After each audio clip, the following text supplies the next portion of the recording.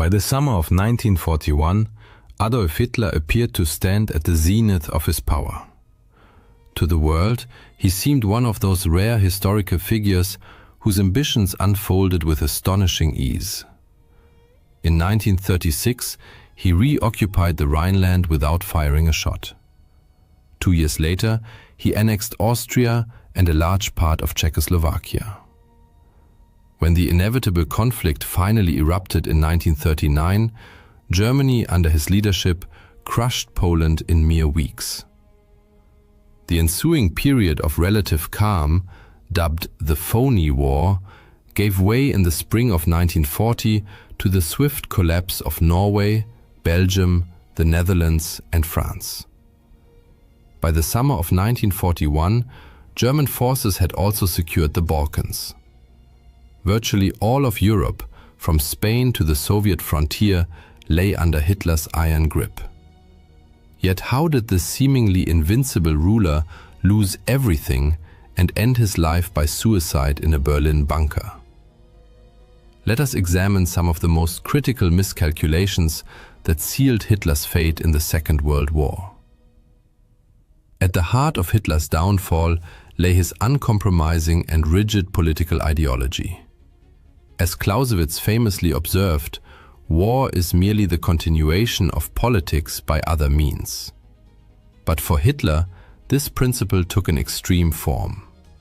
He viewed the Second World War not only as rightful redress for Germany's defeat in the First World War, but also as the vehicle through which the German people would fulfill their supposed racial destiny, the eradication of both Jews and communism, which he believed to be merely a manifestation of Jewish influence. In an unpublished sequel to Mein Kampf, Hitler repeatedly referred to communism as Jewish Bolshevism and described the Soviet Union as Jewish Bolshevik Russia. Given these convictions, it is unsurprising that the Soviet Union had accepted the 1939 non-aggression pact with Stalin only as a temporary expedient to secure victory in the West and avoid a two-front war like the one that had doomed Germany in 1914 to 1918. Yet his ultimate geopolitical aim remained the destruction and conquest of the Soviet Union. To Hitler, the USSR represented not just the epicenter of Jewish Bolshevism, but also vast, fertile territory ideally suited for German colonization once Jews and communists had been eliminated. This was the doctrine of Lebensraum, living space, the belief that ethnic Germans must displace the Slavic populations of Eastern Europe and Russia. As the German population grew, Hitler reasoned, it would require more land, and he intended to seize it by force. The concept of Lebensraum originated in 1901 with the writings of German geographer Friedrich Ratzel. Ratzel argued that every nation must be self-sufficient in resources and territory to defend itself effectively against external threats. Influenced by Darwin's theory of natural selection, Ratzel and his followers believed nations were locked in perpetual struggle for survival, and only the fittest would expand and thrive. For ethnic Germans, the lands of Eastern Europe were thus a biological necessity.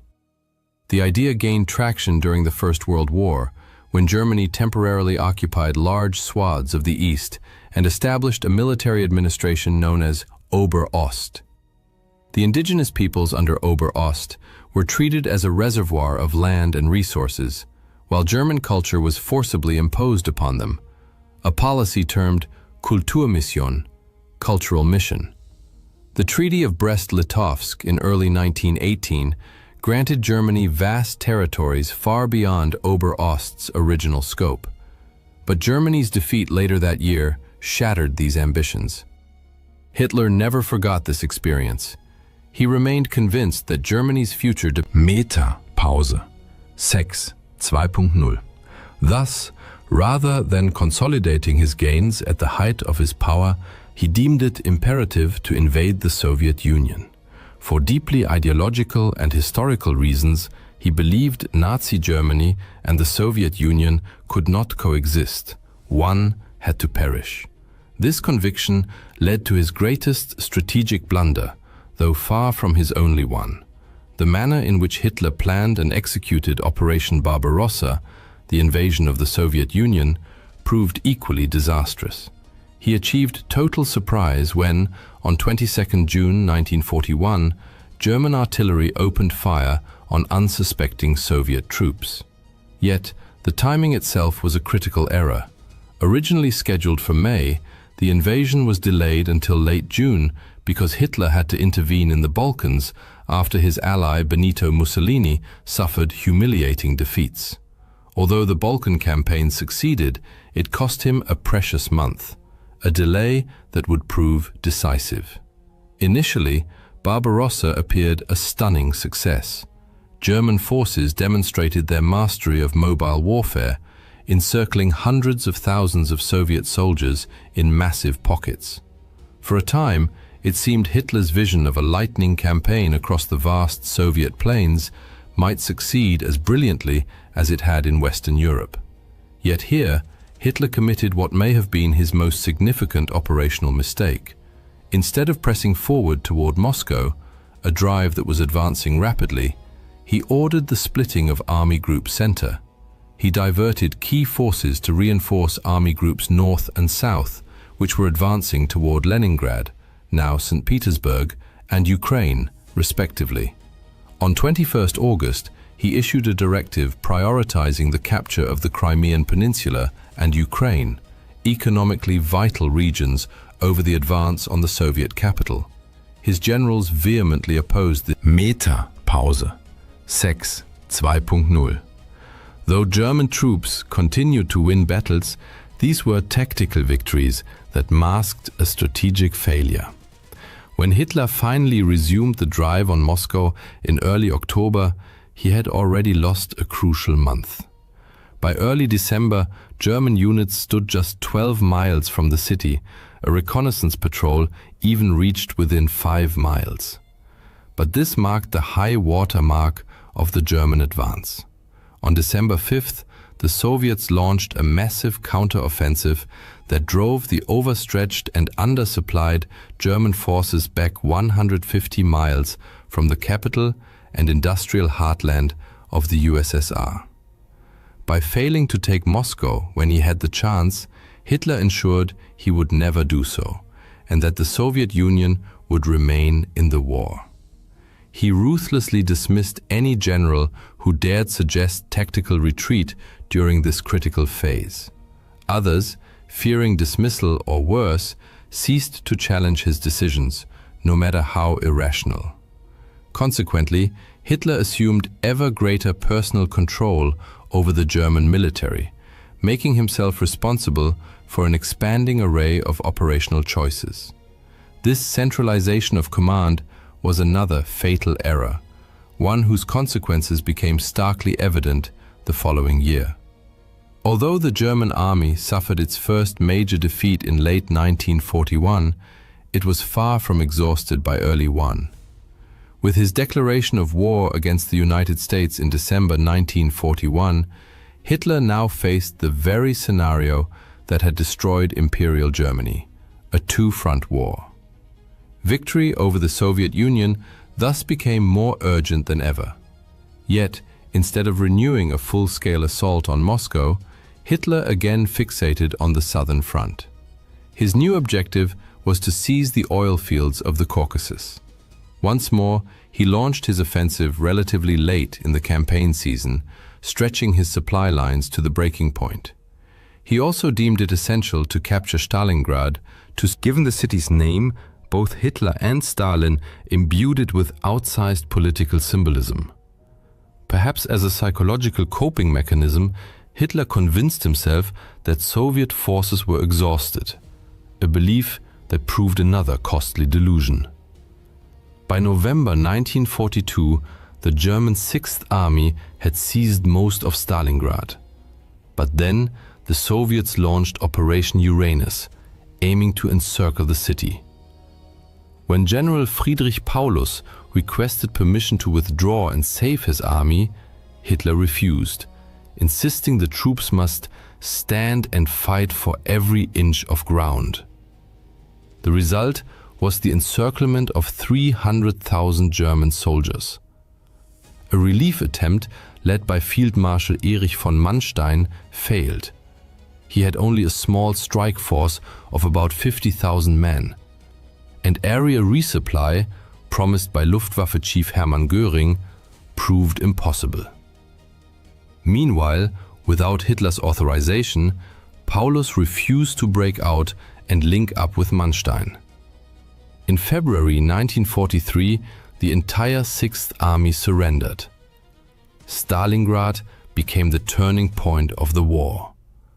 Germany lost some of its finest soldiers and officers, irreplaceable losses.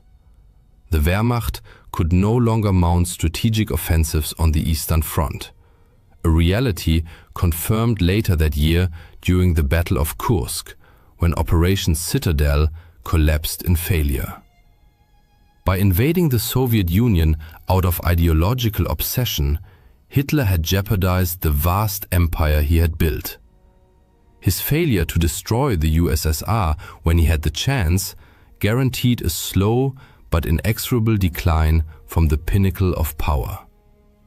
Yet Hitler's errors extended far beyond the Eastern Front. By mid-1943, the United States and Britain had expelled Nazi forces from North Africa and launched an invasion of Europe via Sicily, advancing up the Italian peninsula. This shift in momentum forced Hitler to divert resources westward, ending any hope of winning the war before. By late 1943, it was clear the Allies planned to breach the Atlantic Wall, a chain of fortifications stretching from Norway to the Spanish border, and strike at the heart of Nazi-occupied Europe. In Führer Directive No. 51, Hitler explained his reasoning. While the vast expanses of the East allowed Germany to absorb territorial losses without existential risk, the Western Front was different. A successful Allied breakthrough there would bring catastrophic and rapid consequences. All signs pointed to an imminent invasion, no later than spring, possibly sooner. Therefore, further weakening the Western defenses for the sake of other theaters was unacceptable. Reinforcements were ordered, especially in areas deemed critical for launching long-range attacks against Britain, precisely where Hitler believed the decisive battle would unfold. By this stage, despite worsening military realities, Hitler's confidence in his own military genius had only grown. He continued to centralize command, a tendency that inadvertently aided Allied deception efforts. The command structure of German forces in the West was paradoxically fragmented. Not all armored units answered to the theater commander, Field Marshal Gerd von Rundstedt. Some belonged to Panzergroup West, led by General Leo Geier von Schweppenburg, who, though nominally subordinate to Rundstedt, also reported directly to Hitler. Thus, any deployment of the feared panzer divisions required Hitler's personal approval. The Allies understood that if they could deceive Hitler about the true invasion site, half their battle would be won. The confused command structure on the Western Front only reinforced this strategy. Long before D-Day, Hitler's indecision over panzer deployment, stemming from his insistence on Field Marshal Erwin Rommel, tasked with strengthening the Atlantic Wall, argued that armored divisions must be positioned near the beaches to annihilate Allied troops as they landed. Rundstedt disagreed, favoring a more flexible reserve strategy. When Rommel bypassed Rundstedt and appealed directly to Hitler, the Führer, unwilling to choose, attempted to please both. Rommel received 3 panzer divisions, 4 remained under Panzer Group West, and 3 were assigned to Army Group G, south of the Loire, also under Rundstedt's nominal command. As a result, on D-Day, Germany's best mobile forces were disastrously dispersed, with some stationed far from the invasion zone in a sector of negligible strategic importance. This was not Hitler's only blunder during the Normandy campaign. Allied deception operations, most notably Operation Fortitude, exploited the very logic outlined in Hitler's Directive Number 51. Since only a few locations offered viable conditions for a large-scale amphibious landing, the Allies focused their deception on convincing Hitler that the main invasion would come at the Pas de Calais, not Normandy. And Hitler, blinded by ideology and overconfidence, fell for it. The Allies' plan was to convince Hitler that the invasion would target Calais, the closest point across the English Channel. To reinforce this illusion, they created a fictitious formation, the 1st United States Army Group, FUSAG, which was to be commanded by General George S. Patton, widely regarded as one of the Allies' finest field commanders. The most famous element of this deception involved inflatable tanks, trucks, artillery pieces, and other military equipment visible to German aerial reconnaissance. But this was only the beginning. Carefully orchestrated fake radio transmissions were broadcast, counterfeit documents were prepared, and troops were permitted to troop movements were meticulously choreographed to suggest that Calais was the true objective. To further bolster the ruse, by this time, nearly all Nazi spies in Britain had been captured and turned into double agents under the Double Cross program. The most remarkable of these agents was Juan Pujol Garcia, a Spanish citizen codenamed Garbo. Unlike others, Garcia had originally intended to spy against Nazi Germany. After the British initially rejected his offer, he contacted the Germans, only to later reveal himself voluntarily and become a double agent for British intelligence. Garcia fabricated an entire network of 27 sub-agents, each equipped with highly detailed, plausible backstories. Through scrupulous attention to such details, and others, he and his imaginary network flooded the German High Command with intelligence they believed credible, even when it was technically accurate, as it was often rendered useless by timing or context. This modus operandi dated back to 1942, when Garcia provided the Germans with just enough truthful details about Operation Torch landings to establish his credibility. The success of the D-Day landings on June 6th was only the first step toward breaching the Atlantic Wall and liberating Western Europe from Nazi control. Once ashore, the Allies needed to convince Hitler that the Normandy landings were merely a diversion, and that the real invasion was still to come at Calais. It was critical to prevent the Nazis from committing their full strength, especially their panzer divisions, to Normandy. Otherwise, the invasion might be driven back into the sea. On June 5th, Garcia sent his German handlers a warning that an urgent message would follow in the early hours of June 6th. He intended to report detailed intelligence confirming an imminent assault on Calais. But the radio operator This lapse allowed Garcia to relay more accurate information about the Normandy landings than the Allies had originally planned, though, as usual, it arrived too late for the Germans to act effectively. Garcia further cemented his credibility by expressing indignation. "I cannot accept excuses or negligence. Were it not for my ideals, I would abandon this work." Then, on June 9th, he informed the German High Command that the true invasion was still pending at Calais, backing his claim with forged documents that purported to reveal the elaborate structure of the FUSAG-led invasion plan under Patton. For Hitler, who had long believed Calais was the most likely invasion site, these reports were especially persuasive, as they appeared to validate his own military judgment. Field Marshal von Rundstedt was equally deceived. As a result, only a handful of tanks were deployed against the Allies during the critical early phase of Operation Overlord. On 29th July, nearly 2 months after D-Day, Hitler awarded Garcia the Iron Cross for his exceptional service to Germany. Even in August, numerous German forces, including 2 panzer divisions and 19 infantry divisions, remained stationed at Calais, awaiting an invasion that would never come.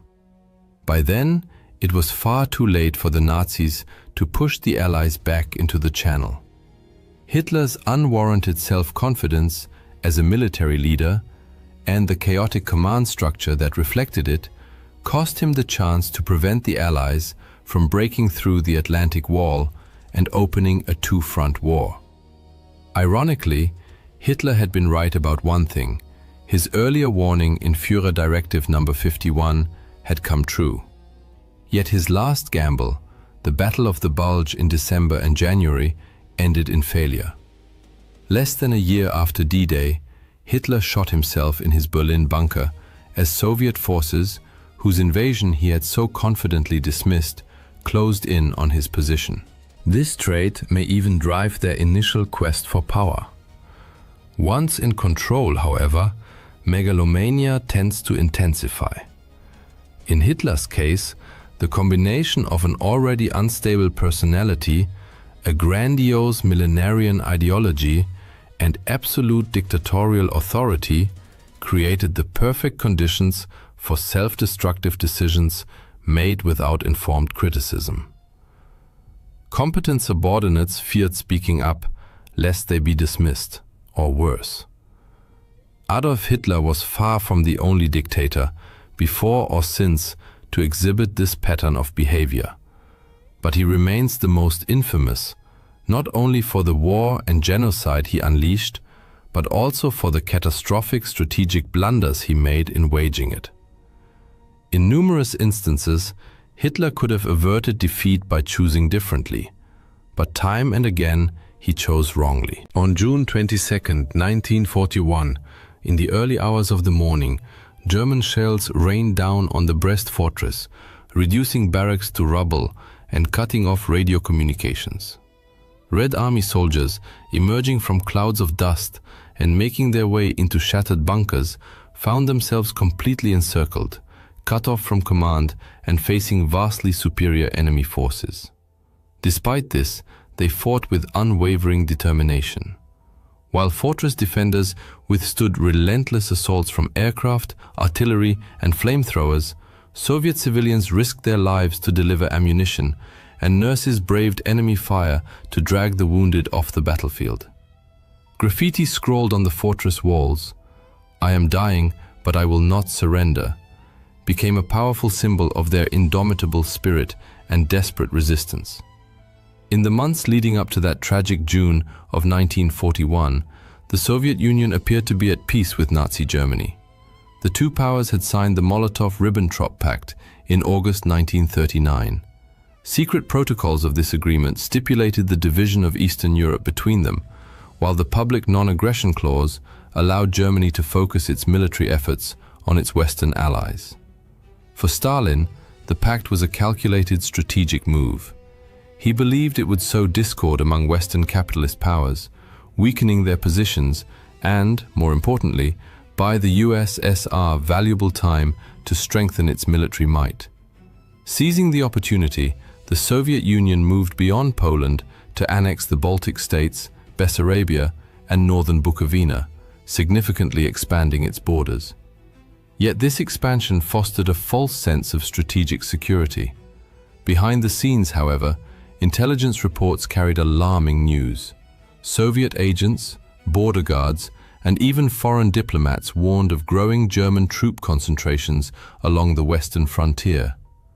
He suspected the British of spreading disinformation to drag the USSR into war, and clung to Hitler's assurances that the massive German troop movements near the Soviet border were merely intended to keep aircraft out of range of British bombers. Even when the GRU and NKVD presented irrefutable evidence, troop concentrations and intercepted communications, Stalin dismissed much of it.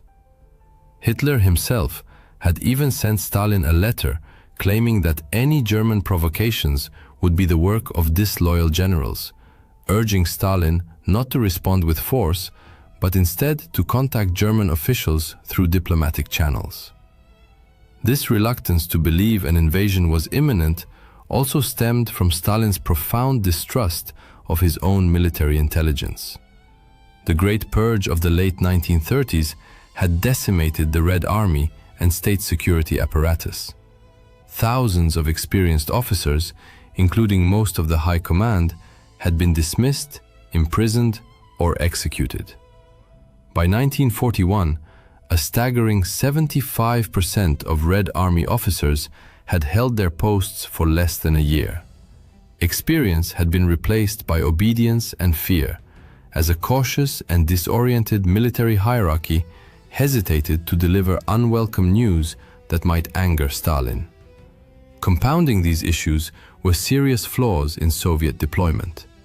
The annexation of eastern Poland and the Baltics had shifted the USSR's western border 160 to 400 kilometers westward. Many fortifications along the old border were now obsolete, while Soviet divisions stationed in newly occupied territories were dangerously exposed. Airfields, barracks, and command centers lay vulnerable to immediate attack, as construction of new defensive positions had been delayed or cancelled altogether. Worse still, the Red Army lacked a deep defense system. Rather than deploying forces in echelons, with successive fallback lines and strategic reserves, many Soviet units were This meant that any German breakthrough of the initial defensive line would encounter little resistance beyond it. These defensive shortcomings were not taken seriously, largely due to prevailing Soviet military doctrine at the time. The Red Army in 1941 was structured primarily for offensive operations, reflecting the belief that any future war would involve subduing neighboring states. Much of this confidence stemmed from the USSR's vast tank inventory. The brand new T-34 and KV tanks were among the best in the world, but they constituted only a small fraction of Soviet armored forces. The overwhelming majority consisted of obsolete, mechanically unreliable models like the T-26 and BT series. Thousands of these tanks were rendered inoperable due to a lack of radios, spare parts, recovery vehicles, and trained mechanics. Numerical superiority meant little without logistics or a robust support network. The Soviet Air Force faced similar problems. On paper, Stalin's air fleet was the largest in the world, but this quantitative edge masked serious qualitative weaknesses. The backbone of its fighter force consisted of outdated Polikarpov 115, Chaika, and 116 Ishak aircraft. Though effective in the Spanish Civil War and against the Japanese at Khalkhin Gol, they were now outclassed by the Luftwaffe's Messerschmitt Bf-109s. At dawn on June 22, 1941, as the first rays of sunlight broke over the horizon, the illusion of peace shattered amidst the thunder of war.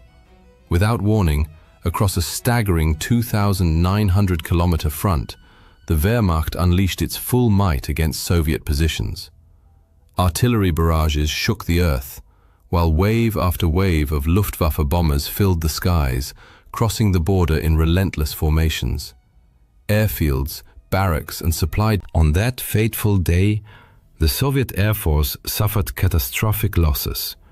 Between 1,800 and 2,000 aircraft destroyed, many while still on the ground, never given a chance to take off. One pilot later recalled, "I pulled back the tent flap and saw planes with German crosses strafing our tents. Everyone rushed out and saw the dead and wounded in the neighboring tents. I threw on my flight suit, grabbed my logbook, and ran toward the hangar. The alert aircraft, neatly lined up, were already burning. The Red Army was caught completely off guard. Border units, lacking proper preparation or retreat plans, became easy prey. Communications collapsed within the first hours, leaving headquarters scrambling to grasp the situation, let alone respond effectively. Entire divisions lost command, or were encircled before they could even assemble. In the Kremlin, an ominous silence reigned. For nearly half a day, Stalin issued no official orders. Despite numerous warnings, his anti-capitalist paranoia, skillfully exploited by Hitler, led him to believe reports of German attacks were provocations designed to sabotage the Molotov-Ribbentrop Pact. On the front lines, initiative among officers was paralyzed. Years of purges had left the officer corps cautious and fragmented, unwilling to act without explicit directives from above. As the invasion deepened into Soviet territory, commanders faced an agonizing dilemma: resist or wait for confirmation. General Rodion Malinovsky later recalled asking, "Can we open fire if the enemy invades our territory?" The reply, "Do not succumb to provocations and do not open fire." Yet even amid the chaos, pockets of Soviet resistance flared. One of the first serious obstacles for the Germans, Germany's 45th Infantry Division, expected to capture the complex within hours, but instead became mired in brutal close-quarters fighting, cut off from command and deprived of clear orders. The fortress defenders, turning its ruins into a labyrinth of improvised strongpoints, were joined by nurses and civilians. With no hope of reinforcement, they heroically held out for 8 days against artillery, flamethrowers, and airstrikes. Further north, in Lithuania, the Soviet 2nd Tank Division launched a desperate counterattack against the German 6th Panzer Division east of Raseiniai. Most Soviet tanks were quickly destroyed, but some heavy KV-2s inflicted significant damage on lighter German panzers. In one notable episode, a single KV-2 cut off a critical German supply route, holding it for nearly 2 days. Its crew withstood everything, from anti-tank guns and artillery to satchel charges, before the tank was finally disabled. Though isolated, this action proved that, when properly employed, Soviet armor could outmatch the Germans tactically. Back in the Kremlin, the silence persisted. For hours after the invasion began, no official directives were issued. Stalin, overwhelmed by indecision, remained convinced the massive assault was merely a provocation by rogue German generals. He continued forbidding his commanders from crossing the border and ordered them to avoid any action that might escalate tensions. Even as German divisions flooded Soviet territory, Stalin kept trying to reach Berlin by phone, convinced Hitler would rein in his army. Eventually, Stalin began to confront reality, but remained absent from public view. He tasked Foreign Minister Vyacheslav Molotov with delivering the state's official announcement.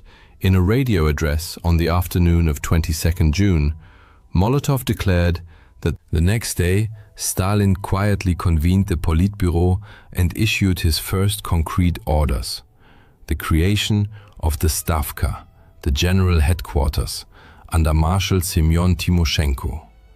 Defensive lines were drawn. The Soviet Union was now fully at war. In the weeks that followed, the Soviet Western Front desperately tried to halt the German blitzkrieg, but the Red Army's disorganized defense nearly led to total collapse. Massive encirclements at Bialystok and Minsk trapped 4 entire armies. By July 9th, over 341,000 Soviet troops had been killed, gone missing, or taken prisoner. Material losses included thousands of tanks, artillery pieces, and aircraft. The situation in the south was no better. By early August, German and Romanian forces had advanced deep into Ukraine, reaching the Dnieper River and trapping 2 more Soviet armies in the Uman pocket. By early August, the situation along the Eastern Front remained dire. Behind the front lines, where the Luftwaffe reigned supreme, Soviet infrastructure suffered relentless bombardment. Factories, supply depots, and critical transportation hubs were devastated by continuous air raids. The few surviving rail lines became clogged with retreating troops, streams of refugees, and broken-down equipment, creating unimaginable chaos. Ammunition depots and airfields under enemy fire had to be abandoned in haste. The scale of the catastrophe forced the Soviet state to launch an unprecedented emergency operation. Key industrial plants were dismantled and evacuated eastward by rail. Even under constant German air attacks, the Soviets managed to relocate their industry beyond the reach of advancing troops. The increased distance from the front lines gave Soviet factories the breathing room needed to ramp up production of vital war material, ammunition, vehicles, and aircraft. In the Kremlin, Soviet leadership gradually. After 10 days of public silence, Stalin finally addressed the nation by radio on the 3rd of July. Gone was the language of diplomacy. Abandoning his formal tone as General Secretary, he called on citizens to defend the motherland, form partisan detachments behind enemy lines, and prepare for a long, brutal war. A month later, Stalin quietly assumed the role of Supreme Commander-in-Chief. As the Red Army began achieving more successes on the battlefield, Stalin's public profile grew. As Supreme Commander, he placed the defense of the entire USSR squarely on his shoulders. By mid-July, the Red Army was exhausted and bleeding, but not broken. As German forces advanced toward Moscow, the Soviets managed to stabilize the front enough to halt their advance near Smolensk.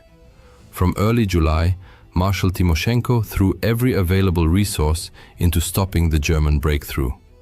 By month's end, Army Group Center succeeded in encircling the city and several Soviet field armies, but at a heavy cost. Not only did significant numbers of troops from the 19th and 20th armies break through back to Soviet lines, but the delay disrupted the German timetable for Operation Barbarossa, further straining their already fragile logistics. By late August, the Red Army was ready to strike back. West of Smolensk, Soviet forces under General Georgy Zhukov launched a successful counteroffensive near the town of Yelnya. Though costly and of limited strategic value, the operation provided a crucial morale boost. It marked the first time Soviet troops had forced the Germans into retreat. While major battles raged along the main front, resistance also began to coalesce in occupied territories. In the forests and villages of Belarus, Ukraine, and Western Russia, isolated soldiers, political officers, armed with little more than determination and minimal support, these early partisan units sabotaged railways, ambushed convoys, and carried out assassinations before vanishing back into the woods. By late summer, coordination with the NKVD improved, and partisan detachments became more structured and integrated into broader NKVD operations. Though they couldn't stop the German advance, their actions forced the Wehrmacht and SS to divert precious resources to secure rear areas, further straining German supply lines. Meanwhile, other branches of Soviet intelligence worked quietly in the shadows. Cryptanalysts of the NKVD under Sergei Tolstov successfully decrypted Japanese diplomatic communications, leading Soviet leadership to conclude that Japan would not attack the USSR. Meanwhile, Red Army codebreakers began intercepting messages exchanged between the Romanian High Command and General Erich von Manstein's forces in Ukraine, providing a broader understanding of the strategic situation. By late summer 1941, frontline Soviet commanders reported an unexpected shift in German activity. Armored units that had been advancing directly toward Moscow were diverting north and south. The Soviet High Command realized the Germans were no longer focused solely on the Central Front. In the south, Red Army commanders warned of a massive buildup of enemy forces targeting Kiev, but Stalin refused to authorize a retreat. Instead, the Southwestern Front mounted a valiant yet ultimately futile defense of Ukraine, resulting in its encirclement and destruction. Total losses amounted to nearly 760,000 men, with over 486,000 killed or missing. General Mikhail Kirponos, commander of the Southwestern Front, also perished in combat. Despite these catastrophic losses, while the Southern Front collapsed, the Central Sector remained quiet, granting the Soviets precious time to form new armies, regroup their defenses, and continue evacuating industry eastward. In the north, defenders of Leningrad held the line against combined forces of Army Group North and Finnish units in Karelia, which reached the city's outskirts by September. Germany's 4th Panzer Group spearheaded the assault but failed to break through.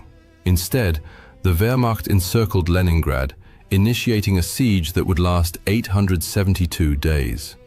Within the city, Red Army troops established a formidable defensive perimeter, significantly reinforced by naval units from the Baltic Fleet and over 135,000 members of the People's Militia. Civilians were issued rifles and immediately deployed to frontline positions. Those who remained in the city soon endured unbearable suffering. Starvation, relentless bombardment, and disease claimed hundreds, then thousands of lives daily. With the city entirely cut off, relief efforts were extremely difficult. Nevertheless, Soviet forces maintained a fragile but vital supply route across Lake Ladoga, the famed Road of Life. This narrow corridor allowed small convoys of supplies to reach the city whenever the lake froze. Though insufficient to meet all needs, these deliveries prevented total collapse throughout the 872-day siege. Meanwhile, the renewed German offensive toward Moscow triggered panic among defenders, a situation Stalin was determined to quash before it spiraled out of control. Since the invasion began, Red Army leadership had been in constant flux. Senior commanders who failed to follow Stalin's directives faced demotion, dismissal, or even execution. This ruthless policy was starkly demonstrated in July with the execution of General Dmitry Pavlov, commander. In late October, the consequences of failure were again made clear when 25 previously arrested officers were summarily executed near Kuybyshev and Saratov. Stalin's harshness reflected his determination to eliminate weakness at one of the war's most critical junctures. The Stavka could not afford incompetent leadership. Delays on the Central Front gave Moscow's reinforced defenses time to form new armies, reorganize logistics, and dig extensive defensive lines around the capital. Stalin appointed General Georgy Zhukov to oversee the city's defense, while hundreds of thousands of reservists and recruits were mobilized nationwide. Several divisions from the Far East were redeployed to bolster the front, though most units defending Moscow were newly formed, reconstituted, or drawn from existing reserves. By early autumn, the Red Army around Moscow was no longer fragmented and reactive. It was dug in, reinforced, and preparing for the coming battle. During these tense months, the changing seasons added new pressure. Autumn brought the infamous Rasputitsa, Russia's seasonal mud, which clogged roads, bogged down vehicles, and slowed all movement along the front.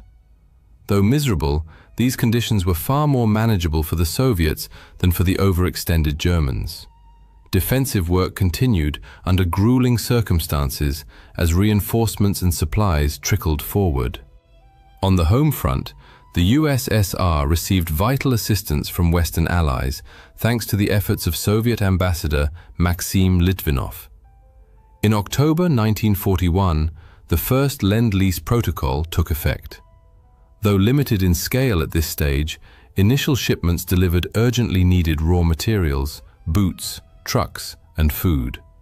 Supplies arrived via the Arctic route to Murmansk and Arkhangelsk, where the Soviet Navy played a crucial role in escorting, unloading, and protecting cargoes under. Even as ice thickened and the Luftwaffe patrolled overhead, ship crews and dock workers labored tirelessly to get supplies to the front. Though modest, these deliveries provided a crucial morale boost. By late November, the Rasputitsa froze solid, bringing a new set of challenges. Temperatures plummeted and the front ground to a halt.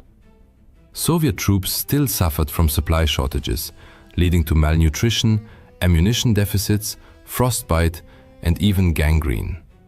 However, lessons from the Winter War had taught Soviet commanders to respond swiftly. Red Army transport units employed everything: trains, trucks, horse-drawn carts, reindeer sleds, and even mule caravans to deliver essential supplies from rear depots. The climate offered no inherent advantage, but the Soviets' shorter supply lines allowed them to adapt far more effectively. By early December, Soviet intelligence confirmed that German units were overstretched, undermanned, and incapable of further advance. Months of combat had exhausted the Wehrmacht, and its own logistical failures had strangled its momentum. German forces now stood just kilometers from Moscow's outskirts, exhausted and vulnerable. The Stavka saw its chance. Within days, the Red Army quietly completed its preparations. Over 1 million Soviet troops were assembled across the Western, Kalinin, and Bryansk fronts, with fresh rifle divisions, artillery units, and tank brigades brought to full combat readiness. On December 5, 1941, the Red Army launched a decisive counteroffensive. The initial blows caught the Wehrmacht completely off guard. Coordinated, determined Soviet divisions struck across a broad front, deliberately targeting the enemy's exposed flanks.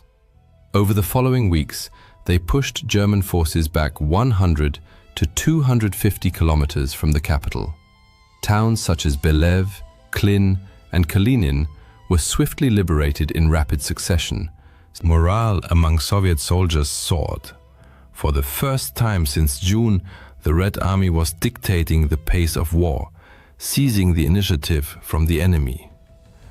Yet victory was incomplete. German units managed to dig in and establish solid defensive lines, and the front soon stabilized.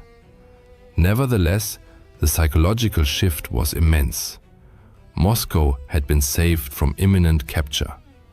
The myth of German invincibility, so carefully cultivated, was shattered. Within the Soviet Union, this triumph became a powerful unifying force, rallying the population against a common threat.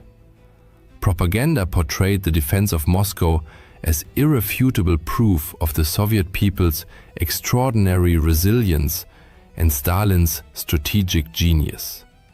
In reality, it was a brutal, improvised campaign paid for with staggering bloodshed. Since June, the Red Army had suffered over 4.5 million casualties, including 2.3 million soldiers captured and condemned to horrific fates in German POW camps.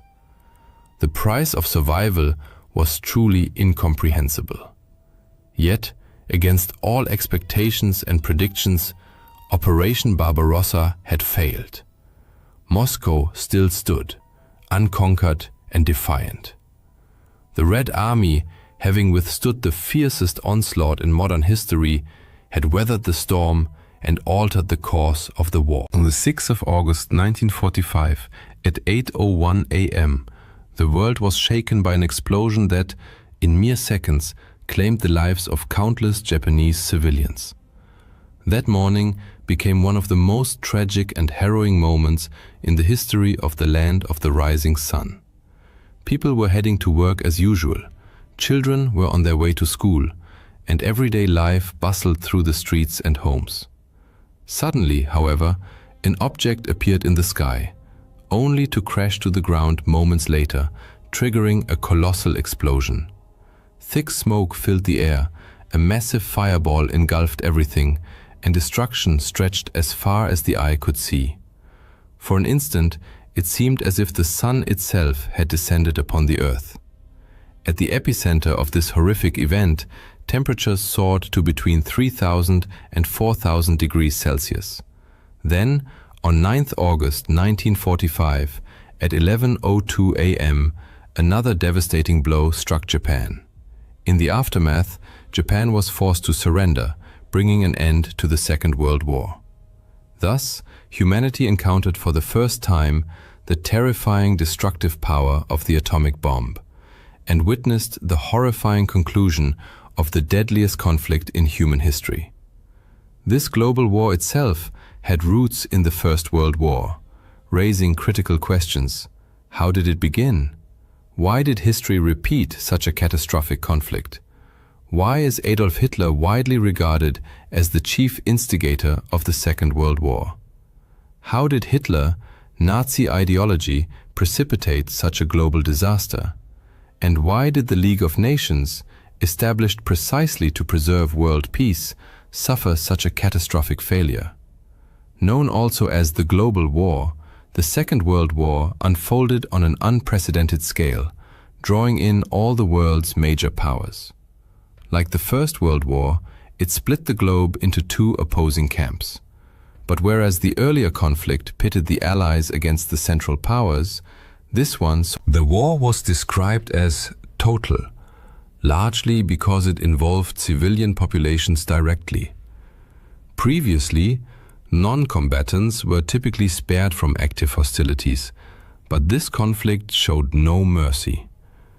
Civilians contributed extensively to national war efforts, leading governments to view ordinary citizens as integral parts of their military machinery. Armies ruthlessly bombed homes, hospitals, shelters, and public spaces to eliminate those supporting the war effort. Every nation mobilized all available resources: economic, industrial, scientific, aerial, and ground forces against its enemies. Historians disagree on the exact start date. Some cite September 1st, 1939, while others point to the outbreak of the Second Sino-Japanese War in 1937. The conflict ended with the atomic bombings of August 1945 and Japan's formal surrender. An estimated 60 to 80 million people perished, including roughly 50 million civilians and 25 million military personnel, making it the deadliest war in human history. The world divided into two major alliances. The Allies included the United Kingdom, France, the United States, the Soviet Union, China, Poland, Yugoslavia, and Greece. The Axis powers comprised Germany, Italy, and Japan. Notably, Italy had fought alongside the Allies in the First World War, but switched sides due to post-war grievances. Before the First World War, Germany was a powerful, confident nation with a robust economy and formidable military, convinced of its inevitable victory. Yet the Allied powers, the Entente, decisively defeated the Central Powers, Germany, Austria-Hungary, and the Ottoman Empire. The victors imposed harsh terms, particularly on Germany. By late 1918, Germany was a shattered, partitioned state with no choice but to accept the Entente's demands. The war devastated its economy, impoverished it. Deep political, social, and economic upheavals followed. Society split along class lines, unemployment soared, disease spread, and many died of starvation. The government lacked both authority and funds, and foreign powers, especially France, seized key resources. The Treaty of Versailles, signed on 28 June 1919, formalized Germany's defeat with humiliating terms. France, sharing a border with Germany, pushed for the harshest penalties, massive reparations amounting to £6.6 billion, demilitarization of the Rhineland, and the War Guilt Clause, assigning sole blame to Germany.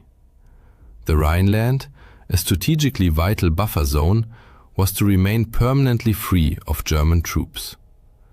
These conditions sparked widespread outrage among Germans, fostering a burning desire for revenge.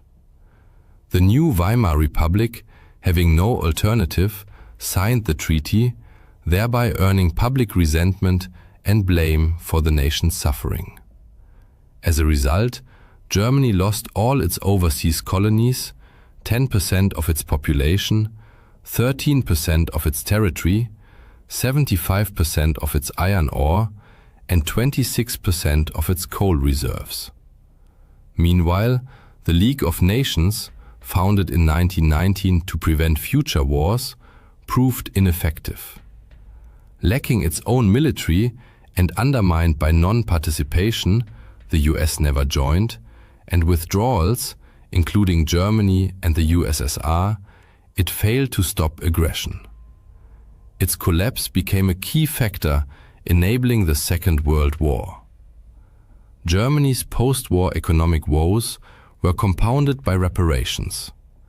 Hyperinflation ensued, people needed wheelbarrows of banknotes to buy bread, children played with bundles of cash, and the currency became nearly worthless. In response, the US introduced the Dawes Plan in 1924, stabilizing the economy until 1928. But the 1929 Wall Street crash triggered a global depression.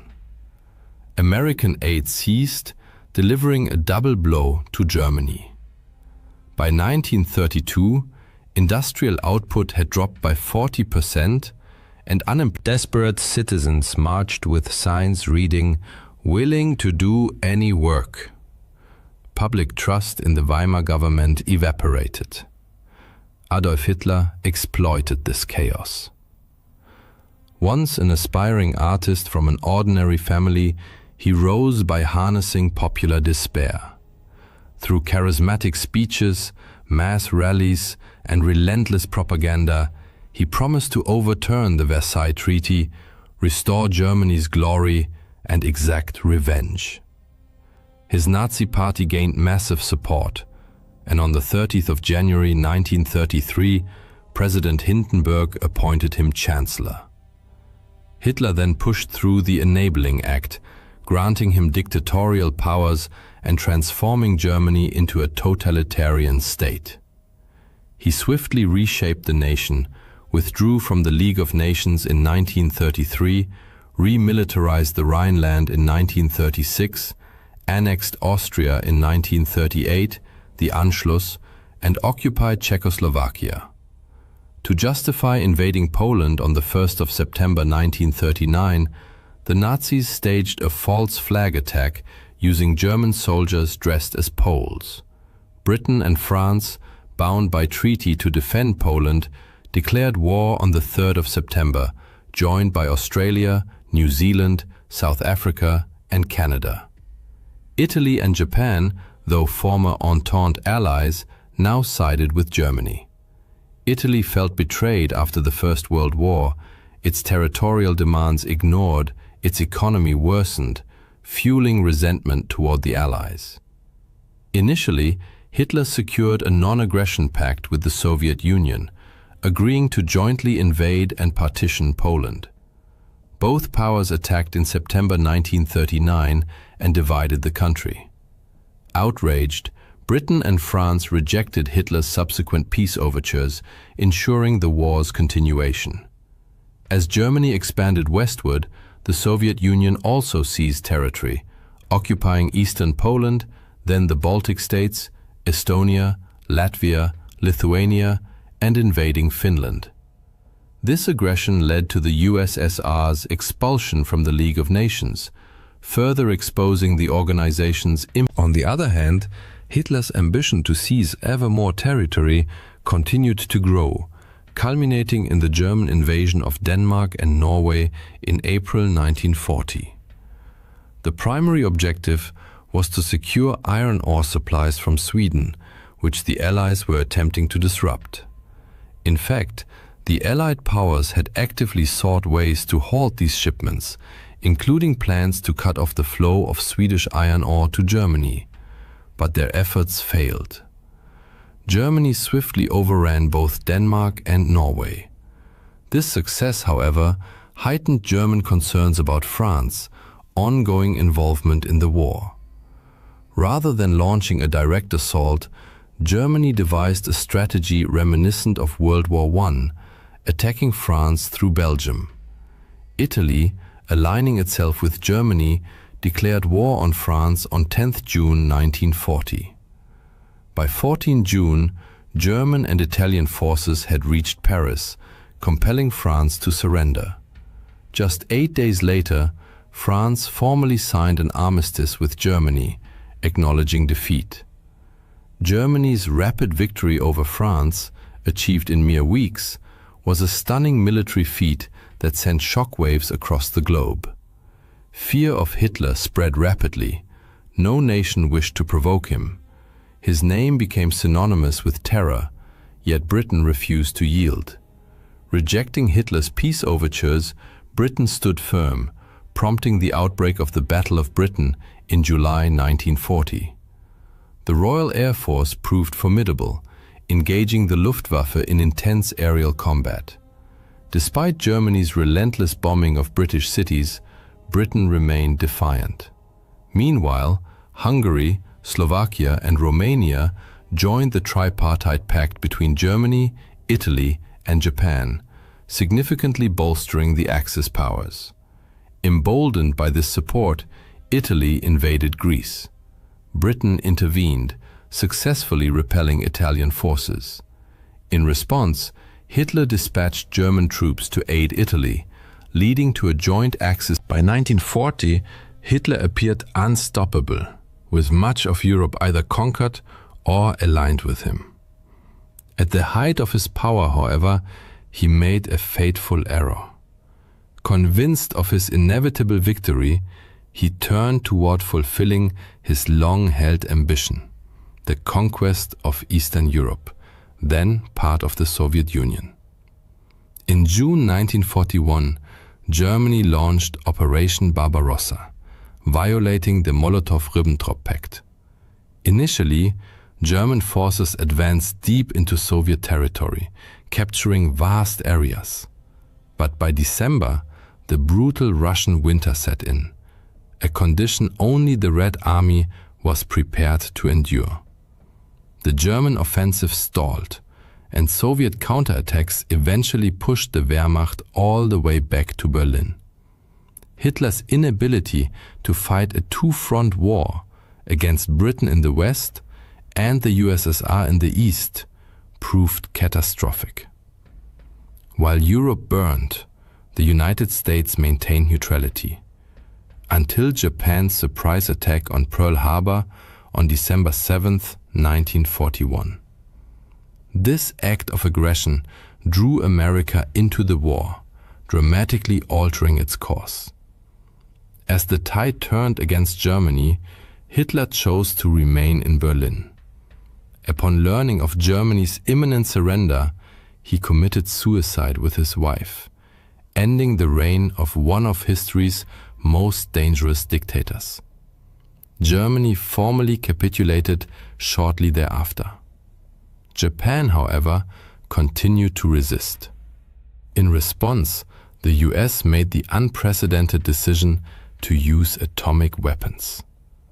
On the 6th and 9th of August 1945, American bombers dropped nuclear bombs on Hiroshima and Nagasaki, causing unprecedented destruction and loss of life. Japan surrendered on September 2, 1945, bringing World War II to a close. The war left an indelible scar on the world. For the first time, humanity witnessed destruction on such a scale, exacerbated by the horrifying debut of nuclear warfare. In its aftermath, nations raced to develop their own atomic arsenals. Millions had perished. Europe's economy and infrastructure lay in ruins. Even victorious powers faced severe hardship. The US mourned millions of soldiers, while the Soviet Union grappled with immense financial strain, setting the stage for the Cold War that would last until the USSR's collapse. The war also marked the twilight of colonialism.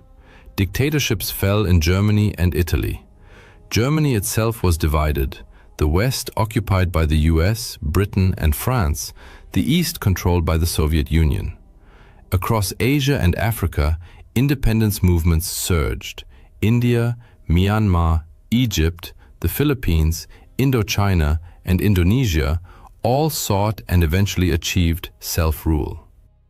Economic devastation and mass unemployment prompted the creation of the United Nations, which replaced the ineffective League of Nations and played a vital role in fostering global peace. During the war, India, then under British rule, was automatically drawn into the Allied camp. Approximately 2.5 million Indian soldiers fought against the Axis powers. Of these, around 87,000 died, 34,354 were seriously wounded, and 67,340 were taken prisoner. Echoing patterns from World War I, Britain continued to export Indian food supplies to support its war effort. In Bengal, workers were paid in cash instead of grain, which was shipped overseas. With money but no food available, prices soared, plunging ordinary citizens into crisis. Many rural families were forced to send members into military service, leaving women, children, and the elderly homeless. The result was the devastating Bengal famine of 1943, which claimed an estimated 3 million lives. India had long served as a source of raw materials like jute and cotton for Britain, but the wartime extraction of food exacerbated national hardship. In the war's aftermath, the Quit India movement gained unstoppable momentum. Weakened by global conflict and unable to suppress mass resistance, Britain finally granted India independence in August 1947. World War II undoubtedly stands apart in the annals of human history as the largest and most destructive conflict ever waged. Like a merciless whirlwind, it swept across every continent, leaving behind millions of shattered lives and shaping the world we know today. But what caused this outcome? Why did the Allies prevail? Or perhaps a more fitting question would be, why did the Axis powers collapse? By delving into the archives of World War II, we embark on a journey through pivotal events, turning points, and the fates of individuals who determined the outcome of this global drama. Our story begins in the 1920s. At that time, 6 great powers dominated the international stage, but 2 stood out unmistakably as true global superpowers, both of which would later join the Allied cause. Great Britain, mistress of the seas, ruled the largest empire in history, its mighty navy commanding the oceans without rival. The United States, meanwhile, was the wealthiest nation on Earth and the financial hub of the planet. Yet in 1929, the world changed beyond recognition. The global economy collapsed into the depths of crisis, and both Britain and the US effectively withdrew from the world stage. In this chaos, nationalist governments sprang up worldwide like mushrooms after rain, most prominently in Germany and Japan. Their new leaders harbored grand ambitions to build empires from which they could draw resources and elevate themselves to superpower status.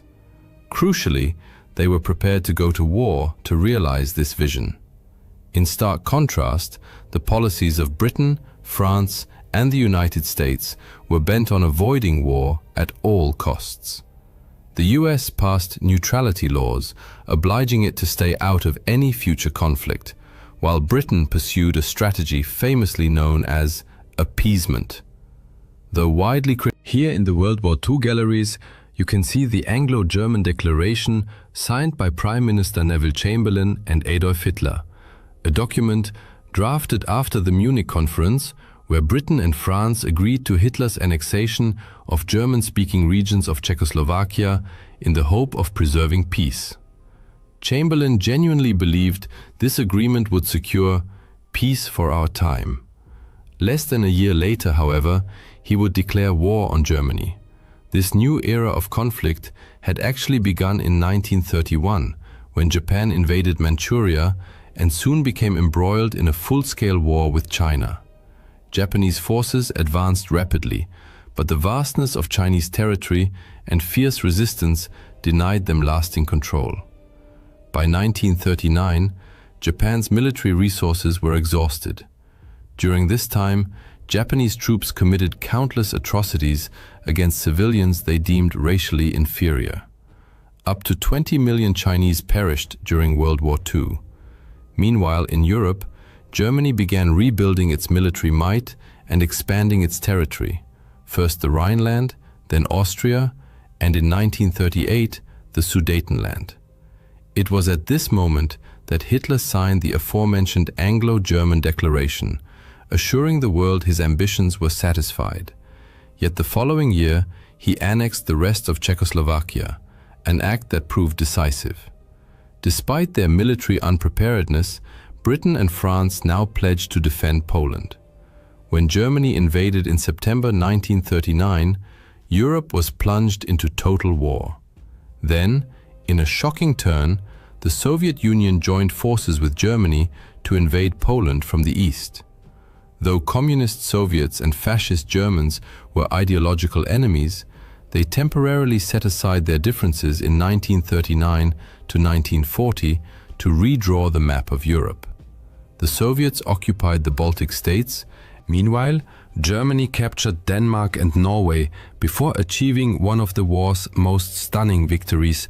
Using advanced blitzkrieg tactics, German forces overran France and the Low Countries in just 6 weeks. Britain now stood dangerously exposed. During the evacuation from Dunkirk, British troops escaped aboard small civilian vessels, but left behind nearly all their heavy equipment. It seemed the German war machine was unstoppable, and Britain stood alone, isolated and vulnerable. Yet this was not entirely true. Britain received crucial support from its empire and dominions, from the United States and from governments in exile based in London. Germany expected Britain to surrender, but to Hitler's dismay, the new British Prime Minister, Winston Churchill, resolved to fight on. Britain still held key defensive advantages: the English Channel as a vital barrier, the Royal Navy, though stretched thin, remained the world's largest, and the Royal Air Force possessed a sophisticated air defense network and modern fighter aircraft. Together, they kept Germany at bay and thwarted any invasion. Britain remained in the war. It was then that Germany, Japan, and Italy formalized their alliance, becoming the Axis powers. At that moment, their prospects appeared promising. Beneath the surface, however, serious problems festered. Italy's attempt to build a new Roman Empire in North Africa and the Balkans floundered. Its invasions of Greece and Egypt ended in failure. Germany's newly acquired European territories were blockaded by the Royal Navy, and critical supplies dwindled. In fact, Germany faced such severe shortages of food and oil that its pact with the Soviet Union was the only thing keeping it afloat. !at META, quote, pause, quote, colon, quote, sex, quote, colon, 2.0. Similarly, Japan's 1940 occupation of French Indochina, aimed at cutting off Chinese supply lines, triggered furious reactions from the United States, was already shaping the war's course. Japanese brutality in China had outraged American public opinion, shifting sentiment decisively. In response to Japan's move into Indochina, the US imposed an embargo on oil and steel exports.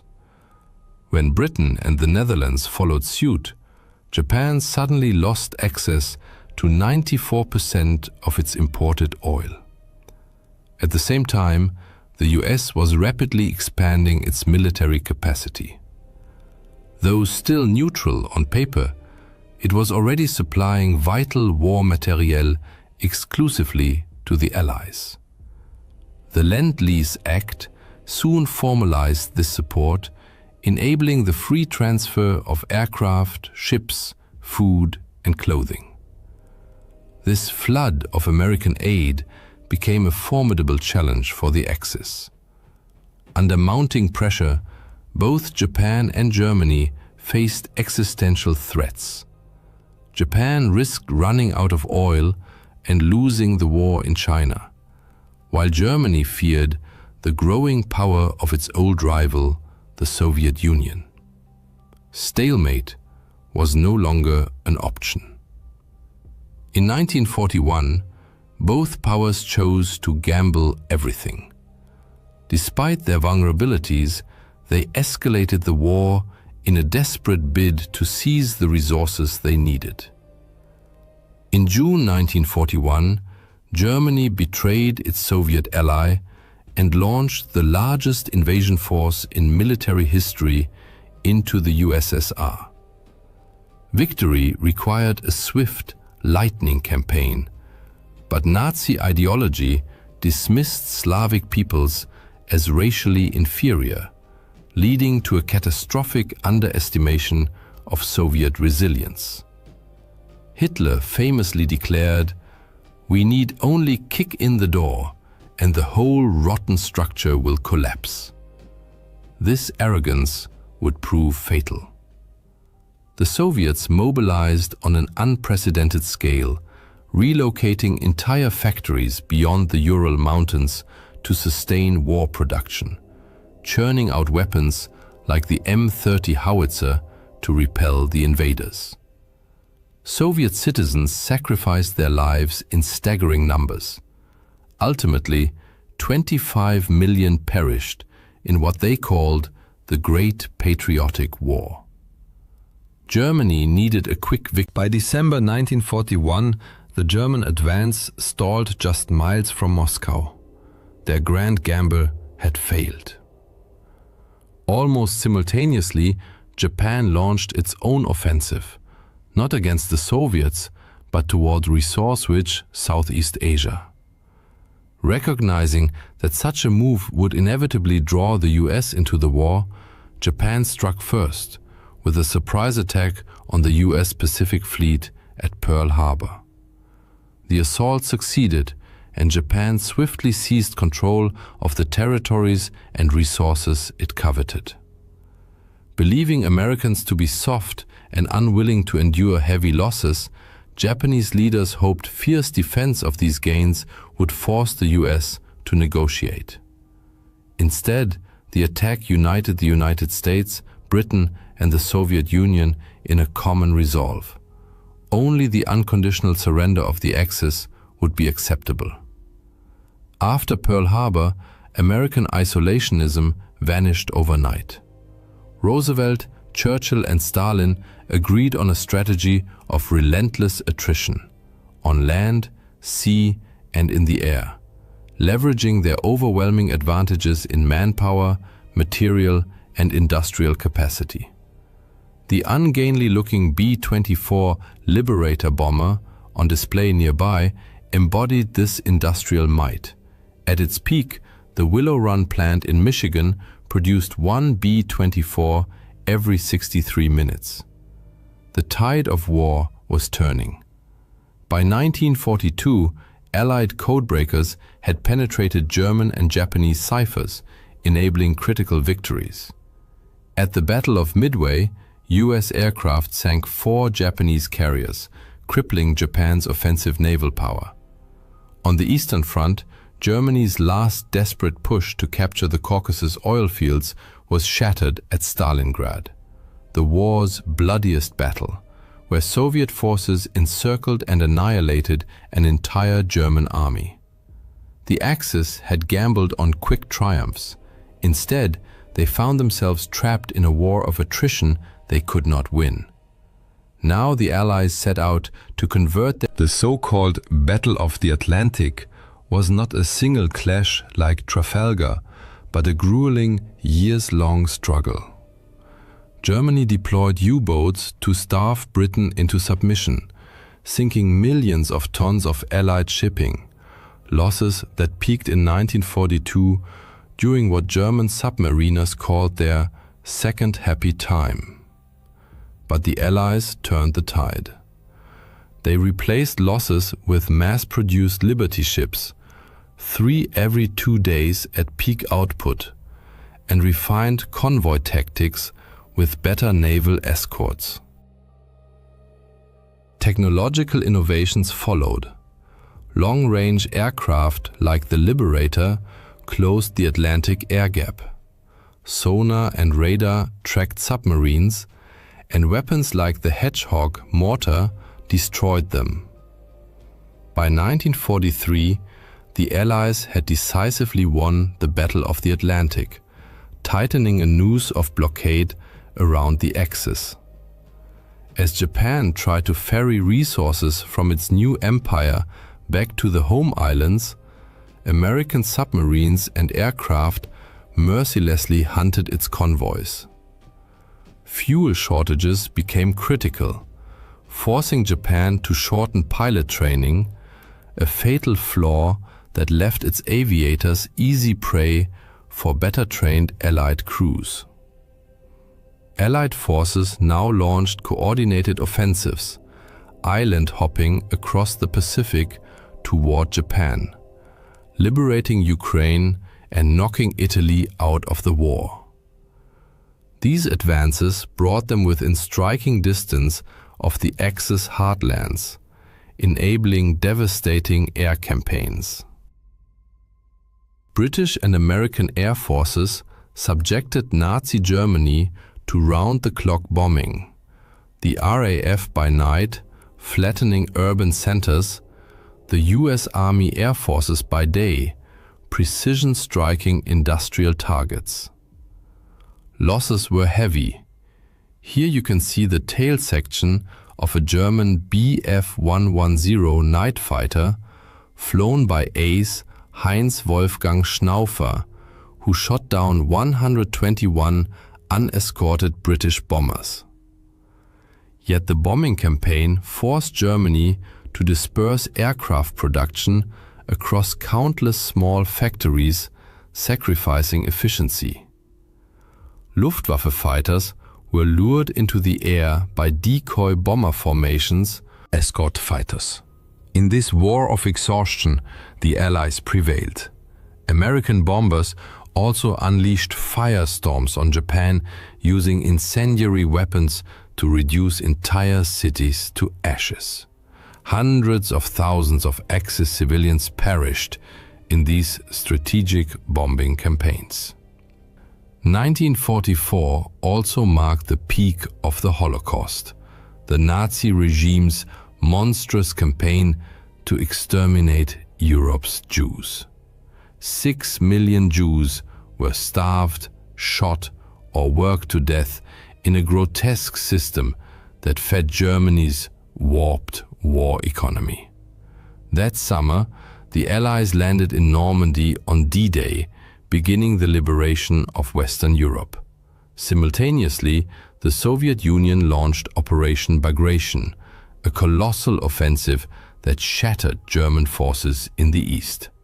Both campaigns succeeded spectacularly.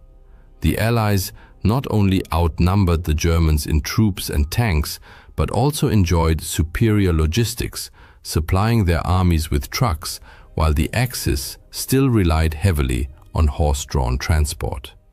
Allied leadership had learned the lessons of modern warfare.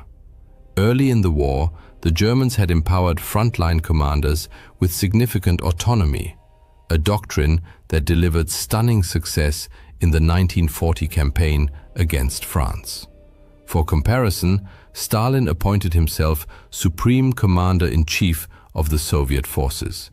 His epaulets are displayed here. However, as the war progressed, Stalin increasingly trusted the counsel of his generals, a shift that led to improved military outcomes. Meanwhile, Hitler moved in the opposite direction. He became ever more convinced of his own strategic genius. "I walk the path dictated by Providence with the confidence of a sleepwalker," he declared. Hitler repeatedly denied his field commanders requests for strategic withdrawals, a policy that had catastrophic consequences for the German army. As a result, the Allies steadily gained ground. The war's outcome was essentially decided, yet the most striking manifestation of this refusal was the self-sacrifice of young Japanese pilots ordered to crash their explosives-laden aircraft into Allied naval vessels, a tactic known as kamikaze attacks. This relentless determination to fight to the death stemmed from a deep-seated belief that surrender was dishonorable. Consequently, suffering and bloodshed continued unabated. Adolf Hitler pinned his hopes on German Vergeltungswaffen, vengeance weapons, such as the Phi-1 rocket displayed here. He believed the destruction and civilian casualties inflicted by these weapons would terrorize Allied populations and compel their leaders to sue for peace. This, however, was a grave miscalculation. Vast resources diverted to Phi weapon production came at the expense of urgently needed tanks and fighter aircraft. Moreover, tens of thousands of forced laborers perished under horrific conditions in underground factories while building these weapons. In stark contrast, the Allies invested heavily in developing an entirely new, era-defining weapon of decisive impact, the atomic bomb. By May 1945, crushed between advancing forces from the east and west, Germany was forced to capitulate. Japan, however, fought on, until the United States dropped atomic bombs on Hiroshima and Nagasaki, and the Soviet Union invaded Manchuria. It then became unmistakably clear that further resistance was futile. In August 1945, World War II ended in Allied victory. The Allies possessed overwhelming advantages in natural resources and population, fundamental pillars of total war. Yet this superiority alone did not guarantee victory. Through indomitable spirit and tenacious resistance, they overcame early setbacks to persevere. They coordinated a vast strategic framework and, often through painful experience, mastered the demands of modern warfare. They also successfully mobilized their populations for immense effort and sacrifice. The peoples of the Allied nations demonstrated unwavering resolve and resilience, whether fighting the Axis powers, manufacturing the countless items required by mechanized warfare, or serving in numerous support roles.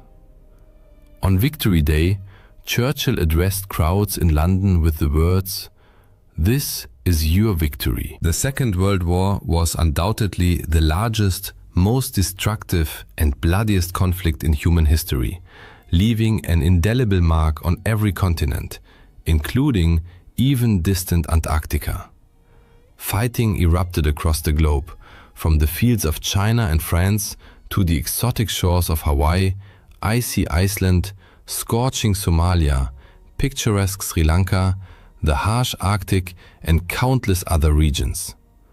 Warfare unfolded in trenches, on horseback, in the boundless skies, beneath ocean depths, and, for the first time in human history, even reached into outer space and involved nuclear weapons, forever transforming humanity's understanding of war. This global conflict radically reshaped the world order. Powerful European empires, British, French, Dutch, and others, never fully recovered from the blows they sustained. The remainder of the 20th century came to be dominated by two new superpowers, the United States of America and the Soviet Union, which dictated the geopolitical landscape for decades. In Asia, the war ultimately led to the triumph of the Chinese Communist Party, the dramatic division of Korea into two spheres of influence, and the birth of India as an independent nation. This raises several natural questions. When exactly did this monumental event take place? What were its key phases? And who were the main adversaries on the battlefields? Answering these questions is essential to understanding modern history. The precise start date of the Second World War depends on one's perspective. The conflict stemmed from deep-seated ambitions to expand empires, seize territory, assert dominance, accumulate wealth, and control resources. Three dictatorships, Germany, Italy, and Japan, collectively known as the Axis powers, aggressively expanded their domains throughout the 1930s. Germany saw dominance in Europe, Japan and China had already been locked in fierce combat since 1937, and some historians regard this as the true beginning of the war. The United States was effectively drawn into the war in the Pacific in December 1941, following Japan's surprise attack on the American fleet at Pearl Harbor, Hawaii. Thus, for Americans, the war began in 1941. However, Europeans, Canadians, Australians, Indians, and residents of other European colonies, which constituted the vast majority of the world's population at the time, marked the war's start in September 1939. That month, Adolf Hitler, Germany's dictator, invaded Poland.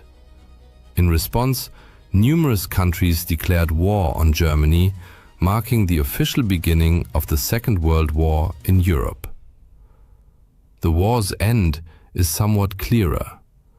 Germany and Japan suffered crushing defeats and were occupied in 1945. But why is September 1939 so pivotal? In Europe, Hitler's Nazi Party had seized power in Germany, dismantling democratic institutions and establishing a totalitarian regime. Under his rule, political opponents, Jews and other minorities were persecuted and concentration camps were built. Hitler's central goal was territorial expansion, specifically reclaiming lands lost after Germany's defeat in the First World War in 1918. In 1938, he annexed Austria and then seized parts of Czechoslovakia. Yet, his ambitions stretched far beyond.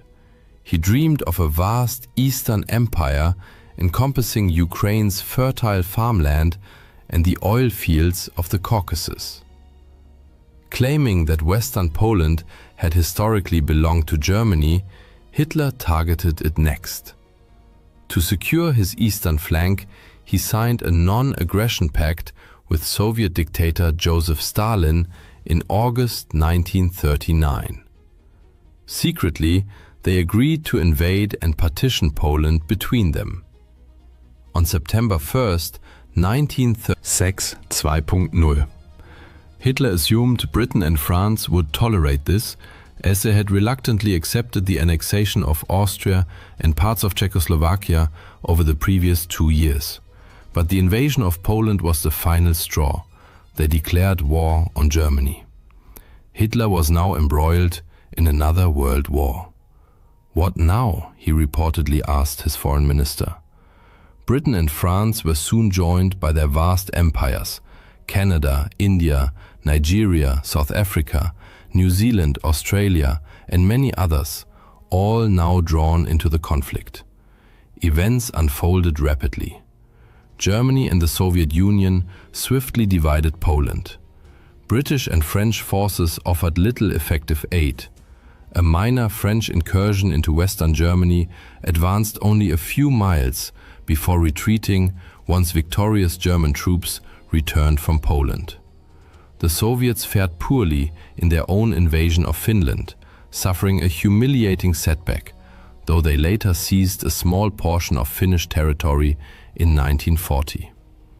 At sea, German U-boats and warships targeted British shipping in what became known as the Battle of the Atlantic, a campaign that lasted until the war's final days.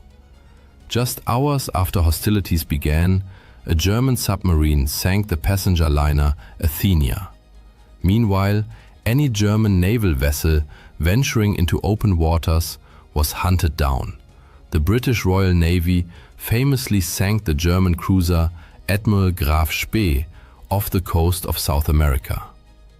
On the European continent, however, a tense lull, dubbed the Phony War, prevailed. Both sides watched each other across the Franco-German border. In Britain, more civilians died in road accidents due to blackout conditions than soldiers did in combat. But this stalemate shattered in April 1940. Both the Allies and Germany moved to invade Norway to secure its vital resources, particularly iron ore and oil shipped through the port of Narvik. Germany swiftly overran Denmark in hours and launched a naval invasion of Norway, evading the British fleet partly thanks to poor weather. Allied attempts to reinforce Norwegian forces failed. By late May, the last Allied troops and the Norwegian royal family were evacuated. The defeat sparked political crisis in Britain, leading to the collapse of the government and the rise of a new Prime Minister, Winston Churchill. Churchill had barely assumed office when, on the very day he moved into 10 Downing Street, German forces launched a massive invasion of Western Europe. Huge German armies poured across the borders of Luxembourg, the Netherlands, Belgium, and France. What followed was one of the most dramatic military collapses in history.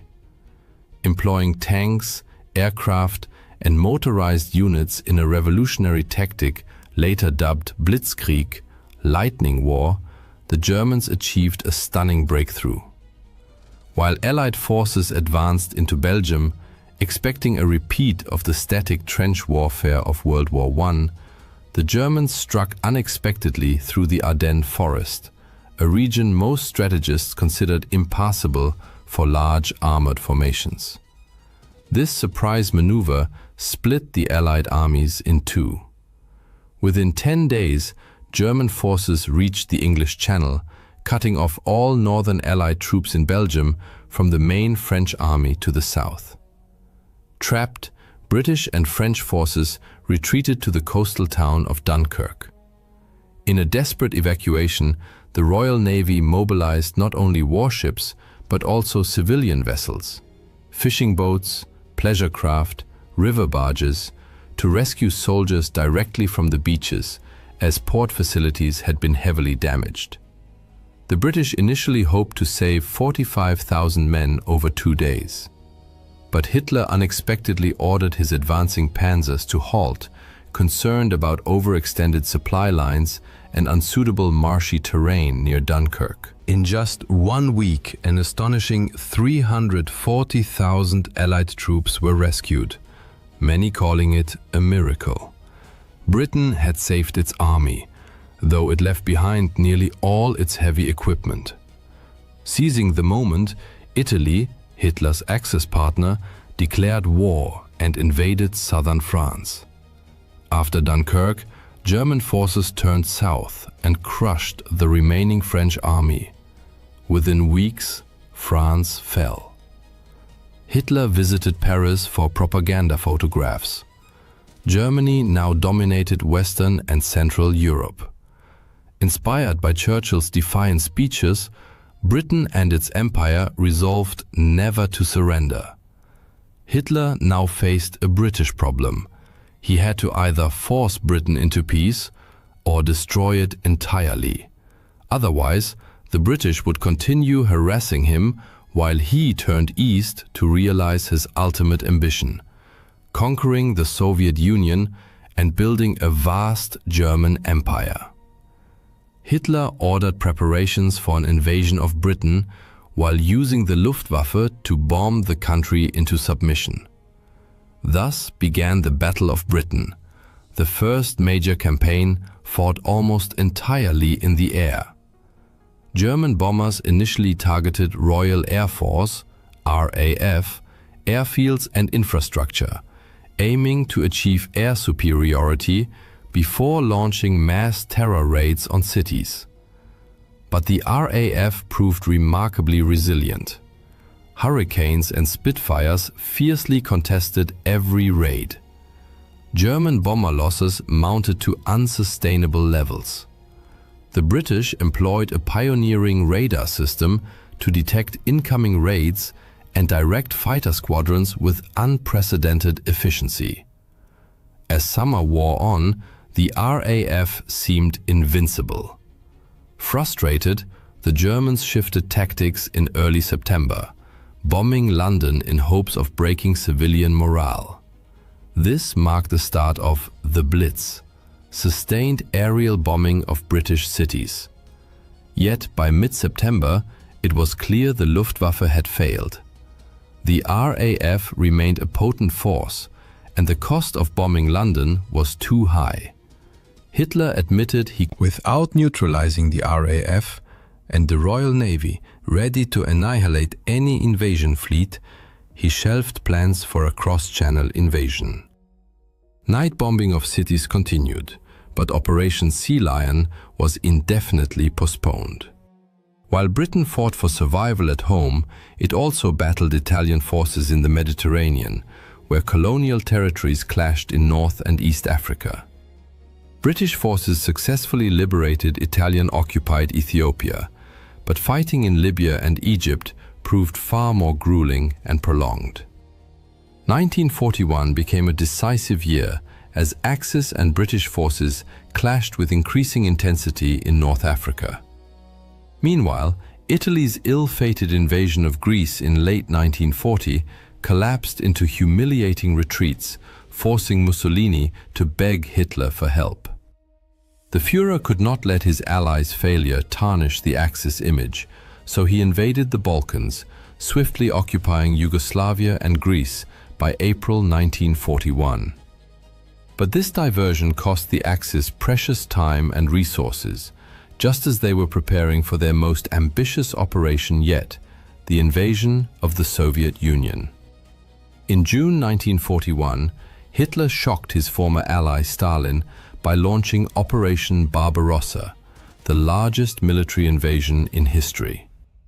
Nearly 4 million Axis troops, 3,500 tanks, over 8,000 vehicles, thousands of aircraft, and more than 500,000 horses surged across the Soviet frontier. The Red Army was caught completely off guard. Millions of Soviet soldiers were killed or captured. Most prisoners perished in horrific conditions. Even Stalin's own son died in German captivity.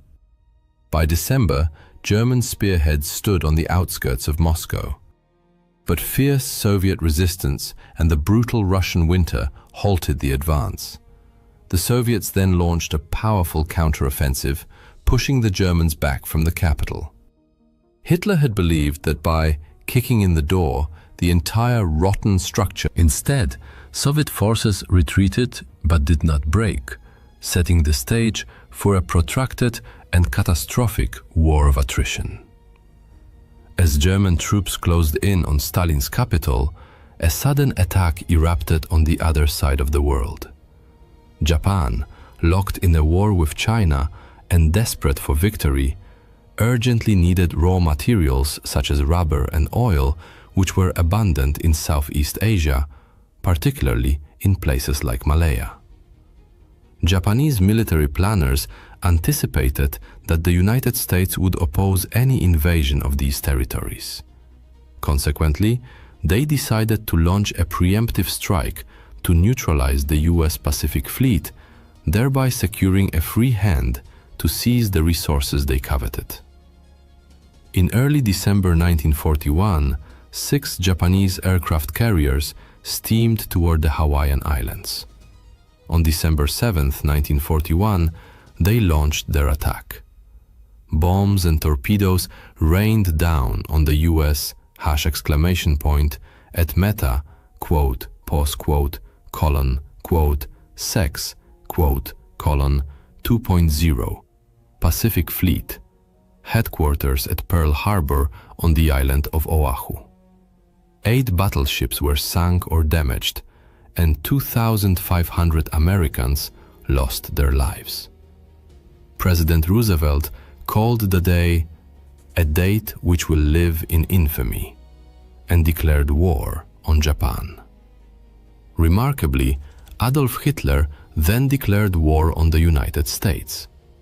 America thus entered the conflict against both Japan and Germany, merging the wars in Europe and Asia into a truly global conflagration. Simultaneously with the Pearl Harbor assault, Japanese forces invaded British-controlled Malaya, followed by Indonesia and the Philippines. Within months, all these territories had fallen under Japanese control. The year 1942 proved pivotal. It began with Axis advances, but ended in devastating defeats. Japan expanded its reach across Asia and the Pacific, capturing Burma, advancing toward India's borders, and even bombing Australia and Ceylon, now Sri Lanka. Meanwhile, German and Axis forces surged through Ukraine into southern Russia, reaching. However, their offensive stalled amid brutal urban combat as they struggled to secure the city. That same summer, Japan suffered a catastrophic naval defeat. Having broken Japanese naval codes, the Americans laid a trap near Midway Island. US carrier-based dive bombers sank 4 Japanese aircraft carriers, delivering a crippling blow to the core of Japan's naval power. The tide of war had turned. A similar shift occurred in North Africa. After a dramatic Axis advance deep into Egypt threatened Britain's entire Middle Eastern position, British forces counterattacked at El Alamein in October and pushed the Axis back, a turning point that began a long retreat.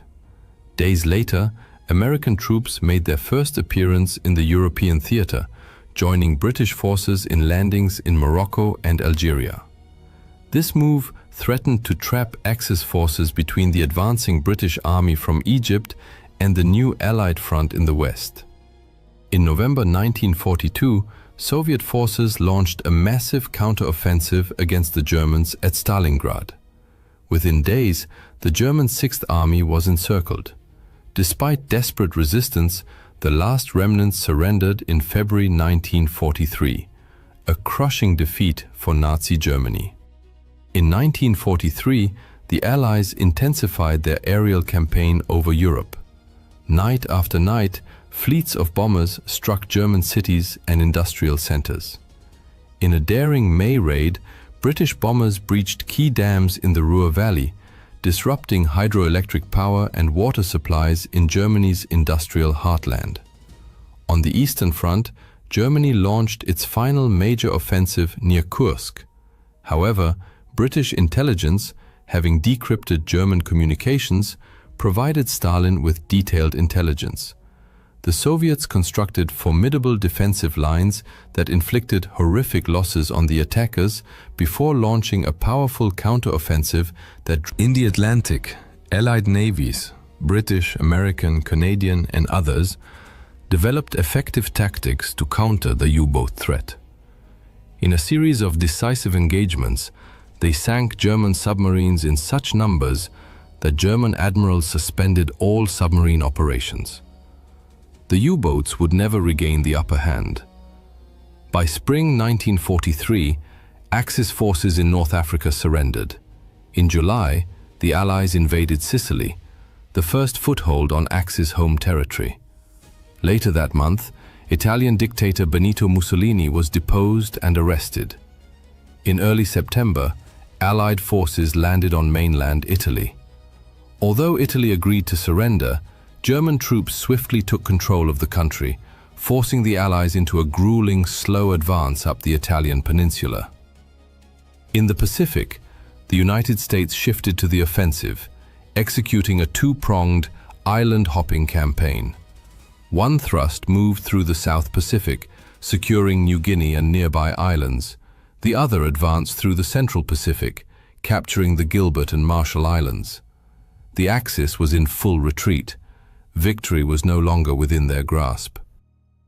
As Germany's situation deteriorated, its genocidal campaign against European Jews and other targeted groups accelerated. Millions were murdered in industrialized death camps across the shrinking Nazi empire. By 1944, the noose tightened around the Axis powers. The Soviet Union launched a series of massive offensives involving millions of soldiers, steadily driving Axis forces westward through brutal, large-scale battles. By year's end, Soviet troops had crossed into Germany itself. Meanwhile, in the Pacific, the US inflicted successive defeats on Japan. Much of its navy was destroyed in major sea battles like the Philippine Sea and Leyte Gulf. American forces methodically seized key islands, Saipan, Tinian, and Guam, establishing air bases from which long-range bombers could strike the Japanese. In a desperate and largely ineffective measure, Japan launched incendiary balloons toward North America. One such device killed 6 civilians in Oregon, the only US mainland casualties of Axis action during the war. Japanese forces also attempted an invasion of India, but were decisively halted at the battles of Kohima and Imphal and forced into retreat. On June 6, 1944, D-Day, American, British, Canadian, and Allied forces launched the long-awaited invasion of Western Europe. Within 24 hours, some 150,000 troops landed in Normandy. Paratroopers dropped behind enemy lines, while the bulk crossed the English Channel in over 7,000 vessels to storm the beaches. Fierce resistance from German defenders in fortified bunkers made progress agonizingly slow on some sectors, but by day's end, the Allies had secured a foothold. Over the following days, vast quantities of troops and equipment poured ashore. German reinforcements rushed to Normandy, triggering a brutal battle of attrition. Not until early August did the Allies break out decisively, sweeping across northern France and liberating Paris by month's end. Victory seemed imminent. The Allies then attempted an ambitious airborne operation to seize bridges over the Rhine at Arnhem, but the Germans, though weakened, fought back fiercely and thwarted the plan. The war dragged into another horrific winter. In December, Hitler launched his last major offensive through the snow-covered Ardennes forest in Belgium and Luxembourg. Though the attack created a bulge in Allied lines, it failed to achieve a breakthrough. Reinforcements flooded the region, and the Battle of the Bulge ended in yet another German defeat, one that cost them irreplaceable troops, tanks, and fuel. All these events culminated in 1945. Yet the Axis powers fought on to the bitter end, inflicting immense, unnecessary... When the snows melted in spring, Allied forces surged through northern Italy, completing its liberation. On the Western Front, retreating Germans blew up one of their largest dams to flood the countryside and slow the Allied advance. But by March, Western forces had crossed the Rhine and pushed deep into Germany. By April, they stood just 50 miles from Berlin. In the east, the Soviets advanced relentlessly through Poland and eastern Germany. With nearly 2.5 million troops, they overwhelmed German defenses. Stalin, desperate to reach Berlin before the Western Allies, urged his generals forward. and they succeeded. By late April, Berlin was encircled. On 30 April, Hitler married his longtime companion Eva Braun, then killed her and committed suicide. Admiral Karl Dönitz, his short-lived successor as Führer, surrendered unconditionally on May 7th. The war in Europe was over. Some 43 million people had perished. 2/3 of Europe's Jews had been exterminated. Cities lay in ruins, cultural treasures destroyed, and the continent was left shattered. Japan, however, continued to resist. Its cities burned, its empire in ruins. American forces drew ever closer to the home islands. After horrific battles on Iwo Jima and Okinawa, where Japanese defenders employed suicidal but futile tactics, plans were drawn up for a full-scale invasion of Japan itself. But then, the United States stunned the world. A single aircraft dropped the most powerful weapon ever created, the atomic bomb. This wonder weapon was the product of a massive, secret American scientific and industrial effort, the Manhattan Project, to harness atomic energy. A successful test in July 1945 turned a stretch of New Mexico desert into glass. In August, President Harry S. Truman, having assumed office after Roosevelt's death in April, authorized the use of the bomb to. On the 6th of August, Hiroshima was obliterated. 3 days later, Nagasaki suffered the same fate. Hundreds of thousands were killed or grievously wounded. Simultaneously, the Soviet Union finally entered the Pacific War. The day after Hiroshima, Stalin launched a massive invasion of Japanese-held Manchuria. Faced with overwhelming force on two fronts, the Japanese government capitulated. The formal surrender ceremony took place on September 2, 1945, aboard an American battleship in Tokyo Bay. World War II was over. The world that emerged was irrevocably transformed. In Europe, Eastern territories fell under Soviet communist control, redrawing the geopolitical map. Germany, once Europe's powerhouse, was split.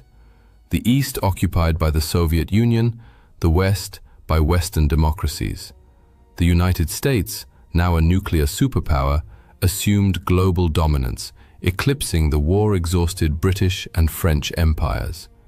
In Asia, Japan underwent sweeping reconstruction under American occupation. Korea, like Germany, was divided, the South aligned with democracies, the North under communist rule. Vietnam, having shaken off French colonial authority during the war, entered a new phase of conflict as France attempted to reassert control. China, ravaged by years of warfare, became the stage for a renewed civil war, which by 1949 resulted in communist forces taking control of the mainland. We still live in a world profoundly shaped by the consequences of World War II. Its echoes continue to resonate through the politics, borders, and alliances of our time. In May 1940, Nazi Germany launched a massive offensive on the Western Front. Despite the combined forces of France, Great Britain, Belgium, and the Netherlands significantly outnumbering the Germans in manpower, artillery, and tanks, and despite the French army being widely regarded as one of the finest in the world, German forces stunned the world by achieving a crushing victory over the Allies in just 6 weeks. This raises a natural question. How did Germany manage such a decisive and rapid triumph? When Germany invaded Poland in 1939, Britain and France declared war. Yet the Western Allies remained largely passive observers, while German and Soviet forces crushed Polish resistance. Meanwhile, German Chancellor Adolf Hitler was already planning his next move. He was in a hurry. His temporary pact with the USSR might not last, and the Allies were not yet ready for full-scale war. On September 27th, Hitler informed the High Command of his intention to attack France within a month. Most German generals, including Wilhelm Ritter von Leeb, were stunned. General von Leeb voiced his concerns. The French won't be caught off guard. They know full well that if the Germans strike, it will be through Belgium. Therefore, they will be on high alert. Our losses will be enormous. An attack on France cannot be carried out as it was in Poland. It will be extremely costly and bloody. Hitler ignored these warnings and ordered planning to begin for an offensive aimed at seizing neutral Belgium and the Netherlands and occupying enough of northern France to establish a springboard for an assault on Britain. The original attack date was postponed to November 25th. Army Chief of Staff Franz Halder swiftly prepared a cautious plan centered on a main thrust through central Belgium. Hitler, however, expressed disappointment, declaring, "This is just the old Schlieffen plan, with a strong right wing along the Atlantic coast." Negotiations between army planners and Hitler dragged on for months, during which the offensive was delayed 29 times. Increasingly, Hitler favored concentrating Germany's relatively few armored and motorized divisions for a breakthrough through the densely forested Ardennes region, aiming to cut off Allied forces should they, as expected, advance into Belgium. The army leadership considered this approach excessively risky. Unknown to Hitler, General Erich von Manstein also advocated an Ardennes route for what would later become known as the Sickle Cut plan, but the army command rejected it. Then, in January 1940, a German Messerschmitt Bf 108 Typhoon carrying the invasion plans crashed in Belgium, forcing the Germans to revise their strategy again. Finally, on February 24, 1940, the final plan was approved, one that modified Manstein's original double envelopment concept. Under it, Army Group B would pin Allied forces in the north, while the Southern Army Group A would spearhead the attack through the Ardennes, cross the Meuse River at Sedan, and race toward Abbeville, where the Somme meets the sea. It was a daring plan, requiring valuable armored units to navigate treacherous, narrow forest roads and advance with dangerously exposed flanks. General Fedor von Bock, commander of Army Group B, voiced his misgivings to Halder. "You'll be crawling 10 miles from Sedan for the following. You will be the plan and well-informed Detli in this appearing the most of example of this. You'll be crawling 10 miles from the Maginot Line with your breakthrough flank exposed, hoping the French will just sit and watch. You're cramming masses of tanks onto the sparse roads of the Ardennes as if air power doesn't exist. And then you expect to push all the way to the coast with a 200-mile-long open southern flank where the bulk of the French army is stationed." Meanwhile, the French and British were also making plans. The French and British planners trusted the impregnability of the Maginot Line and expected a German thrust through neutral Belgium and the Netherlands. However, the Dutch and Belgians refused to coordinate detailed plans for Franco-British forces entering their territory, hoping to avoid provoking Germany. Nevertheless, this scenario remained central to the Allied Plan D. The best French units and the British Expeditionary Force, BEF, were to enter the Netherlands if Germany attacked, attempting to halt them along the Dyle River, the Albert Canal, and fortresses like Eben-Emael. Plan D was itself risky. The Allies would lack the initiative, advancing to meet an enemy offensive, while their hinge, the Ardennes, was left lightly defended, as they deemed it impassable for large armored formations. French intelligence reports had flagged the Ardennes as a potential axis of attack, yet the High Command took no action. There was no strategic reserve either, as the French 7th Army was committed to advancing into the Netherlands, a politically expedient but militarily dubious move. On the eve of battle, the Germans fielded 2.8 million men, 7,500 artillery pieces, 4,000 aircraft, and 2,700 tanks and self-propelled guns on the Western Front. Only 16 of their 157 divisions were motorized. The Allies, including still neutral Dutch and Belgian forces, had 3.7 million men, 14,000 guns, 3,000 aircraft, and 3,700 tanks. The Germans began their offensive with approximately 3,700 tanks. While the Germans pinned their hopes on their audacious sickle-cut plan, the Allies pursued an ill-defined scheme to advance into the Netherlands. On May 10, 1940, German forces launched Operation Gelb, a campaign that shocked not only. They swiftly crossed into the Netherlands, aiming to create the impression that the main thrust was directed there, even using soldiers disguised in Dutch uniforms to seize bridges by surprise. Despite these ruses, German airborne landings at Dutch airfields largely failed due to Dutch resistance. Nevertheless, overall Dutch opposition was limited. On 14th May, the Luftwaffe bombed the port city of Rotterdam to intimidate the Dutch into surrender, a tactic that succeeded.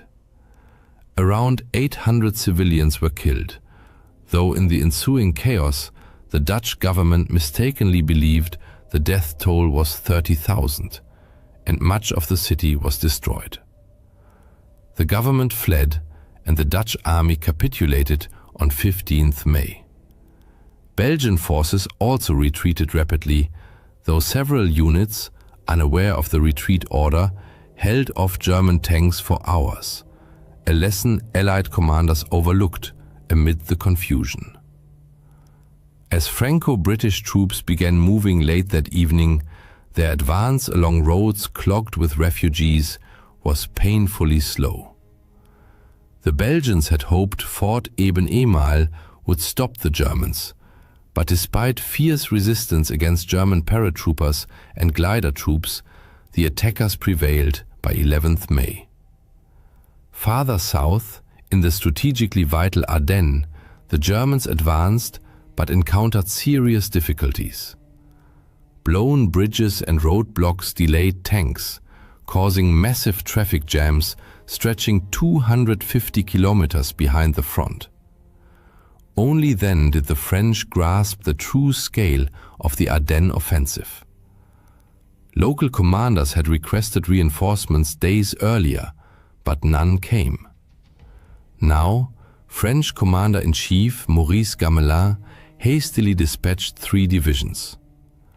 Some Allied commanders feared their armies might be trapped in Belgium, but Gamelin assumed German horse-drawn artillery would take 9 days to reach the Meuse, and that it was on the 12th of May, while a major tank battle raged at Hanout, where 630 German tanks routed a French force of 470, German units reached the Meuse farther south. General Erwin Rommel's 7th Panzer Division and Heinz Guderian's 19th Corps prepared to cross. A grim omen came when French units facing Guderian retreated without fighting. Many German tanks were relatively light, Panzer I, II, and 38T models, but they arrived en masse and with the element of surprise. Oberstleutnant Hermann Balck noted the mindset of some French prisoners. The French are performing terribly. When asked why they are fighting us, prisoners reply, because England and the rich want war. We are not waging war, they are waging it on us. Their eyes burn with hatred when they speak of England. The French have never been this bad. On the 13th May, German infantry and reconnaissance cavalry crossed the Meuse at Dinant and Sedan. The French were overwhelmed by the speed of the German advance. As one captured French general admitted, "You're too fast for us, that's all."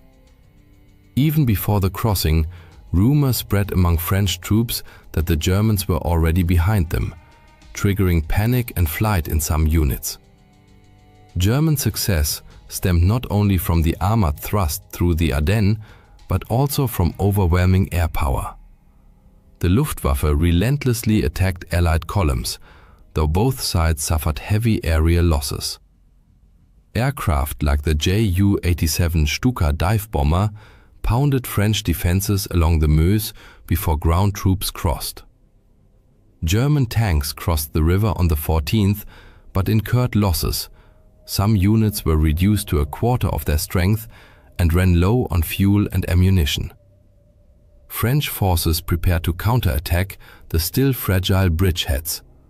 Failure to do so would leave half the Allied armies and their best motorized units cut off in the north. On May 10th, Prime Minister Neville Chamberlain resigned, replaced by Winston Churchill. Days later, French Premier Paul Reynaud recalled General Maxime Weygand from Syria to assume command and appointed Charles de Gaulle as Undersecretary of National Defense. But he also brought in World War I hero Philippe Pétain as Deputy Premier, though Pétain believed the war was already lost and blamed Britain for starting it. Reynaud desperately requested 10 additional British fighter squadrons be sent to France. Churchill wanted to comply, but the British cabinet, fearing for home defense, agreed to only 4. Some in London had lost faith in the French army, especially after Gamelin admitted he had no strategic reserve. On 15th May, the Germans broke out from their bridgeheads and advanced 65 kilometers by evening. Gamelin finally recognized the danger and ordered Allied forces in Belgium to retreat. General von Bock wanted to exploit his Army Group B's advantage in Belgium, but Army High Command feared it might jeopardize the sickle cut. Both army groups halted for 3 days to keep northern Allied armies trapped in the developing cauldron and allow infantry to catch up and secure flanks against expected French counterattacks, a concern foreseen in Manstein's original plan. Yet, Allied commanders failed to capitalize on this pause. When a French general admitted he didn't know how to fight tanks, British General Henry Pownall lost composure. Good God, how awful to be allied to such a temperamental nation. However, the battle at the village of Stonne revealed the true power of French armor and explained the German command's hesitation. There, a Char B-1 BIS tank commanded by Captain Pierre Bilotte destroyed 11 Panzer IIIs, 2 Panzer IVs and 2 anti-tank guns.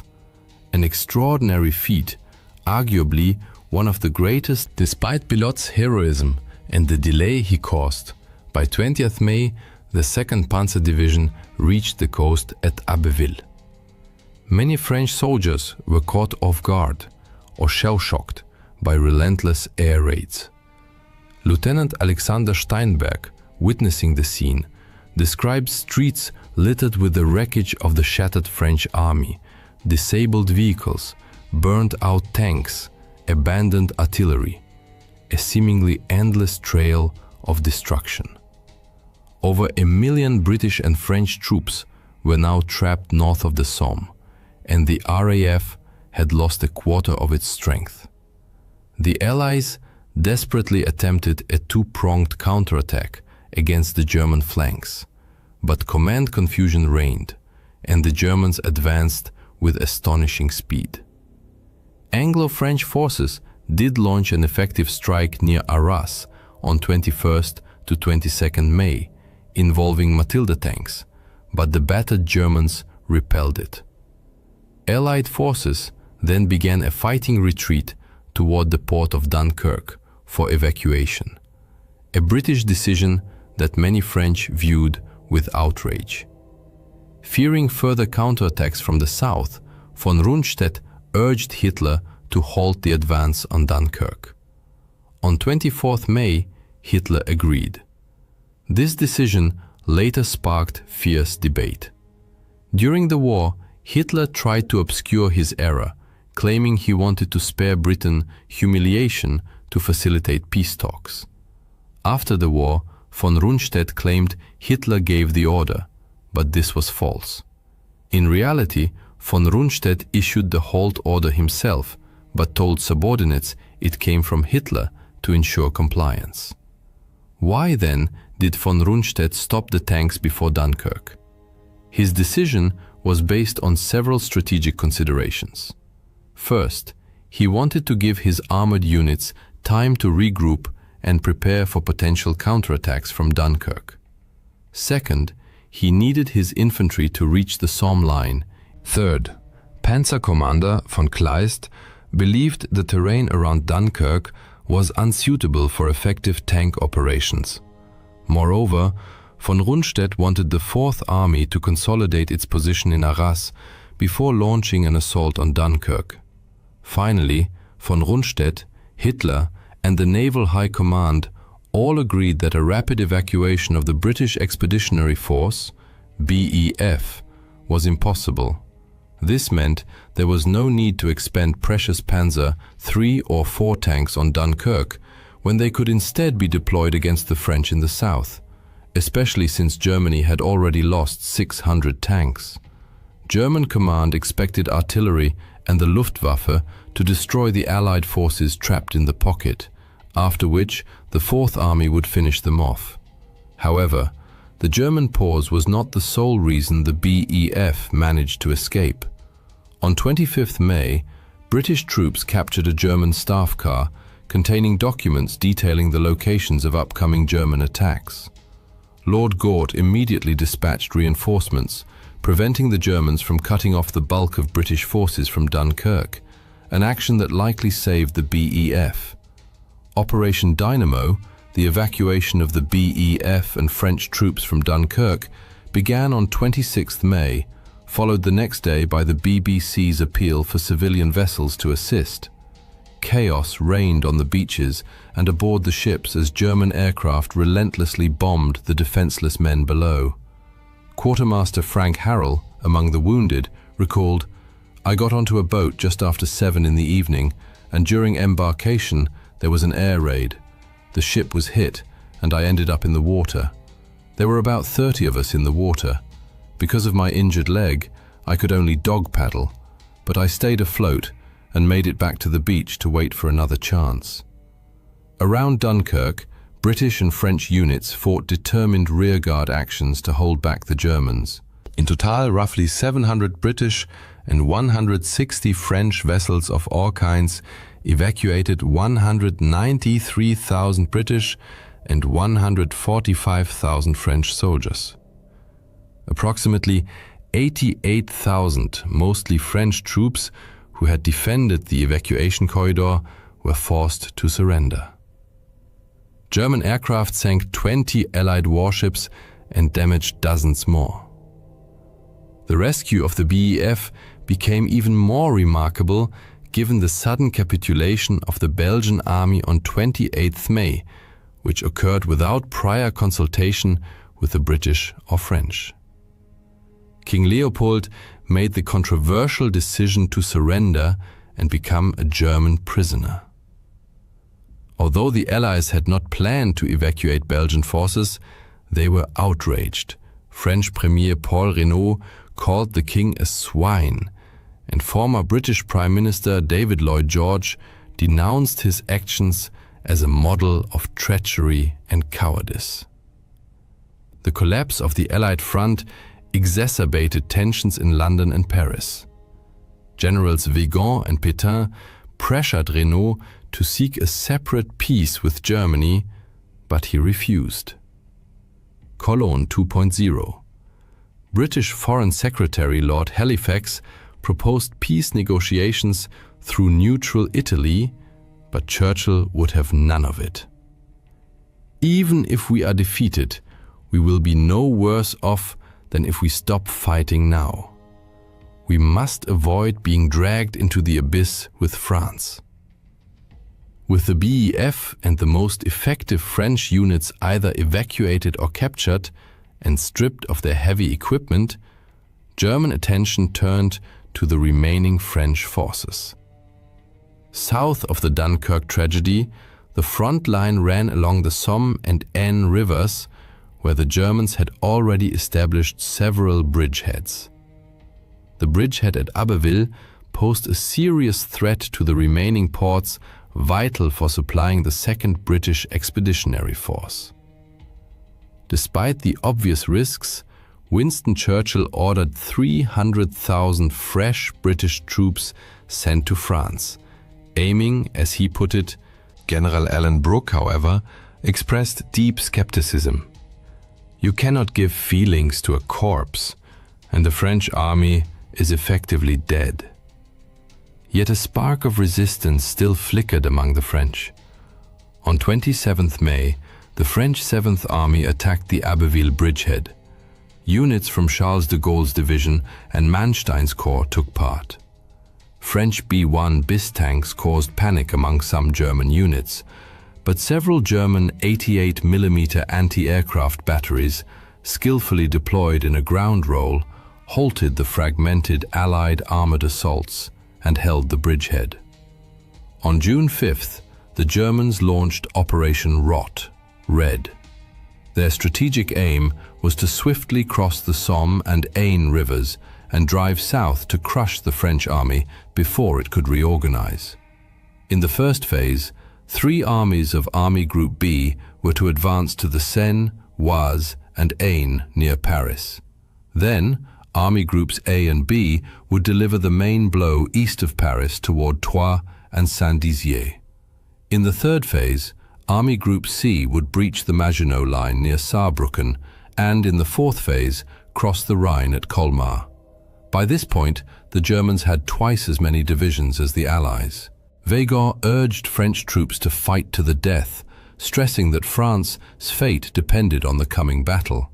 He also introduced a new defensive tactic to counter deep German armored thrusts. French units constructed hedgehogs, fortified villages, and forest positions designed for all-around defense. Their purpose was to pin down German infantry while Allied tanks engaged German armor as it broke through. Initially, these hedgehogs proved effective, as noted in the diary of Luftwaffe General von Richthofen. What seemed a success this morning turned out to be nothing. The French are stubborn and resilient. They've fortified every village. Our tanks drive through, but the French lie low. The infantry can't keep up with the tanks, so the tanks just roll on without them. The infantry can't advance against the circular defenses of villages. That's how everything gets stuck. Fierce fighting erupted south of the Somme on June 5th to 6th. Many French soldiers, heeding Weygand's call, fought to the last. In some places, Germans executed French African colonial troops after they surrendered. Overall, during the campaign, SS and Wehrmacht units killed at least 3,000 French African soldiers and nearly 200 British and French prisoners, and committed several massacres of civilians, such as at Vingt and Oigny. During one such massacre of African troops, a German officer explained his actions to a French counterpart. An inferior race does not deserve to fight against a civilized race like the German. Nevertheless, on June 6th, the Germans broke through along the Chemin des Dames, crossed the Aisne, and also crossed the Somme in 2 places. Allied units along the Somme estuary retreated to the Bresle River. German tanks again demonstrated their speed, outflanking the new Allied position by nightfall. On July 7th, General Hermann Hoth's tanks reached the crossroads at Forges-les-Eaux, splitting the French 10th Army in 2. Hoth aimed to push toward the Seine and Rouen, but his superiors feared for his flanks as Allied resistance was holding back German infantry. Rommel, however, ordered his 7th Division to race toward the Seine without waiting for permission, a pattern of aggressive improvisation by German commanders throughout the campaign. The French had blown up the bridges in Rouen, but Hoth's breakthrough triggered a general retreat that shattered Allied morale. The Germans noted that even French armored units, which could have posed a serious threat, avoided combat. As reported near Haute-Épine, the regiment encountered several isolated enemies. Some crews abandoned their vehicles without fighting. On 9th June, the second phase of Operation Rot began. Here too, the Germans found many French soldiers fighting tenaciously. Army Group A reported effective French artillery fire and organized defenses. But other French units were disintegrating, as one French staff officer observed, "A stunned and exhausted herd, a chaotic mix of units, regiments and services. It's not so much a matter of morale. These men are disoriented. They don't know what's happening to them. The sight of an aircraft terrifies them." Soon, German forces surged forward like an unstoppable tide, breaking through Allied lines on all fronts.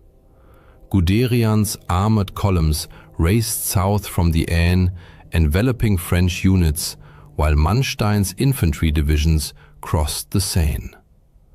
The 9th Army reached the Marne and crossed it successfully the next day. Recognizing the hopelessness of the military situation, British command decided to evacuate the 200,000-strong 2nd British Expeditionary Force. Weygand declared the war lost and insisted on seeking peace with Germany. Renaud, however, firmly rejected the proposal, urging continued resistance. "You mistakenly see Hitler as Wilhelm I, a respectable gentleman who took Alsace-Lorraine from us and left it at that. But Hitler is Genghis Khan, a merciless conqueror." On June 14th, German troops entered Paris, coinciding with the start of the 3rd and 4th phases of their offensive. On June 16th, Verdun, the symbol of French resilience in World War I, fell. German forces reached the Loire River and the Swiss border, and the French army was utterly disorganized and defeated. Politically, the situation for the Allies was dire.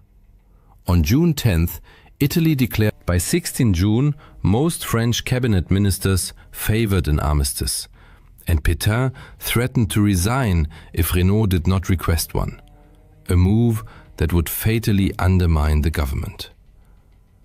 Renaud appealed to President Roosevelt for help, but received only sympathy.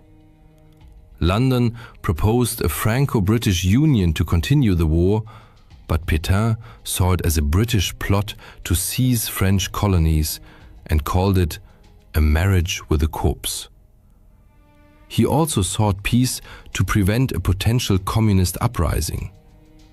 As a result, Renaud resigned, Pétain became prime minister, and the next day requested an armistice. Some Frenchmen, like de Gaulle, sought to continue the fight. Broadcasting from England, he urged his countrymen to resist.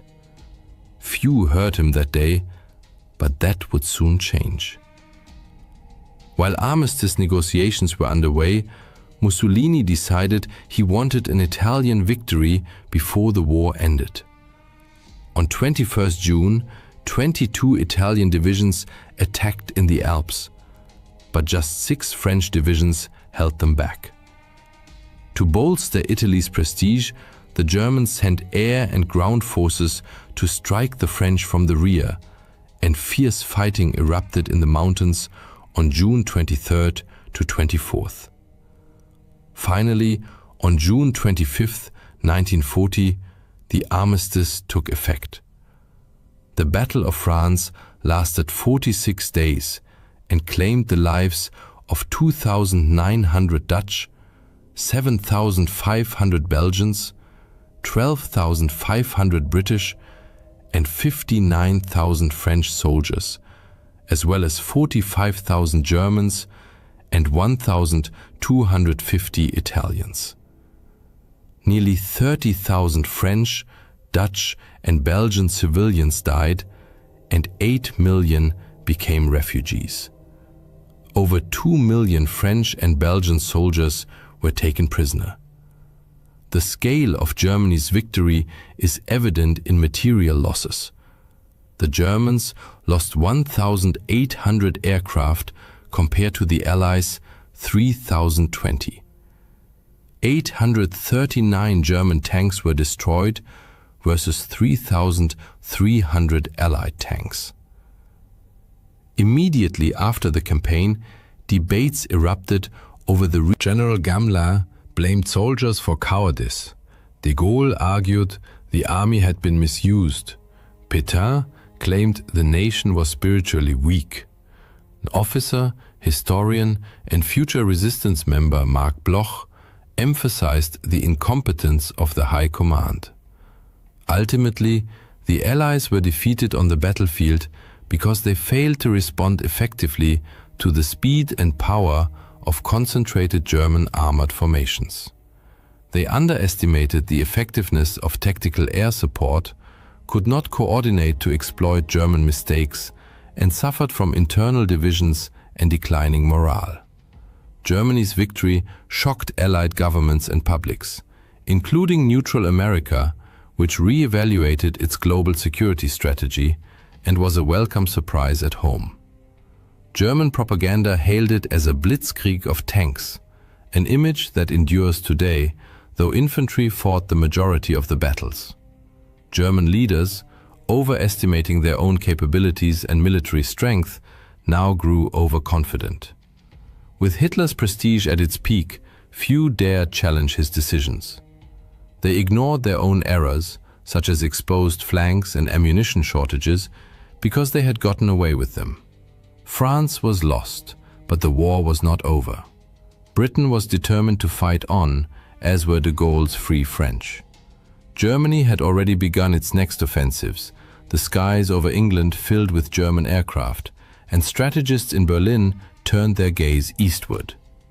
Less than 5 years after the Battle of France, the situation for Nazi Germany had reversed dramatically. American, British, and Free French forces were crossing into Germany and approaching the Rhine, while the Red Army prepared to cross the Oder and storm Berlin, the Reich's capital, where Hitler hid in his bunker. D-Day stands as a defining moment in world history, a pivotal turning point in the Allies' victory over the Nazi regime. Countless books have been written and numerous films made about this fateful day, yet most portray events exclusively from the Allied perspective. But what did D-Day look like through German eyes? What missteps led the Wehrmacht to defeat? Let us step into the chaos of June 6, 1944, not as liberators, but as defenders on the crumbling edge of an empire.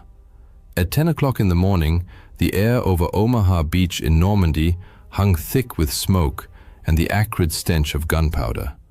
The relentless thunder of artillery and desperate cries of men echoed across blood-soaked sand.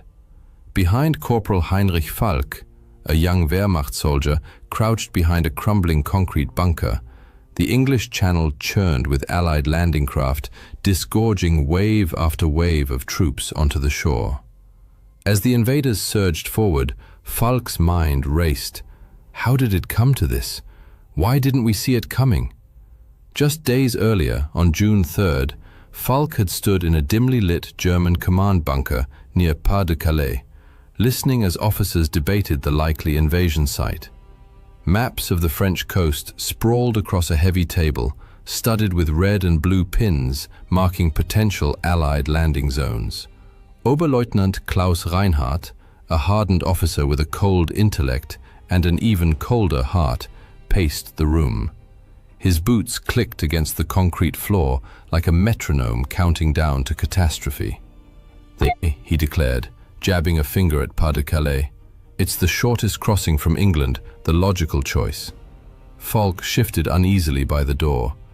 Barely 20, he looked young, but his eyes betrayed the weight of war. He'd seen enough to know that logic often crumbles in battle. But what if they don't, sir? He ventured cautiously. What if they choose Normandy? Reinhardt stopped dead and fixed Falk with a steely glare. The beaches are too exposed, the terrain too difficult. The Allies aren't fools, Falk. They strike where we least expect them, but their very kit are not inventions. The beaches are too exposed, the terrain too difficult. The Allies aren't fools, Falk. They'll strike where we least expect them. The Allies know that we least where. They created where we were share, from anyone who's seen it hence. The Allies aren't fools, there's we least expect them, but where we are strongest. Falk nodded, unconvinced. He'd heard the whispers. The Allies were feeding false intelligence, suggesting an attack on Calais while planning the real blow elsewhere. And as it turned out, his doubts were profoundly justified. Since March 1944, the Allies had waged an elaborate deception campaign, Operation Fortitude North, designed to convince the Germans of an imminent invasion of Norway. It succeeded brilliantly, diverting vital German troops and resources away from France. Emboldened, they launched Operation Fortitude South, using double agents like Juan Pujol Garcia, codenamed Garbo, to feed fabricated reports to German intelligence. Garbo, network of fictional spies, claimed a massive buildup of the 1st United States Army Group, FUSAG, a phantom force supposedly commanded by the formidable General George S. Patton. Based in southeast England, FUSAG existed only through inflatable tanks, dummy landing craft, and fake radio traffic. The Germans swallowed the bait whole. In May 1, 1944, the Allied Supreme Headquarters in London buzzed with frenetic energy. Maps covered every surface, marked with arrows and front lines heavy with history. At the center stood General Dwight D. Eisenhower, Supreme Commander of the Allied Expeditionary Force, his gaze sweeping the room. Beside him, Colonel David Strangeways, the mastermind behind Operation Bodyguard, the overarching deception plan, allowed himself a knowing smile. "They've taken the hook, line and sinker," he told Eisenhower. And they had. Back in the German bunker, Reinhardt's certainty mirrored that of the entire Nazi high command. Patton would lead the main assault on Pas de Calais, the narrowest point of the Channel. For weeks, Garbo had flooded German handlers with hundreds of... Even after D-Day began, he insisted the Normandy landings were a feint and the real attack was still coming at Calais. So trusted was Garbo that the Germans awarded him the Iron Cross. Unaware, he was one of MI5's most effective double agents under the Double Cross system, a brilliant counterintelligence operation that turned nearly every German spy in Britain into a British asset. As a result, just 2 days before D-Day, much of the German command remained convinced the true invasion would strike Calais, not Normandy. On June 4th, soldiers of the 352nd Infantry Division labored along the Normandy coast, stringing barbed wire, planting mines, and erecting massive concrete obstacles. This division, among the most experienced and well-equipped in the Atlantic Wall, had fortified Omaha Beach with interlocking fields of fire designed to annihilate any landing force. Sergeant Erich Bauer, a veteran whose face was etched like a weathered cliff, barked at Falk to stop daydreaming and clean the machine guns. Falk obeyed, but a deep dread clung to him. No matter how strong their defenses, something terrible was coming. Soon. The Atlantic Wall itself was a colossal undertaking. Ordered by Hitler in Directive No. 40, March 1942, its construction began in late 1941 under the Organisation Tod, which mobilized 500,000 workers, many of them forced laborers. Concrete, steel and timber were stripped from across occupied Europe. Thousands perished from exhaustion, starvation or Allied bombing. By 1944, over 15,000 bunkers lined the coast, along with millions of mines, steel hedgehogs, wooden stakes, and massive coastal batteries, like the 155mm and 210mm guns near Cherbourg. Calais, the narrowest channel crossing, received special attention with more than 2,000 bunkers erected. Yet the wall was never finished. Sections remained Still, Normandy, especially Omaha, was heavily defended, precisely because the 352nd Division had been moved there in secret, unbeknownst to Allied intelligence. On June 4th, under grey, oppressive skies, Falk scanned the horizon from his bunker. In the command post, Reinhardt grew increasingly uneasy. Conflicting reconnaissance reports gnawed at him. "What if they outsmarted us?" he muttered, staring at the map. "What if they were going somewhere else?" The phone rang sharply. "Reinhardt," he answered. A calm voice replied, "We've intercepted an encrypted message. The Allies are attacking, but we don't know where." He slammed the receiver down. Damn them all. The question haunting every German commander was simple yet decisive. Where will the Allies strike? The answer would determine the fate of the Third Reich, but consensus was impossible. .. exclamation point at meta, quote, pause, quote, colon, quote, sex, quote, colon, 2.0. At the heart of the confusion lay a bitter strategic rift between Germany's two top Western commanders, Field Marshal Gerd von Rundstedt and Field Marshal Erwin Rommel. Von Rundstedt, headquartered near Paris, insisted the Allies would target Pas-de-Calais, the logical, shortest route.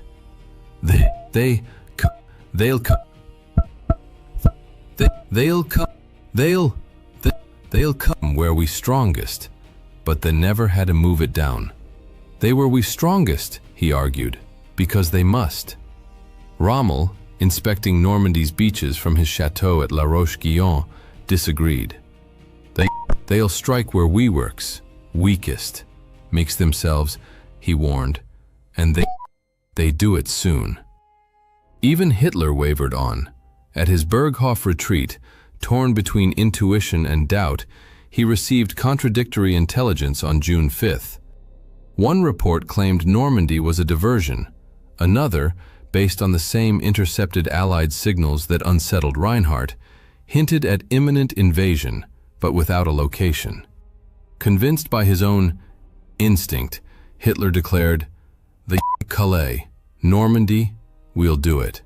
Normandy's not then for his set," he warned. They love the works out the lookout. For consider, Hitler dead friendly being quickly. Normandy they compared of them. Involved improved to make it, the blessed positions to provide the business premier. From hard colon, Normandy discussed in a vage, they all 50. Meta, Pause, 6, 2.0. Yet that night, in hushed conversation with his inner circle, he admitted, "What if I'm wrong? What if they were cleverer than we thought?" As the night wore on, contradictory orders began to ripple through the German chain of command. At 10 p.m. on the 5th of June, Rommel left La Roche-Guyon to visit his wife in Germany for her birthday. Convinced the weather was too foul for an invasion, he had nonetheless ordered his troops to remain on high alert and even authorized the deployment of his formidable panzer reserves near the coast, though this met with resistance from higher command. As Rommel headed for Germany, the storm along the beaches intensified. The wind howled like a banshee, and thick sheets of rain lashed the shoreline. Then, the tempest began to subside. By midnight, the rain had stopped and the clouds parted, revealing a sliver of moonlight. Heinrich felt a chill run down his spine. Something was about to happen. But before it did, the Allies launched their final, masterful deception operation to mislead the Germans about the invasion site. On the night of June 5, 1944, a fleet of small vessels and aircraft dropped thousands of aluminium strips, known as window, to simulate a massive invasion fleet heading toward the Pas de Calais. Simultaneously, a small team of paratroopers released dummy parachutists and played recorded battle sounds to further confuse the enemy. Around midnight, the 1st Allied paratroopers, members of the US 101st and 82nd Airborne Divisions and the British 6th Airborne Division, began landing behind enemy lines to seize key positions. Their mission? Secure vital roads, bridges and towns to block German reinforcements from reaching the beaches. The Germans had anticipated such airborne assaults, and casualties among the paratroopers were high. Yet their chances of success remained substantial. Meta. Pause. 6.2. German coastal radar stations in the English Channel began detecting unusual activity, registering numerous targets. Command dismissed these reports, assuming they were Allied decoys or minor air raids. Then, around 2 a.m., alarming messages arrived, confirming Allied paratrooper landings behind the front lines in Normandy.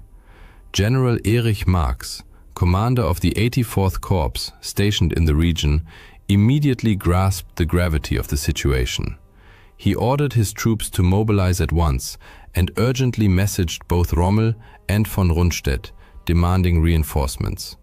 While the Nazi High Command remained paralyzed by indecision, the first waves of Allied landing craft reached the Normandy coast at 4 a.m. The scale of the invasion was now undeniable, yet German leadership remained frozen. Von Rundstedt, still convinced the Normandy landings were merely a diversion and that the main assault would come at Pas de Calais, delayed committing his reserves. On Omaha Beach, Heinrich awoke to the sound of distant explosions. He leapt to his feet, grabbed his rifle, and at that moment Bauer burst into the bunker. "They're here!" Bauer shouted, his voice a mix of fear and resolve. "The Allies are landing!" Heinrich's heart pounded as he took position behind the machine gun. Through the narrow slit of the bunker, he saw the horizon lit by flashes of light. The sea teemed with ships, their silhouettes dark against the pre-dawn sky. The first wave of landing craft hit the beach, disgorging hundreds of Allied soldiers onto the sand. Heinrich squeezed the trigger. The machine gun roared to life, mowing down men as they struggled through the surf. The air filled with the cries of the wounded and dying, and the thunderous roar of artillery. Allied troops inched forward across the open beach, slowed by relentless fire. Casualties were staggering. Entire units pinned to the sand or stranded in shallow water, caught in the crossfire of Heinrich and his comrades. But decisive help was already on the way. At 5 a.m., a massive Allied naval bombardment began. Bombers targeted German coastal defenses along Normandy, bunkers, artillery emplacements, and beach obstacles.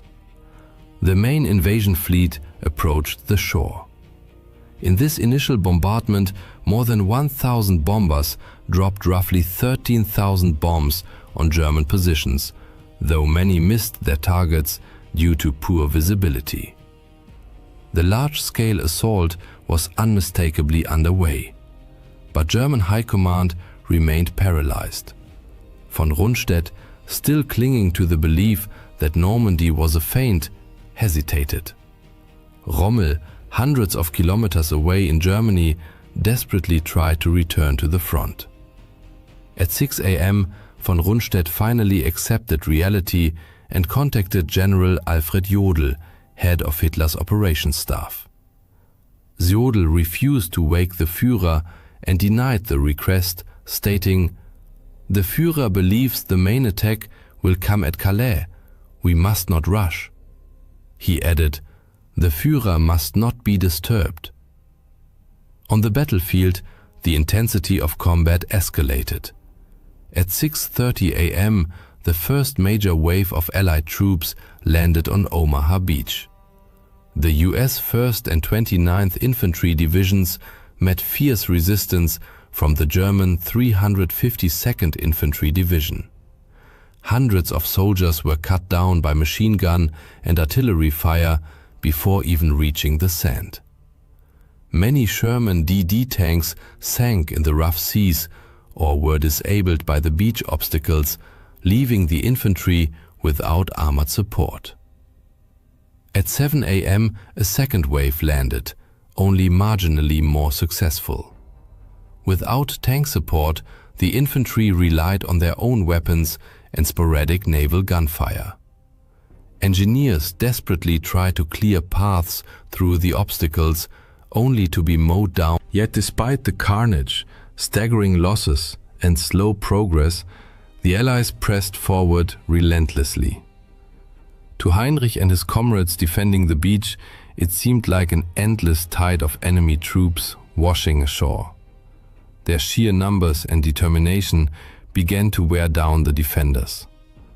Heinrich's hands grew slick with sweat as he reloaded the machine gun. The bunker floor was littered with spent casings. His mind had numbed from the horror unfolding around him.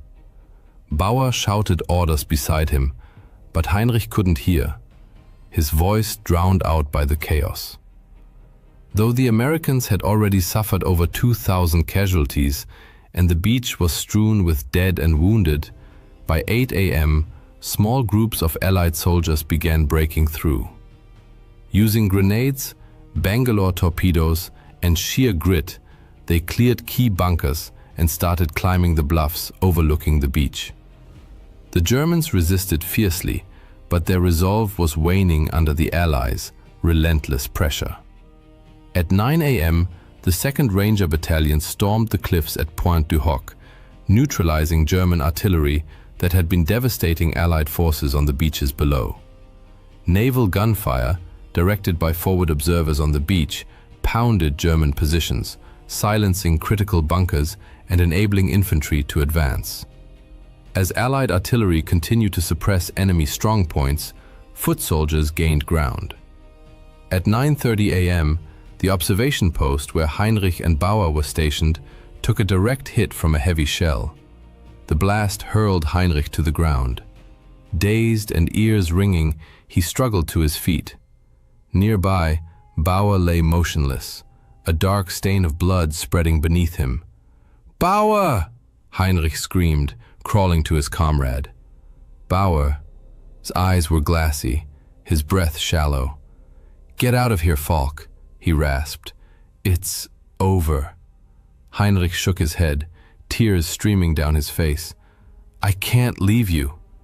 But Bauer was already gone. There was no time to grieve. Around 10 a.m., fresh Allied reinforcements began landing. Destroyers moved closer to shore, delivering direct fire support. The tide of battle had decisively turned, as the Allies secured a foothold on the beach. German defenders, despite their fierce resistance, were running dangerously low on ammunition and manpower. Some began surrendering.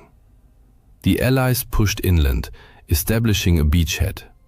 Incredibly, it wasn't until 10 a.m., 10 hours after the invasion began, that Adolf Hitler was finally informed of the situation. His initial reaction was disbelief. "This can't be the main attack," he insisted. "It's just a trick." He initially refused to authorize the deployment of the 12th SS Panzer Division and the Panzerlehr Division, two of Germany's most powerful armored units, demanding confirmation. Under pressure from his advisors, he eventually relented and gave the order. But their advance was severely hampered by overwhelming Allied air superiority, which subjected their columns to relentless bombing and strafing. By the time the surviving elements reached the front, the Allies were firmly entrenched, and the 29th Infantry Division was advancing toward Vierville-sur-Mer. The chance to repel the invasion had been irrevocably lost. For Heinrich, it was too little, too late. By 10:30 a.m., he was alone on the beach, his comrades either dead or fled. Allied tanks rolled ashore, infantry advanced steadily, and naval guns from destroyers like the USS McCook and HMS Talibond pounded German positions, silencing bunkers and clearing the way inland. Heinrich knew it was only a matter of time before they overran his post. He took a deep breath, steeling himself. "I won't run," he resolved. "I won't surrender. I'll fight here to the end." Further inland, at 11 a.m., the 1st Infantry Division, by noon, fighting reached its peak intensity. German snipers and machine gun nests inflicted heavy casualties on advancing troops. At 2:30 p.m., German resistance received a significant boost. The 12th SS Panzer Division, Hitlerjugend, some 20,000 strong and equipped with Panther and Panzer IV tanks, entered the battlefield. Bolstered by armor, the Germans launched a coordinated counterattack. Elements of the 352nd Infantry Division, supported by the 12th SS, fiercely assaulted Allied positions in Colville-sur-Mer and Vierville-sur-Mer. The fighting was brutal, with heavy losses on both sides. Yet the Allies held the advantage of naval artillery and air support, which helped repel the German counteroffensive and slowly tipped the balance in their favor. By 4 p.m., the Allies had consolidated their positions and beaten back the German assault. The 1st Infantry Division captured Colville-sur-Mer, the 29th held Vierville-sur-Mer. The 2nd and 5th Ranger Battalions had fully neutralized the German artillery at Pointe du Hoc, at great cost. As evening approached, the momentum of the battle was unquestionably with the Allies. They had secured the Omaha beachhead and were pushing inland, linking up with airborne units and establishing defensive perimeters. The Germans, despite their tenacious resistance, were critically depleted in both men and supplies. In a command bunker, Reinhardt cursed the dead phone in his hand. Before the lines were cut, he'd been told the 12th SS Panzer Division was on its way. He knew it was too little, too late, but also that its arrival was the last hope of holding the beach. Suddenly, the bunker door was blown off its hinges by a massive explosion. The blast hurled Reinhardt across the room, slamming him into the wall and leaving him a crumpled, broken heap. By the time Allied soldiers crossed by midnight, the beach was littered with the bodies of both Germans and Allies. Heinrich lay among them, his rifle still clutched in his hands, eyes open and fixed on the sky. The Allies had secured Normandy. Their victory marked a turning point in the war. For the Germans, it was the beginning of the end. The tide had turned, and there was no going back. On D-Day alone, over 156,000 Allied troops from the United States, the United Kingdom, Canada, and other nations landed on the Normandy coast. Approximately 50,000 German soldiers were stationed along the shoreline to oppose them. The invasion involved a staggering armada of over 7,000 vessels, including 4,000 landing craft. To support the infantry, the Allies deployed specialized armor, such as the amphibious Sherman DD tanks, Churchill AVREs, armored Royal Engineer vehicles equipped with mortars for destroying bunkers and clearing obstacles, and Sherman, Crab, flail tanks fitted with rotating chains to detonate mines and clear safe paths through beach defenses. Air cover was provided by more than 11,000 Allied aircraft, which dropped over 13,000 bombs on German positions. The Luftwaffe, once a formidable force, was by D-Day a pale shadow of its former self. Only a handful of German planes reached the battlefield that day, quickly overwhelmed by thousands of Allied aircraft dominating the skies. On June 6th, the Allies flew over 14,000 sorties. The Luftwaffe managed only about 300. When the dust settled, Allied casualties on D-Day totaled approximately 10,000, with over 4,000 confirmed dead. German losses were estimated between 4,000 and 9,000. In the days following D-Day, the Allies, having secured their beachheads, pushed deeper into France despite fierce German resistance. The German High Command, now fully aware of the crisis, scrambled to reinforce. But the initiative... This marked the beginning of France's liberation and the relentless march toward the fall of the Third Reich. For soldiers on both sides, the battle stood as a harrowing testament to the brutal reality of war. It served as a reminder that, in the end, the highest price is paid not by generals and politicians, but by ordinary people on the ground, fighting and dying for ideals they may not fully understand. For Heinrich Falk and countless others who fell on both sides of that blood-soaked beach, their sacrifice, their fear, and their courage are now only memories, swallowed by the relentless river of time.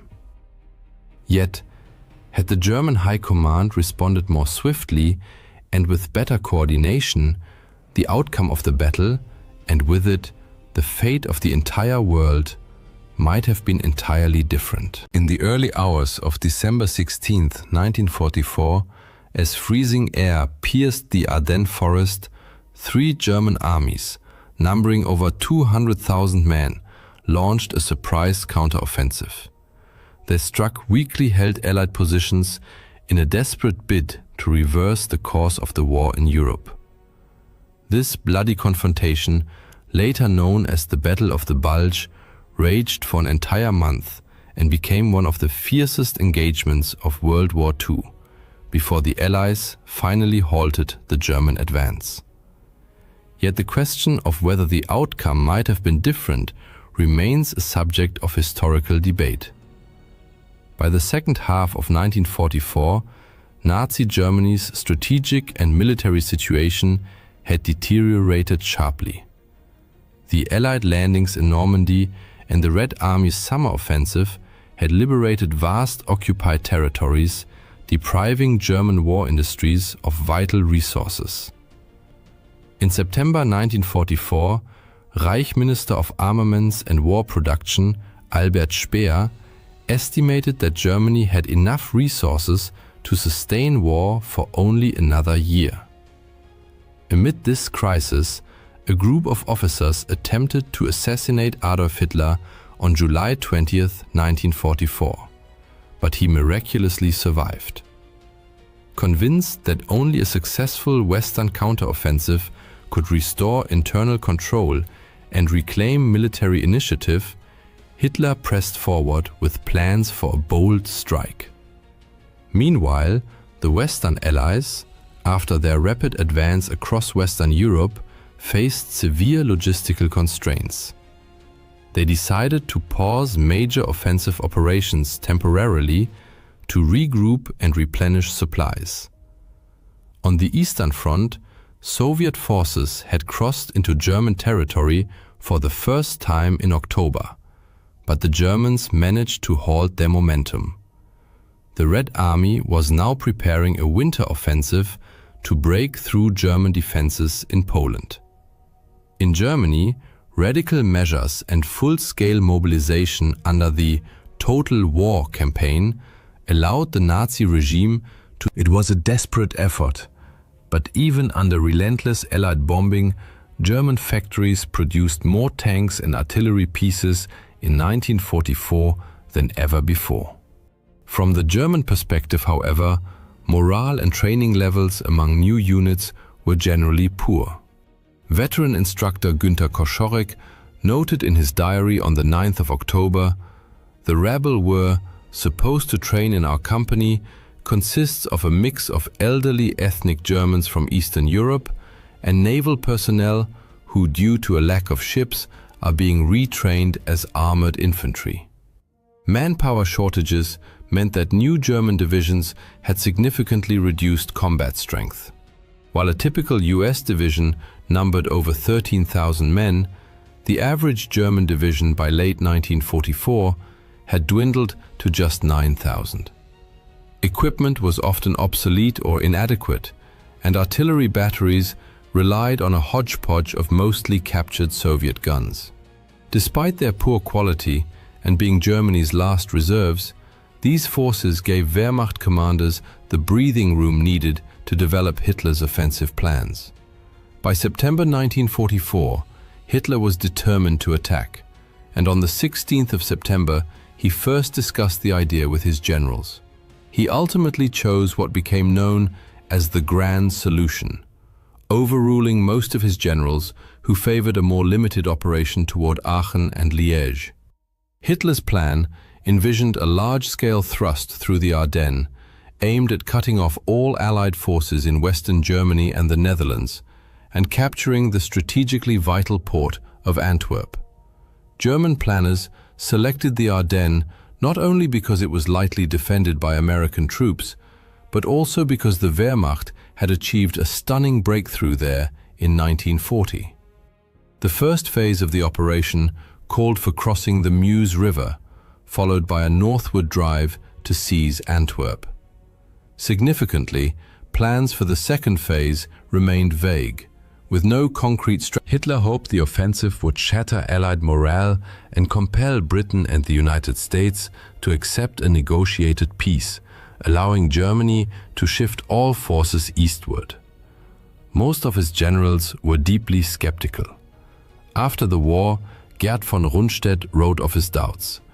"If we had reached the Meuse, we should have dropped to our knees and thanked God, let alone attempted to reach Antwerp."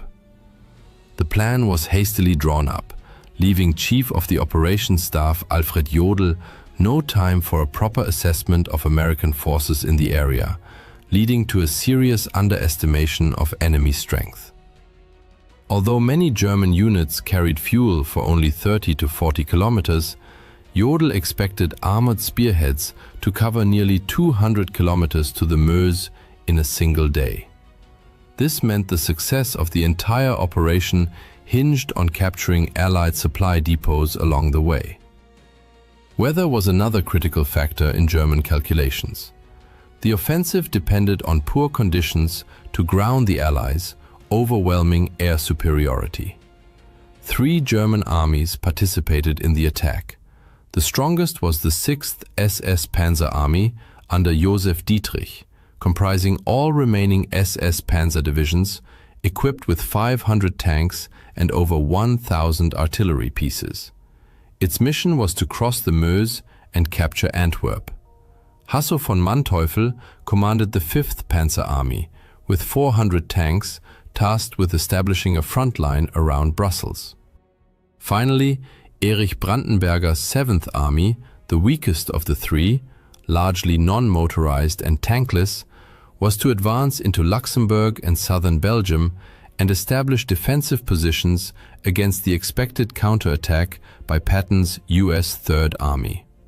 The 7th Army's weakness was a major flaw in the plan, leaving the entire operation's left flank vulnerable from the outset. A collapse in this sector could nullify any gains made farther north. German commanders recognized. Altogether, the Wehrmacht assembled over 200,000 men in 29 divisions, including 9 panzer divisions. Yet even internal Wehrmacht assessments acknowledged that most of these divisions were of low combat readiness. Facing them were the US 1st Army's 5th Corps under Leonard Jarrow and the 3rd Army's 8th Corps under Troy Middleton. The Allies in the region faced their own challenges. To support the 1st Army's push toward the Ruhr dams and Patton's planned thrust into the Saar, General Omar Bradley had dangerously overextended American forces in the Ardennes sector. Additionally, many units stationed there were cavalry groups, light, highly mobile formations ideal for pursuit, but ill-suited for static defense or forest combat. The US Army had not yet adequately transitioned from its rapid summer offensives to the more static autumn conditions. Roughly 80,000 American troops were stationed in the Ardennes. Thus, 3 German armies stood ready to strike 2 unsuspecting American corps. And, when forecasts predicted poor weather, the Germans set their plan in motion. Throughout November and early December, they moved troops and supplies under deep secrecy, operating only at night. No cooking fires were lit, and no daytime movements occurred. 2.0. German reconnaissance aircraft flew low over deployment areas at night to monitor progress, spot unauthorized lights, and mask engine noise. Although Allied intelligence detected some signs of German buildup, the warnings were either delayed or dismissed, leaving US forces unprepared. The secrecy imposed further logistical problems. Fearing detection, much of the materiel was unloaded too far from the front. Hitler and his generals prioritized security over supply. When the offensive began, the Germans had only about 15,000 tons of artillery ammunition. Yet they required 1,200 tons per day, meaning the operation would exhaust its ammunition in just 10 days. Motorization shortages also plagued the advance. 17-year-old artilleryman Emil Frie, serving in a rocket battery, later recalled, "Often, one truck pulled 3 launchers. Sometimes they even hitched a WW Kübelwagen used by the unit commander. The whole convoy looked more like a circus than a dangerous military unit." Across the front line, American soldiers were resting. Colonel Daniel B. Strickler remembered, "It was considered a quiet sector, as there had been no aggressive combat on either side since the initial breakthrough to the German border in September. Yet some soldiers noticed odd activity. One reported, "We're constantly hit by reconnaissance patrols. All night, as soon as it gets dark, they start firing to drown out the noise of heavy equipment, tanks moving into position and so on. Something's happening." There was no more quiet time for the Americans. On 15th December, German units received their final orders. 17-year-old former sailor Friedrich Schmeske recalled that night. The peaceful silence of the bunker gave way to restless murmuring. Some comrades fell into wild euphoria. Then we had a hot meal, which some grimly called our last meal. Some men turned to alcohol to lift their spirits. Hand grenades, Panzerfausts, and extra rifle ammunition were distributed, and we were to lie down fully dressed. We were supposed to be woken at 4 o'clock, but it wasn't necessary, as no one slept. At dawn on December 16th, a massive German artillery barrage heralded the grand offensive. Following the storm of shells, German infantry surged for. American soldier Charlie Haug, an involuntary witness, described the scene. "We lived through perhaps the worst nightmare of our entire army careers. Horrific screams and shouts came out of the darkness, sounds you could barely imagine.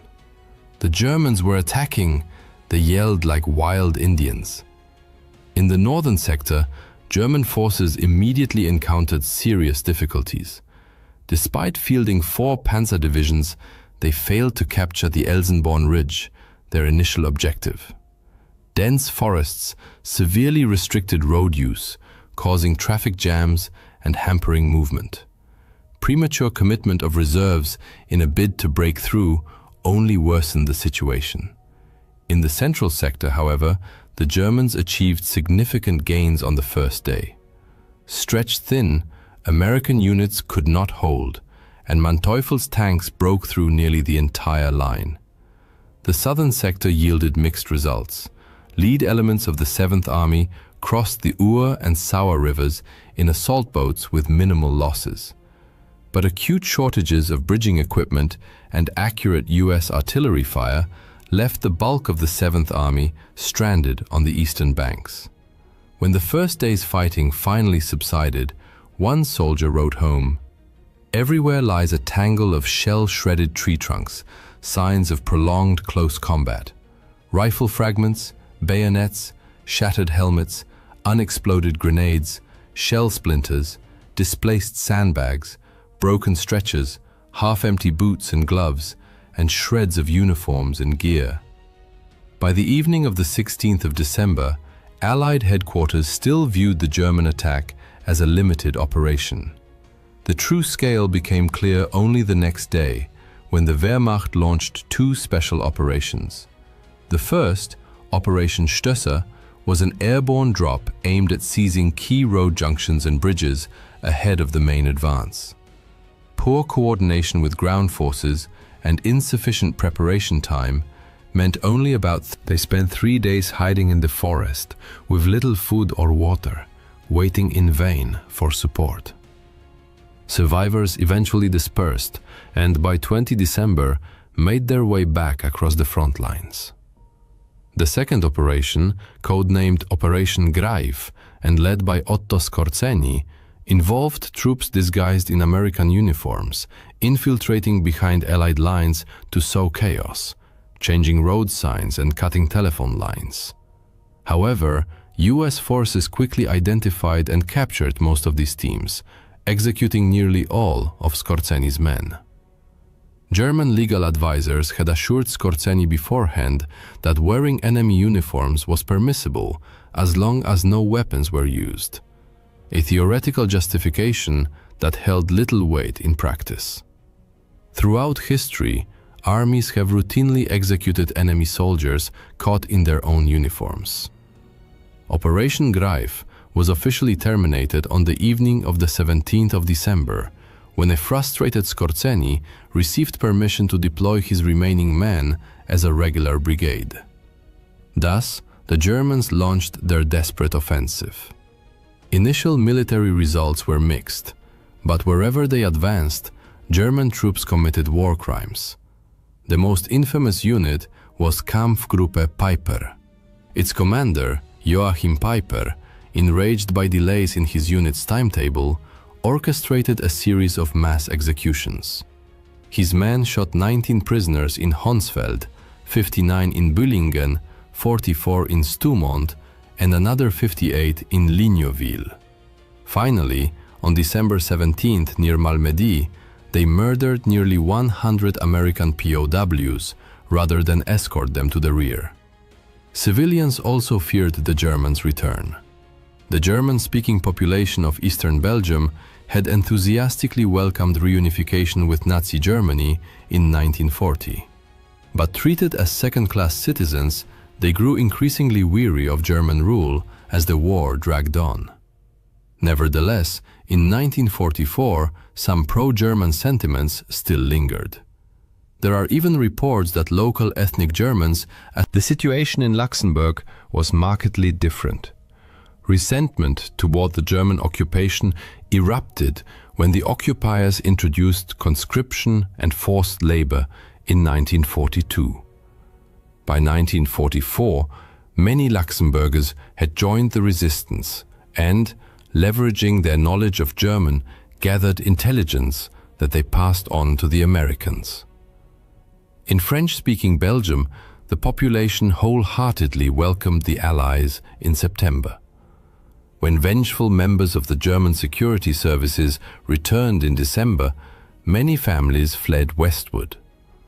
On December 20th, Allied Command held an emergency meeting and decided to place American forces north of the German breakthrough under British command, specifically under Field Marshal Bernard Montgomery's 21st Army Group. Lieutenant General Omar Bradley, commander of the US 12th Army Group, was deeply disappointed but reluctantly complied. Overall, this reorganization enabled the Allies to deploy reinforcements to the front more swiftly and effectively. Within a week, 250,000 American troops and elements of the British 10th Corps arrived in the threatened sector. By 23rd December, the German offensive had begun to stall as the element of surprise faded. The Wehrmacht lacked the logistical capacity and motorization needed to sustain supply over increasingly extended lines. German propaganda films exaggerated the number of tanks to mask this weakness. Yet in the Ardennes, the army relied on 40 times more horses than tanks. On December 23rd, when the skies finally cleared after weeks of overcast weather, the situation for German forces deteriorated sharply.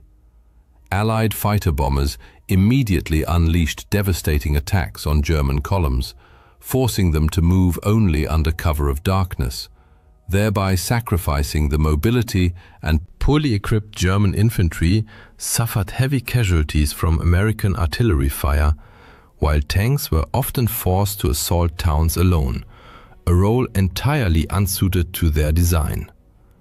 The German offensive peaked on Christmas Eve. Although momentum had already begun to wane by the 24th of December, the Battle of the Bulge was far from over. As early as December 20th, German forces had successfully encircled Bastogne, a vital Belgian transport hub, trapping roughly 15,000 American soldiers. Private Joseph Sajak, caught in the encirclement, later recalled, "Early Tuesday morning we were surrounded and the Germans started tightening the noose. All day they pounded us with mortar, artillery and machine gun fire. Men were losing their minds. There was no organization, no way out. We were all terrified."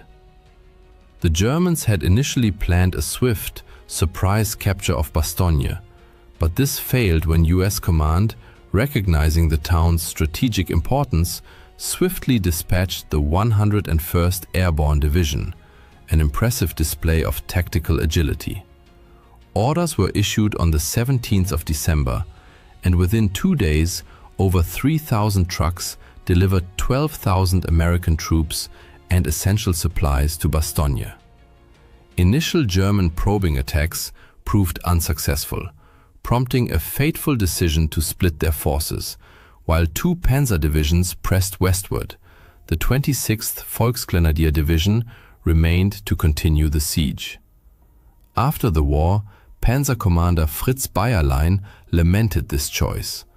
"One of the greatest mistakes was not immediately capturing Bastogne with a concentrated assault by all our forces after the initial plan failed. Had we done so, it would certainly have fallen."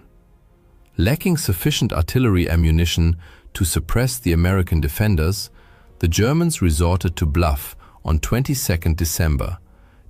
Brigadier General Anthony McAuliffe famously responded with a single word: nuts.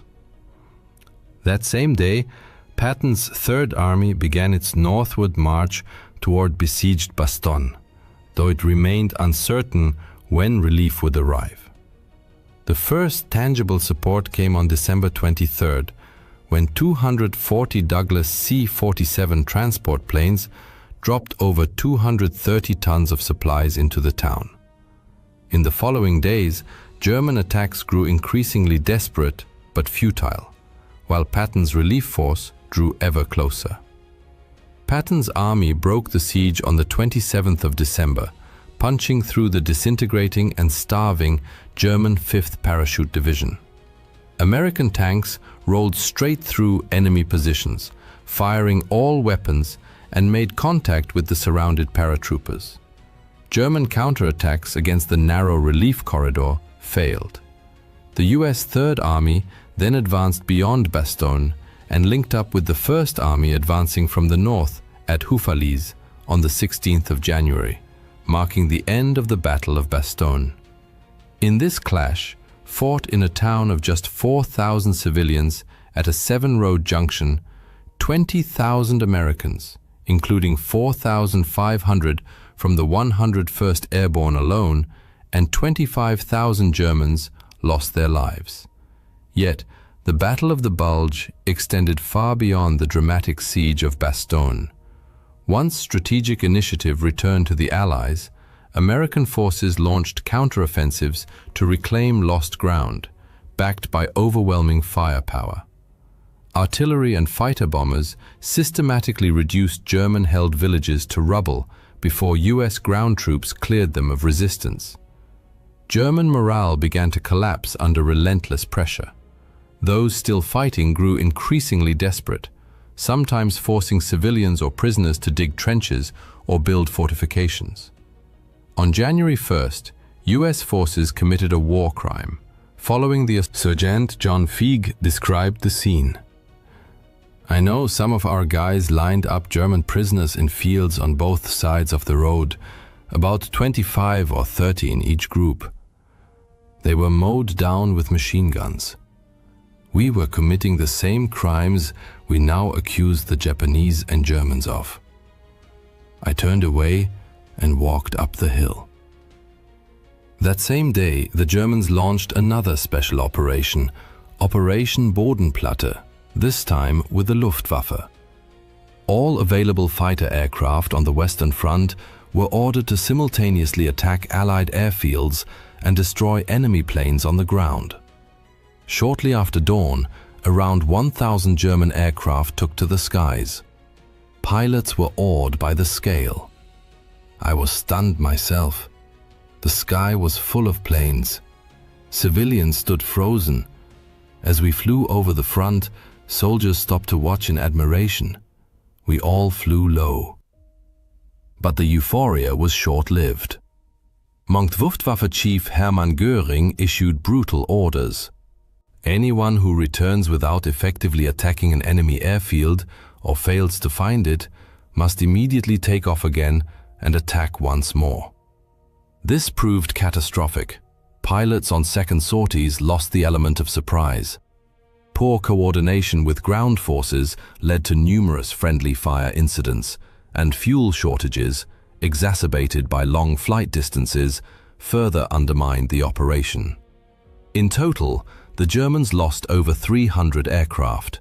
The Allies lost 260, but could quickly replace them. Germany could not. Fighting continued through early January as Allied forces slowly but steadily advanced against stubborn German resistance. On January 10th, Germany's High Command finally acknowledged defeat, ordering 3 panzer divisions withdrawn from the Ardennes and redeployed to Hungary. From 12th January, when the Red Army launched its massive Vistula-Oder offensive, Germany was forced to shift all available reserves eastward, stabilizing the Eastern Front just 70 kilometers from Berlin, though Soviet advances soon outran their own supply lines. From this point, remaining German units in the Ardennes were reduced to fighting rearguard actions. On 28th January, the US Army officially declared the Battle of the Bulge over. Casualties and consequences were staggering. The Americans suffered approximately 8,600 killed, 21,000 missing, and 47,000 wounded. An additional 20,000 non-combat losses, mainly frostbite and trench foot, were recorded. German losses included around 15,500 killed, 27,500 missing or captured, and 42,000 wounded. Over 2,500 Belgian and 500 Luxembourgish civilians also perished, most executed by marauding German soldiers or security personnel. Another 1,000 civilians died in Allied air raids on occupied villages.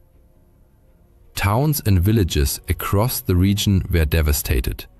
Years were needed to rebuild infrastructure, recover soldiers, remains, and clear unexploded ordnance. The Ardennes offensive ended in clear German defeat after a month of brutal combat. But did the German battle plan ever stand a chance? It suffered from fundamental flaws. Supplies were insufficient and stockpiled too far from the front. Most participating units learned of the attack only the night before, leaving no time for reconnaissance, forcing them to assault blindly. These factors revealed the growing paranoia of German leadership, which prioritized secrecy over proper preparation. Another critical error was assigning the best German units, the Waffen-SS divisions under Dietrich, to the northern sector, where Allied resistance was strongest. This defied basic military doctrine, which dictates reinforcing success where resistance is weakest to exploit breakthroughs and encircle the enemy. This misallocation was partly political. After the July 1944 assassination attempt, Hitler distrusted the regular army and placed his faith in the Waffen-SS. Yet the SS suffered from poor planning and ideologically driven assumptions, leading to inefficient use of their troops. Even with better leadership, success depended on factors beyond German control, such as unfavorable weather and the capture of Allied fuel depots. It remains unclear how Germany, far less motorized than the Allies, ever expected to seize these depots before the Americans. By late 1944, the German army, composed largely of conscripts equipped with outdated weapons and crippled by logistical shortages, could not sustain a prolonged offensive. Its war industry, drained of resources, could not replace losses. Most decisively, once the skies cleared, Allied air supremacy shattered German supply lines and provided critical close air support to ground troops. Given these realities, the German offensive was doomed from the outset and never had a realistic chance of success. The Battle of the Bulge was a complete tactical and strategic failure. The Nazis grossly underestimated both American combat strength and resolve, while overestimating the Wehrmacht's capabilities. The Ardennes offensive merely wasted Germany's last reserves, prolonged the war slightly, and accelerated the Red Army's advance on Berlin. After the battle, Western Allies regrouped and launched their final major offensive on the Western Front, the Rhineland Campaign, in February and March 1945. In the Battle of the Rhine, combined British and American forces pushed across Germany's western border toward the mighty Rhine River. To overcome this last major natural barrier before Germany's heartland, the Allies orchestrated a large-scale amphibious assault coupled with the war's largest single-day airborne operation. World War II is undoubtedly one of the most significant and tragic events in human history, seemingly well documented and thoroughly understood. Yet hidden within its depths are astonishing facts that cast new light on this colossal conflict. Presented here are 50 such revelations, uncovering unexpected dimensions of the war that forever reshaped our world. 50. The war before the war. The 1930s found the world still haunted by the fresh memories of World War I's devastation, with most Western nations deeply reluctant to engage in another conflict. Nevertheless, events unfolded in such a way that war became unavoidable, as the future Axis powers were already actively pursuing their expansionist agendas. Imperial Japan, for instance, had been steadily extending its territorial reach for years, culminating in the outbreak of the Second Sino-Japanese War in 1937. This protracted conflict between China and Japan continued until the end of World War II, prompting observers worldwide to seriously reconsider the scale of Japanese imperial ambitions. Yet, Japan was not the only Axis power aggressively preparing for war. 49. The propaganda offensive. Unlike Japan, Germany in the 1930s, still reeling from the catastrophic aftermath of its defeat in World War I, logically should not have been ready for another major conflict. However, this did not deter the Nazi leadership. On the contrary, they leveraged economic hardship as a powerful tool to mobilize the population. While Adolf Hitler orchestrated a massive global public relations campaign, capped by hosting the 1936 Olympics, he simultaneously accelerated Germany's rearmament. The 1930s saw colossal investments by the Nazi regime into the military-industrial complex, which left much of the world stunned by the Wehrmacht's formidable strength when it began its lightning advance across Europe. Interestingly, however, the Nazis were not always known by that Nazi, but more like Nazos. Today, the term Nazi is universally synonymous with absolute evil. Yet, during the party's early days, as it disseminated its virulent ideology, its members officially called themselves the National Socialist German Workers' Party. Even Nazis wasn't their preferred nickname. They referred to themselves as Nazos. So where did the now ubiquitous term Nazi originate? It was coined by journalist Konrad Haydn, who derived it from a Bavarian word meaning foolish or simple-minded. Remarkably, the Nazis appear to have missed the derogatory undertone entirely. 47. A stolen symbol. As the Nazis spread their influence across Europe, they emblazoned their military hardware with the swastika, a symbol that soon became synonymous with terror and evil. This horrified many for whom the sign held profoundly positive spiritual meaning. Though its traditional orientation differed slightly, the swastika was originally an ancient religious symbol. Its name derived from the Sanskrit word for hooked cross. Commonly associated with fertility and good fortune, it appeared across ancient civilizations worldwide, from Greece to India. Many who once used it in sacred rituals now advocate for its complete removal from public life due to its painful association with Nazism. 46. Fire the death ray. Rumors of a Nazi death ray capable of shooting down aircraft with radio waves prompted public concern and turned attention to Robert Watson Watt, a pioneering British radio engineer. When asked whether such a weapon was feasible, Watson Watt concluded it was not. Yet his research proved invaluable. By the late 1930s, his work led to major breakthroughs in radar technology, greatly aiding British forces in detecting German aircraft and submarines. A pinky promise? Desperate to avert war, European governments made significant concessions to Adolf Hitler.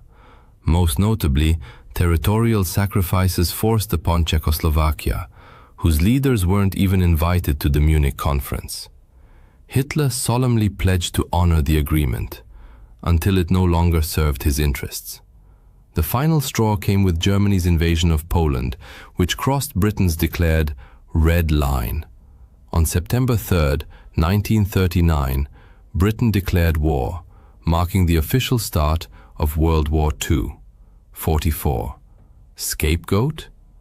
For decades, historians have fiercely debated the legacy of Prime Minister Neville Chamberlain, whose name became synonymous with the policy of appeasement.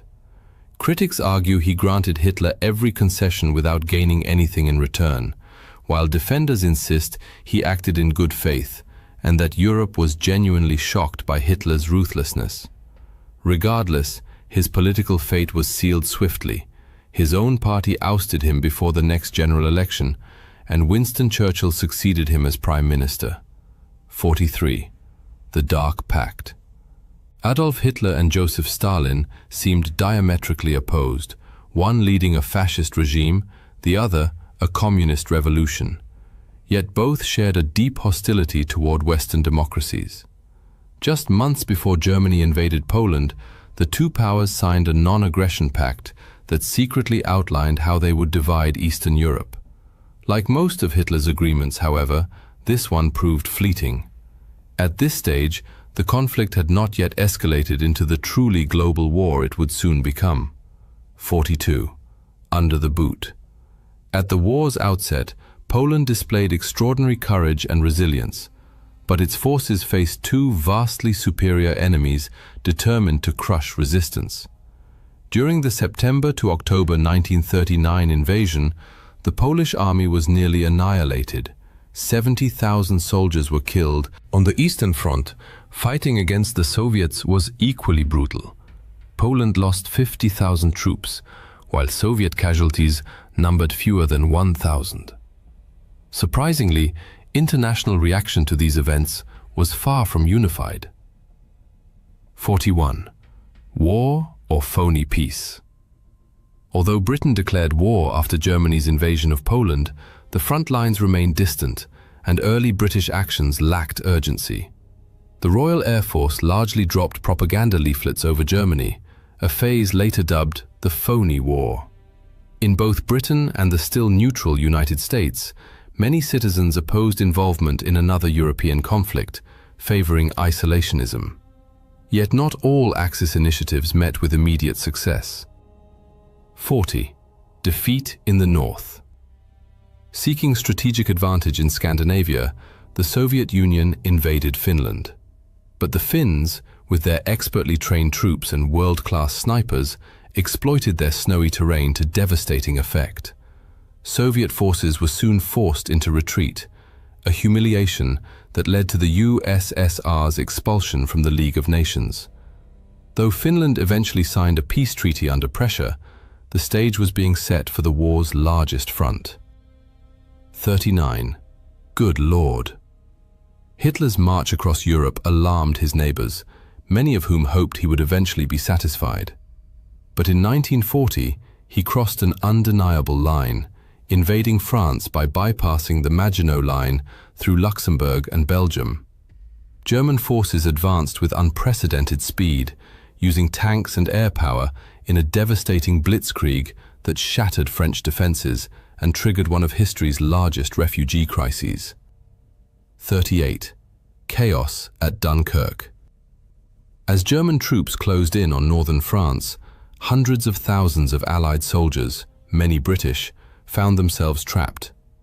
With insufficient naval resources and land routes dubbed the Miracle of Dunkirk, the operation rescued over 300,000 troops in just 8 days, using a flotilla of more than 800 vessels, many crewed by civilians.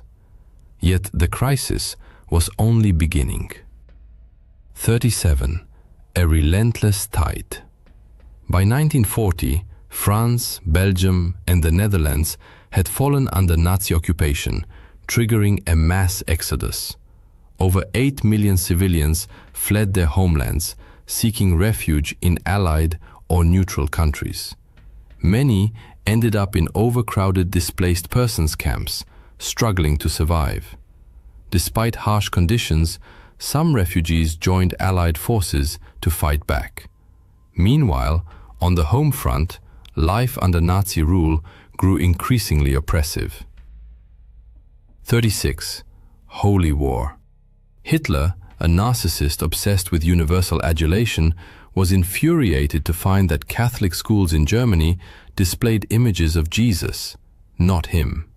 His persecution of Catholics intensified, eventually targeting Pope Pius XII, who condemned Nazi atrocities toward the war's end. Hitler even consulted a general about occupying the Vatican and assassinating the Pope, but the horrified general instead warned Italian authorities. Few institutions escaped Nazi attempts at destabilization. 35.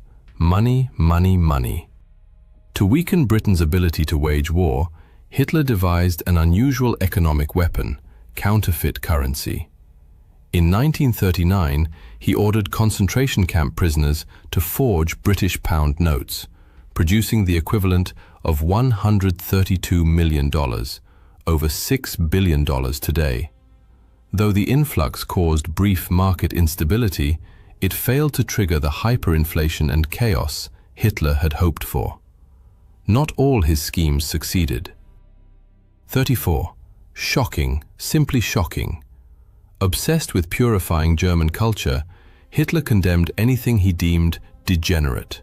Books were burned, and artists labeled unpatriotic were arrested. To ridicule modern art, the regime organized an exhibition of degenerate art, displaying over 650. Ironically, it drew far larger crowds than state-approved Nazi art galleries, exposing the public to creative expression the regime sought to suppress. 33. The perfect baby? Hitler's obsession with Aryan racial purity extended to propaganda featuring blonde, blue-eyed children, despite his own dark hair and Austrian origins. In 1935, he launched a nationwide search for the ideal Aryan infant, led by propaganda minister Joseph Goebbels. In a twist of irony, Goebbels selected a photograph sent by anti-Nazi photographer Hans Ballin, depicting a dark-haired Jewish baby. Ballin's act of sabotage succeeded brilliantly, forcing the child's family to flee to Latvia to escape persecution. Art, it turned out, could be a potent weapon of resistance. 32. The Great Dictator. Across the Atlantic, US entry into the war faced strong opposition. Isolationist sentiment ran deep, and media coverage of Nazi atrocities was often limited. One notable exception was Charlie Chaplin, the silent film legend. Despite studio reluctance, he self-funded his satirical masterpiece, The Great Dictator, a bold anti-Nazi statement. Hitler reportedly fumed at the ridicule, but another famous figure was working on the opposite side. 31. The Pilot. Though the America First movement had complex roots, many of its members sympathized with Nazi Germany. Among them was Charles Lindbergh, the famed aviator of German descent and one of America's most celebrated heroes.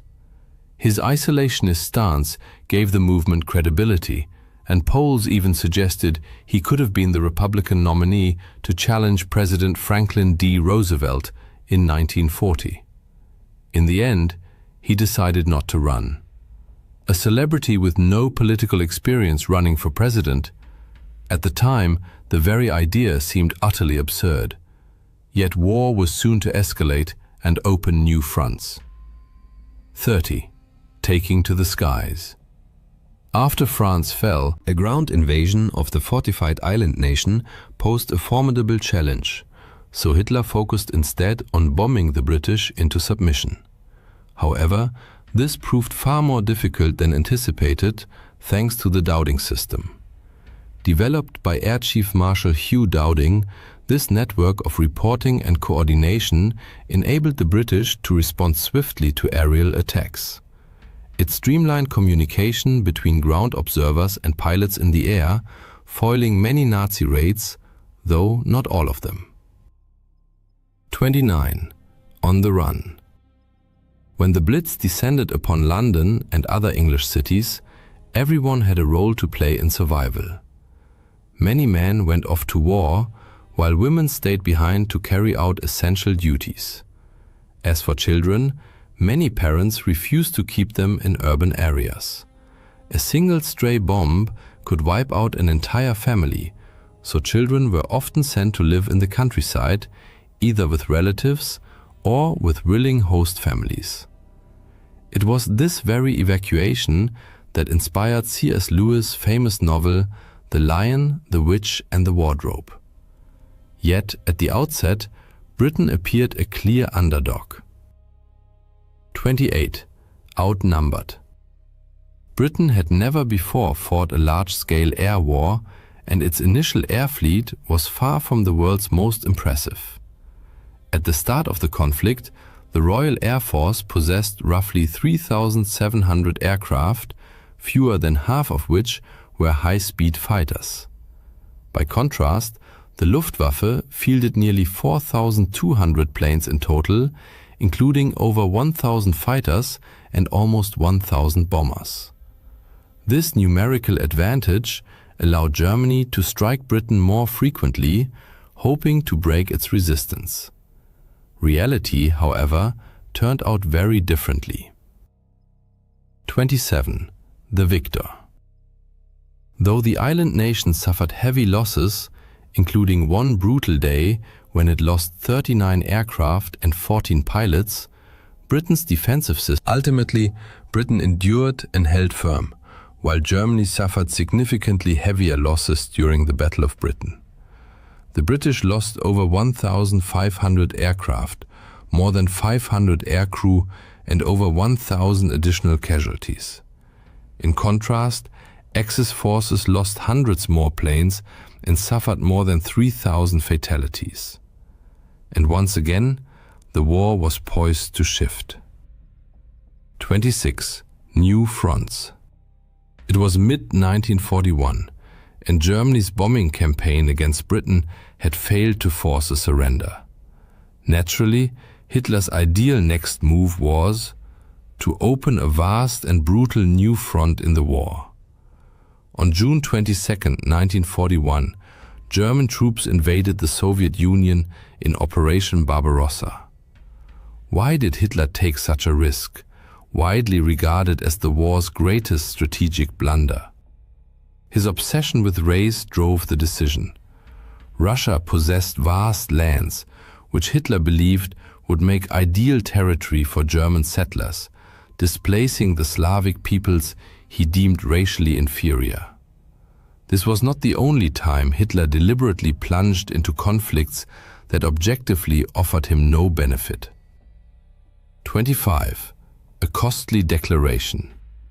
This moment entered history as one of World War II's most infamous and humiliating episodes. Seeking to prevent US interference in its Pacific expansion, Japan launched a surprise attack on Pearl Harbor, delivering a devastating blow to the American naval fleet. In response, the United States immediately declared war on Japan.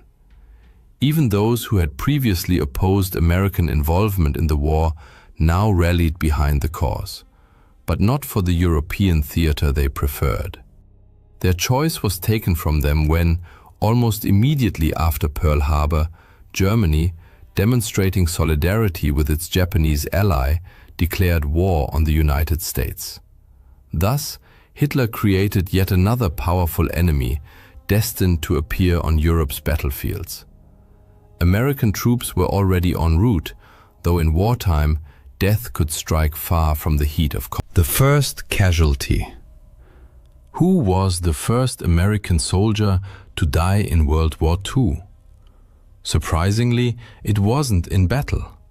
His name was Robert M. Losey, a native of Iowa who served as an aeronautical meteorologist. In 1940, during the German invasion of Norway, he was working as a military attaché.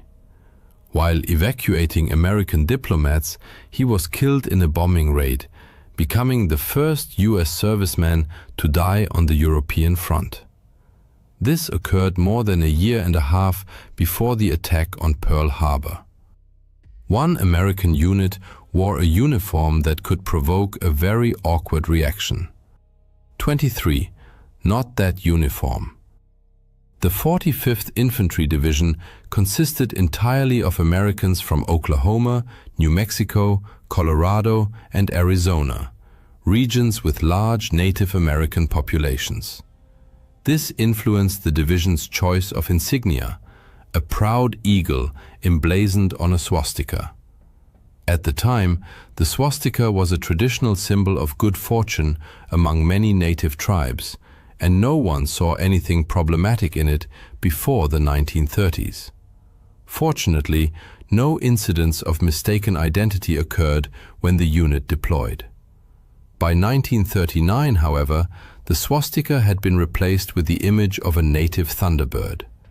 It wasn't the only pre-war symbol to undergo such a change. 22. Did Hitler love America? Being a dictator certainly had its perks, especially when you alone decided military priorities. Beyond building secret fortresses and compounds, Hitler preferred to travel in style aboard his personal train. This mobile complex featured a conference room, bedroom, and dining car. Originally, it was named America. Needless to say, once American forces became a genuine threat, the name grew deeply ironic, and in 1943 it was quietly changed to Brandenburg. 2.0. Some changes, however, seemed less consequential. 21. No hamburgers here.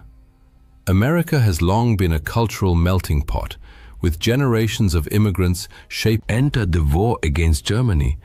Many were surprised to discover how many everyday words had German roots. The most famous example, the humble hamburger, renamed in many places as the Liberty steak. Of course, it was the exact same dish, making the rebranding somewhat pointless. Liberty fries with your Liberty steak, anyone? Food and drink, oddly enough, played a meaningful role in wartime morale. 20. I need my Coke. During the war, American industry focused on producing essentials, ammunition, armor, supplies, and soda? Coca-Cola was immensely popular among US troops, and the company showed its support by opening bottling plants in North Africa. This allowed millions of bottles to be shipped across the Mediterranean to soldiers in the field, boosting morale and cementing Coca-Cola's status as a global brand for decades to come. But the tide of battle was turning and growing bloodier by the day. 19. The deadliest battle. Hitler made a catastrophic error by invading Russia. Napoleon might have warned him, never invade Russia. Neither side, however, was prepared for the unprecedented brutality that unfolded on the Eastern Front. Despite initial successes and numerical superiority, German forces inflicted staggering losses on the Soviets. By the war's end, the USSR had suffered a shocking 21 million casualties. Yet fighting on home soil with vast manpower reserves, the Soviets inflicted devastating damage in return. 80% of all German wartime casualties occurred on the Eastern Front. As the war turned against him, Hitler grew increasingly paranoid. 18. Death among the ranks. Hitler was surrounded by influential advisors, but he disliked hearing unwelcome counsel. He frequently lashed out at those who dared contradict him, expelling them from the party. Even elite Nazis like Werner von Braun found themselves sidelined in the war's final days. Most notoriously, Hitler executed a staggering 84. Admittedly, many were involved in plots against him. But can one really blame someone for conspiring when survival is at stake? Especially when that person is close to a leader many believed was steering the nation toward ruin. Indeed, Adolf Hitler, dictator of Nazi Germany, narrowly escaped assassination by his own inner circle. 17. Operation Valkyrie. In the final year of the war, many in Hitler's military entourage viewed him as increasingly unstable and damaging to Germany's war effort. He even continued purging his own scientists. Led by Klaus von Stauffenberg, a group of Nazi insiders devised a plan to kill Hitler using a bomb at his secret headquarters. But a last-minute change in seating meant the blast only wounded Hitler. Most conspirators were swiftly executed. Even the famed General Erwin Rommel was implicated, leading to the abrupt and tragic end of his military career. Some of Hitler's plans were truly bizarre. 16. Beatles in Britain. Early in the war, the Nazis explored unconventional attack methods, one of them decidedly more many-legged. Nazi command considered using the Colorado potato beetle, a notorious crop pest, as a biological weapon. The idea was to drop millions of these insects onto British farmland, destroying food supplies and starving the island into submission. The plan was ultimately abandoned for a simple reason. It proved impractical to collect the 40 million beetles required. Still, there were some lines even Adolf Hitler refused to cross. 15. Even evil has standards. Nazi scientists worked diligently to develop deadly biological weapons, including advanced strains of typhus and cholera. When presented to Hitler, however, he rejected them, and most projects were shelved. What caused his objection? Despite having no qualms about murdering millions of civilians, Hitler was a World War I veteran who had witnessed the horrors of chemical. That experience may have left a deep psychological scar, creating an unexpected moral contradiction. Yet far more powerful weapons were still in development. 14. The Nazi atomic bomb? One of the war's most persistent rumors was that the US barely beat the Nazis to the atomic bomb. In truth, the Nazis were nowhere near completing a nuclear weapon. That doesn't mean they made no progress, however. They possessed uranium, and with Japan capable of reaching the US mainland, a plan emerged to strike the West Coast with a conventional bomb packed with uranium. The scheme was never carried out, and German uranium eventually fell into American hands. Meanwhile, across the ocean, development was accelerating. 13. The Canadian bomb? Canada entered the war long before the US, joining the Allies while America remained neutral. It even launched its own atomic bomb project, jointly with Britain, called the Tube Alloys Program. Eventually, it merged with the American Manhattan Project to speed development, with both sides pledging full information sharing. But the US broke that promise, and it would be another 7 years before Britain successfully tested its own atomic bomb. And the first bomb ever detonated wasn't used in combat. 12. Let's go. The hope was that the atomic bomb would end the war with a single, overwhelming strike against the Axis powers. Enormous resources had been poured into its creation, and the Allies needed to be certain it worked before deployment. The first successful test took place in the New Mexico desert, an immense triumph that horrified one of its chief architects. J. Robert Oppenheimer famously quoted from an ancient Hindu scripture, "Now I am become death, the destroyer of worlds." Yet the first 2 bombs dropped in war had a similar yet different. The first 2 nuclear weapons ever used in combat, and still the only ones to date, were nicknamed Fat Man and Little Boy. But their names and sizes weren't the only differences. They employed entirely different mechanisms. Little Boy used uranium-235 fission, while Fat Man, 40% more powerful, relied on plutonium. Now, for some truly shocking wartime revelations. 10. A. Good? Hitler? William Patrick Stewart Houston appeared to be an ordinary British man. Raised in Liverpool, he eventually immigrated to the United States and served in the US Navy. But he harbored a secret. His father was Alois Hitler Jr., Adolf Hitler's half-brother. He not only fought for the United States against the empire of his fanatical uncle, but was also awarded the Purple Heart after being wounded in combat, yet another noble German-American who contributed to the Allied struggle against the Axis powers. The Nazis employed all manner of unusual tactics to fund their war effort, though, in truth, many of these were simply conventional methods of wartime financing. 9. Who was Max Heiliger? The Nazis.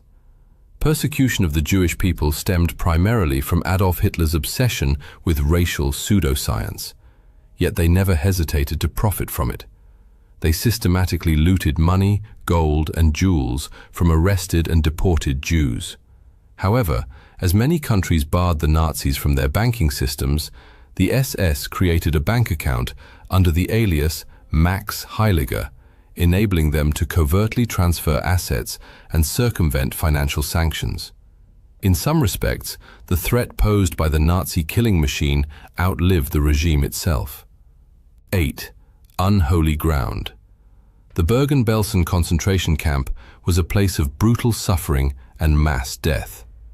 Though not an extermination camp in the strictest sense like others, rampant disease and a catastrophic lack of medical care claimed countless lives. When Allied forces liberated the camp in 1945, typhus was so widespread that they made the grim decision to burn the entire site to the ground to prevent further contagion. Yet even amid such horror, heroes emerged whose actions brought light to those darkest of times. 7. The rescuers. In most Nazi-occupied countries, Jewish communities were swiftly rounded up, deported, or murdered. Denmark, however, proved an exception. After quickly surrendering to German forces and accepting occupation, the Danes, lack of overt resistance, granted them a degree of autonomy. This reprieve bought them precious time, until the Nazis finally moved against Danish Jews.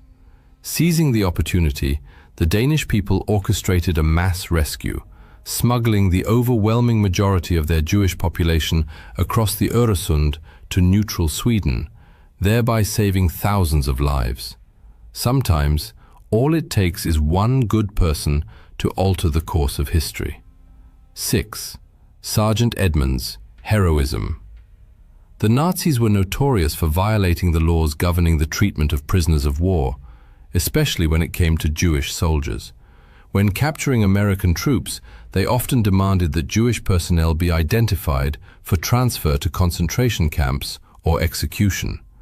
But they hadn't reckoned with Master Sergeant Roddy Edmunds, a man of extraordinary courage. Ordered by a German officer to identify the Jewish POWs in his unit, Edmunds defiantly declared, "We are all Jews here." Though this act placed his entire unit at risk, the Nazis, fearing potential war crimes prosecution, backed down. Edmunds likely saved up to 300 lives and was posthumously honored as righteous among the nations by Israel. Some truths of war defy easy comprehension. 5. An old college try. Any Bostonian who'd fought the Nazis and heard their marching chants, "Why did the Nazi anthem Sieg Heil sound so strikingly similar to Harvard University's fight song?" The answer lies in the fact that the composer had once studied at Harvard. And amid the Nazis' countless atrocities, a minor case of musical plagiarism hardly ranked as a priority for anyone. For some, the war never truly ended, leaving deep and lasting scars. 4. The unfinished peace. Had the war not concluded when it did, thanks to Nazi Germany's collapse and the atomic strikes on Japan, a new front might well have opened, a Soviet invasion of Japan. Though this conflict never reached its full potential, the two nations technically remain at war to this day. No formal peace treaty was ever signed, and negotiations collapsed as recently as 2000 over disputed islands seized by Russia. Yet, even in the midst of slaughter, hope found a way to endure. 3. In the blood. World War II was the deadliest conflict in human history, yet it also saw more soldiers survive severe battlefield injuries than ever before. What made the difference? Advances in medical technology and one innovation in particular, blood transfusion. Though the practice existed long before, it was during this war that it was first systematically deployed on the front lines, saving countless lives and becoming a cornerstone of battlefield medicine. In the fog of war, reality often grew strange and unpredictable. 2. The parachuting Nazi. It was 1941, and Germany still believed victory was assured. So confident were they that they dispatched one of their highest-ranking officials to Britain to negotiate its surrender. 2. Rudolf Hess, Hitler's deputy, parachuted into Scotland expecting to return a hero. Instead, he was immediately arrested. Held as a prisoner of war until the conflict's end, he was later tried at Nuremberg, convicted of crimes against. Yet among the heroes of World War II were also unexpected names, some instantly recognizable. 1. The Big Guns. Is this a military roster or a Hollywood cast list? World War II's mass conscription brought many future stars into uniform. Among those who served, and in some cases paused their burgeoning film careers, were Walter Matthau, Peter Fonda, David Niven, and Christopher Lee. One conspicuously absent name? The quintessential American cowboy, John Wayne, who received a deferment due to a football injury. For readers eager to uncover more secrets from the war's final days, we recommend the article "What Really Happened to Nazi Leaders After World War II?" or its accompanying video. December 17, 1944, deep Belgian night. At 5:30 a.m., the death rattle of a Tiger tank's engine echoed through the Hansfeld area before it gave its last gasp and fell silent. SS Obersturmbannführer Joachim Peiper, in frustration, slammed his fist against the armored hatch, creating a deafening metallic clang that resonated in the frosty air. Untersturmführer Weber, the tank's driver, desperately tried to revive the 700 horsepower Maybach engine, but to no avail. The fuel tank was treacherously empty. Hauptsturmführer Weber's voice, coming from his compartment, betrayed panic. Even the reserve tank was dry. Peiper exited his command tank, his boots crunching into the frozen Belgian ground. Around him lay a steel armada, the most powerful armored assault group the Wehrmacht had thrown into the heart of Operation Watch on the Rhine, better known as the Battle of the Bulge. 67 tanks, 149 half-tracks, and approximately 5,000 elite Waffen-SS soldiers, the pride of Germany, lay immobilized due to a simple lack of fuel. Through the morning fog, Peiper discerned the outlines of an abandoned American position, Hansfeld, a strategically important supply hub for the US 99th Infantry Division. The Americans, in their hasty retreat, had left behind smoldering barrel fires, unfinished coffee in mugs, and, as if a twist of fate, rows of coveted olive-drab jerrycans filled with fuel, a generous gift from the very god of war. Driven by a mix of astonishment and anticipation, Peiper slowly approached the coveted jerrycans.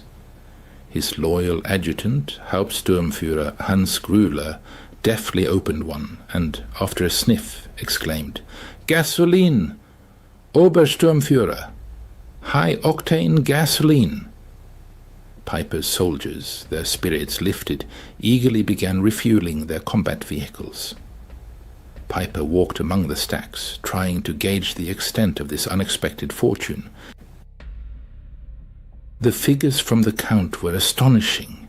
50,000 gallons. More than enough to fuel his entire battle group for a rapid breakthrough to the Meuse River. This quantity could have been enough to turn the tide of the entire offensive. At this single depot, the Americans had left more fuel than most German divisions received in 6 months.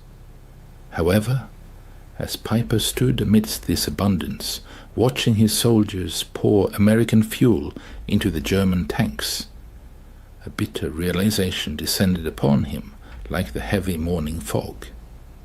If the Americans could afford such wastefulness, if they could abandon without regret what Germany would have guarded with entire divisions, then the outcome of this war was predetermined.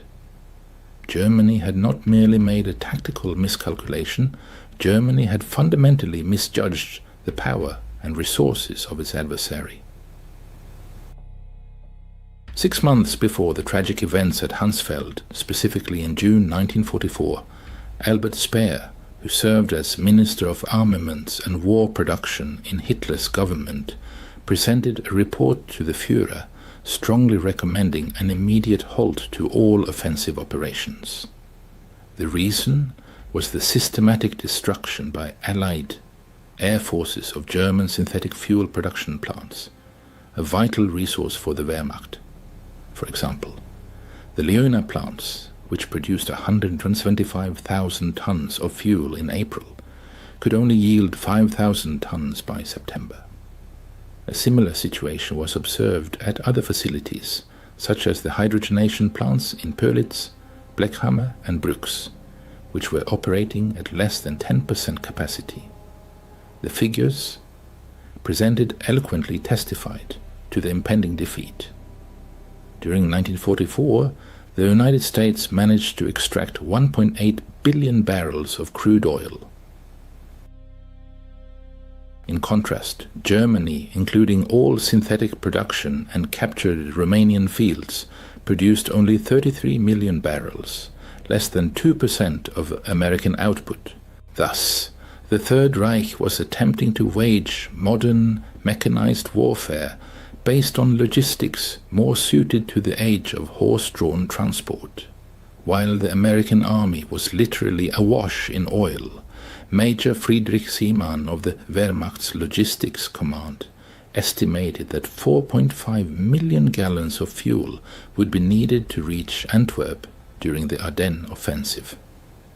Hitler allocated 5 million gallons, but due to transportation issues, only half reached the front lines. Ultimately, the German High Command gambled on capturing enemy supplies, which was more a sign of desperate weakness than strategic strength. While American engineers laid a network of oil pipelines across France under the code name Pluto, which stood for Pipeline Under the Ocean, the American Army also organized the Red Ball Express, a colossal system of truck convoys that daily delivered approximately 12,500 tons of various supplies to the front lines.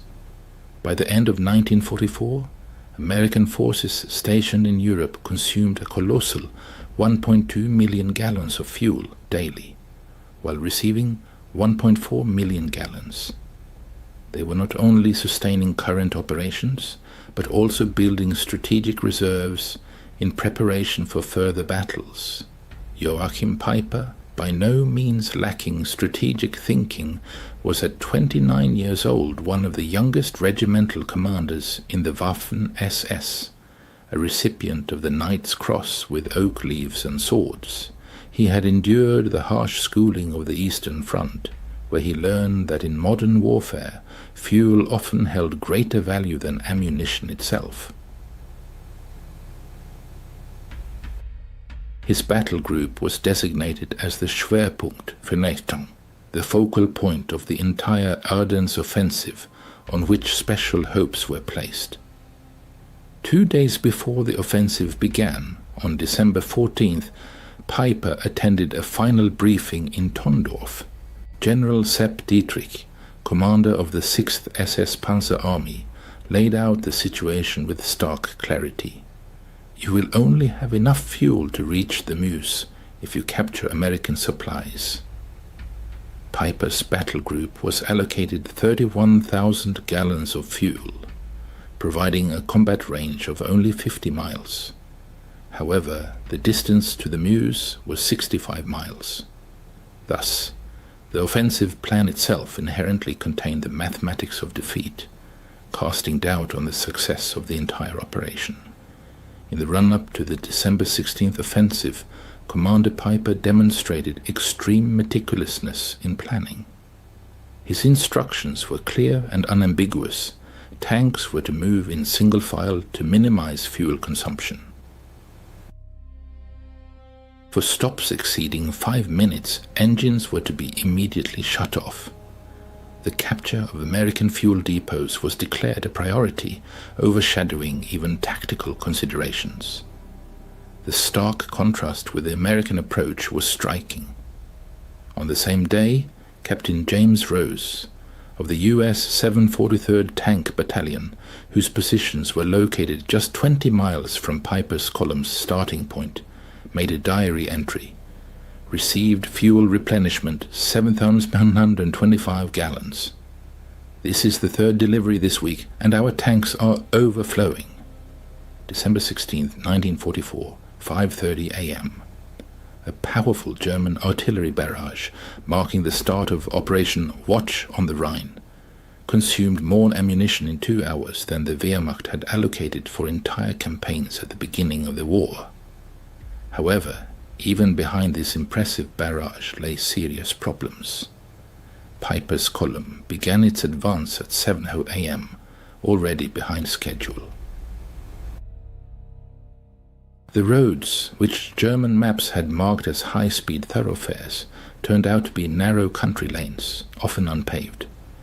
After the German breakthrough, armored columns surged deep into the Ardennes forests, but soon encountered difficulties. Equipment designed for the vast Russian steppes proved ill-suited for the narrow, winding roads of the Ardennes.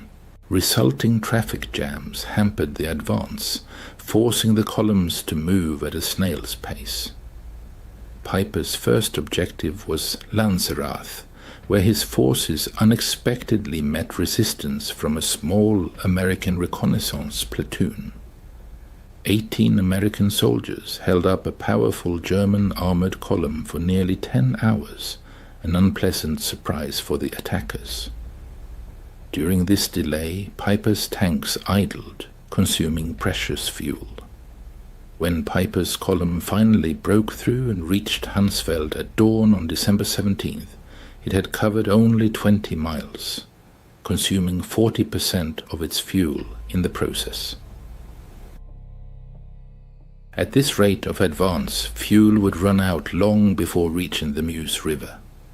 Interestingly, the American supply depot at Hansfeld was not a strategically important facility. It served as a forward supply point for the 99th Infantry Division and was classified as a Class 3B depot, a temporary refueling station. However, to the Germans' surprise, the amount of fuel found there exceeded a month's supply for an entire German panzer division. Hauptsturmführer Hans Grüler later recalled, "We stumbled upon entire pyramids of jerry cans, each containing 5 gallons of gasoline. They were stacked up to 10 feet high and stretched for perhaps 650 feet, and most surprisingly, the Americans hadn't even attempted to destroy them.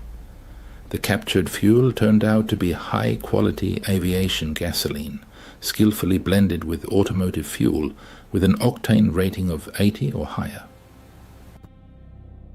Notably, German equipment, particularly the finicky Maybach engines installed in Tiger tanks, was designed for fuel with an octane rating of 74.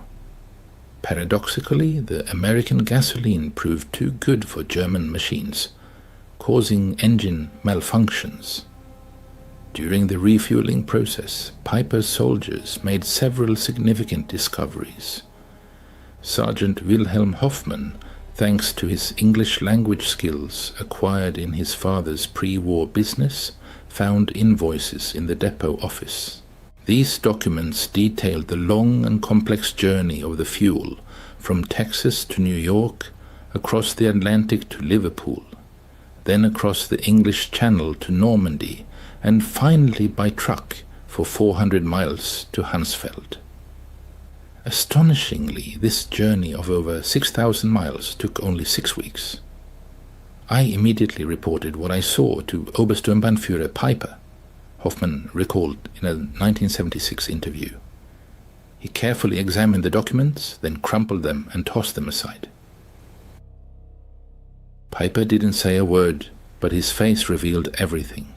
We both realized what this meant. Soon after, Private Ernst Kara came across a fresh issue of the Stars and Stripes newspaper from December 15th, dated just 2 days prior. The headline announced the opening of a new fuel pipeline connecting Cherbourg and Verdun, capable of pumping up to 300,000 gallons of fuel daily. This single pipeline alone could provide many times more fuel than Piper's battle group needed for the entire operation. To grasp the overwhelming significance of Piper's discovery, one must look at the fuel crisis that gripped Germany by the end of 1944. Starting in May, massive Allied bombing raids led to a catastrophic 90% drop in synthetic fuel production. The Luftwaffe, facing a severe shortage of aviation gasoline, was forced to ground its aircraft. Pilot training was drastically cut. Instead of the previous 250 flight hours, new recruits received only 60. The Kriegsmarine's surface fleet virtually ceased to exist. Submarines, in an attempt to conserve precious diesel fuel, were equipped with snorkels, allowing them to operate longer on battery power. On the home front, German citizens had not seen personal automobiles since 1942. Gasoline had become such a valuable resource that even the theft of a few liters on the black market became a subject of Gestapo investigations. Farmers were forced to return to using horse-drawn plows.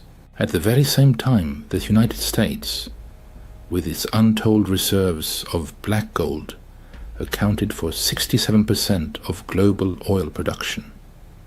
The East Texas oil field alone produced more oil than all of Nazi-occupied Europe. American oil refineries operated at full capacity, and Standard Oil even experimented with new petroleum products simply because they had an abundance of crude oil. After capturing the impressive 50,000 gallons of fuel at Hansfeld, Piper's armored columns surged forward like predators sensing prey. By midday on December 17th, they reached Bühlingen, where a new prize awaited them. Additional supplies, food, ammunition, and, most valuable of all, topographical maps indicating the locations of other American fuel depots in the vicinity. However, a careful study of the maps revealed a disturbing picture to the German officers. The Americans had vast fuel reserves scattered everywhere. Almost every major crossroads held a depot brimming with gasoline. The U.S. First Army alone held a colossal 3.5 million gallons of fuel in reserve. Piper, without losing a moment, continued his advance towards Ligneville, where his soldiers committed a monstrous war crime that went down in history as the Malmedy Massacre. 84 American prisoners of war were brutally murdered. Even this inhumane act was indirectly linked to the severe fuel shortage. Piper later justified his actions by claiming he could not afford to allocate precious gasoline for transporting prisoners to the rear. By the evening of the same day, Piper's spearhead reached Stavelot, where a large American fuel depot containing over 2 million gallons of fuel was located. This quantity would have been more than enough to sustain further advance to the Meuse and achieve the objective. However, as the first German vehicles appeared on the horizon, American engineers were already hard at work carrying out orders. Captain John Brewster of the 291st Engineer Combat Battalion had been timely warned of the enemy's approach. His mission was crystal clear and simple: at all costs, prevent the fuel from falling into enemy hands. In December 1944, at the height of the German offensive in the Ardennes, American engineers demonstrated resolve, depriving the enemy of valuable resources. The depot at Stavelot, holding 289,000 gallons of gasoline, became the scene of dramatic events. On December 17th, as Piper's vanguard approached the depot, Captain Brewster ordered the destruction of the supplies. Engineers laid gasoline trails between the stacks of jerrycans, and then Technical Sergeant Paul Solis threw a white phosphorus grenade. According to Solis, the explosion was instantaneous and colossal, a wall of fire erupting 100 feet into the air. Soon, the entire depot became a blazing inferno. Piper's arriving tanks saw a column of black smoke rising 1,000 feet. The fire raged for 3 days, destroying enough fuel to power Piper's entire division to Antwerp and back. Untersturmführer Weber recalled how a stunned Commander Piper, standing on his tank's turret, silently watched the flames, then uttered, "They can afford to burn 2 million gallons just to deny them to us. What are we doing here?" Throughout the Ardennes region, American engineers carried out similar operations to destroy fuel depots. At Trois Ponts, 1.1 million gallons were destroyed, and at Spa, 2.5 million gallons. In total, during the first week of the offensive, the Americans deliberately destroyed over 8 million gallons of fuel, an amount exceeding what Germany had allocated for the entire operation. These actions, though painful in terms of resource loss, played a crucial role in thwarting the German offensive plans. The Allied forces' incredible ability to consume millions of gallons of fuel daily was due to an unprecedented supply system that surpassed all German command's understanding. The legendary Red Ball Express became a symbol of this logistical might, delivering a colossal 412,000 tons of supplies, using a fleet of 6,000 trucks operating 24/7. Notably, each truck consumed about 40 gallons of fuel daily, and the total fuel expenditure for the Express exceeded the monthly supply for the German Army Group B.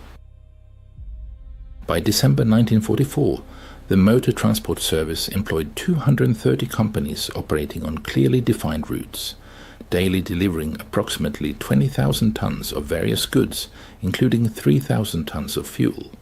Colonel James Snyder, the First Army's Chief of Logistics, highlighted the system's efficiency in his December 18th records. Yesterday's fuel receipts totaled 147,000 gallons, 1,923,000 gallons were issued, resulting in a net increase of 224,000 gallons in reserves. But an even more impressive element of the system was the pipeline network. Operation Pluto enabled pipelines to be laid directly across the English Channel, ensuring the transfer of up to 1 million gallons of fuel daily from Britain. This network continued to expand inland. The Cherbourg-Paris line supplied 800,000 gallons daily, and the Saint-Lô line 650,000 gallons. Ultimately, by December 1944, Allied forces in northwest Europe consumed 7.5 million gallons of fuel per day, while receiving 8.2 million gallons. This allowed them not only to sustain ongoing operations, but also to build up reserves in anticipation of new offensives. As Piper's battle group advanced deeper into Belgian territory on December 18th, the critical nature of the German army's fuel shortage became increasingly evident.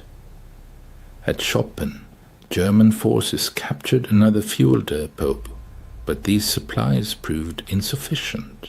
Approximately 5,000 gallons of gasoline were consumed in just 3 hours of intense fighting. Heavy Tiger tanks consumed a colossal 2.5 gallons of fuel per mile in combat, while Panther tanks used 1.5 gallons per mile. In the challenging terrain of the Ardennes, with its difficult roads and rugged landscape, fuel consumption increased by another 40%. Hauptscharführer Otto Dingler, responsible for maintenance in the 1st SS Panzer Regiment, noted with concern in his records, By midday on December 18th, we had consumed 67,000 gallons of fuel since the start of the offensive. We managed to capture about 55,000 gallons, which is clearly insufficient to cover our needs. We are facing a severe deficit.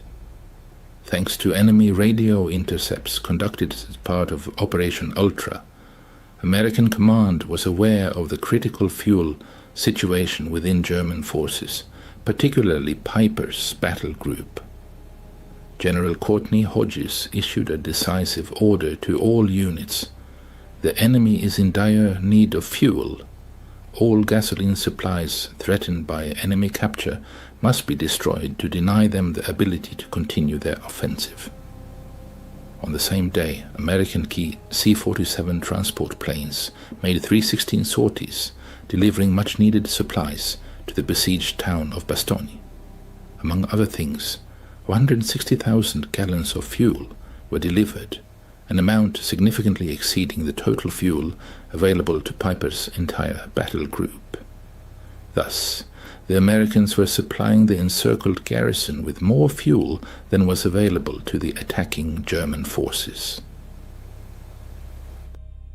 By December 19th, as Piper's unit encountered fierce resistance in the Stoumont area, the fuel shortage reached a critical point.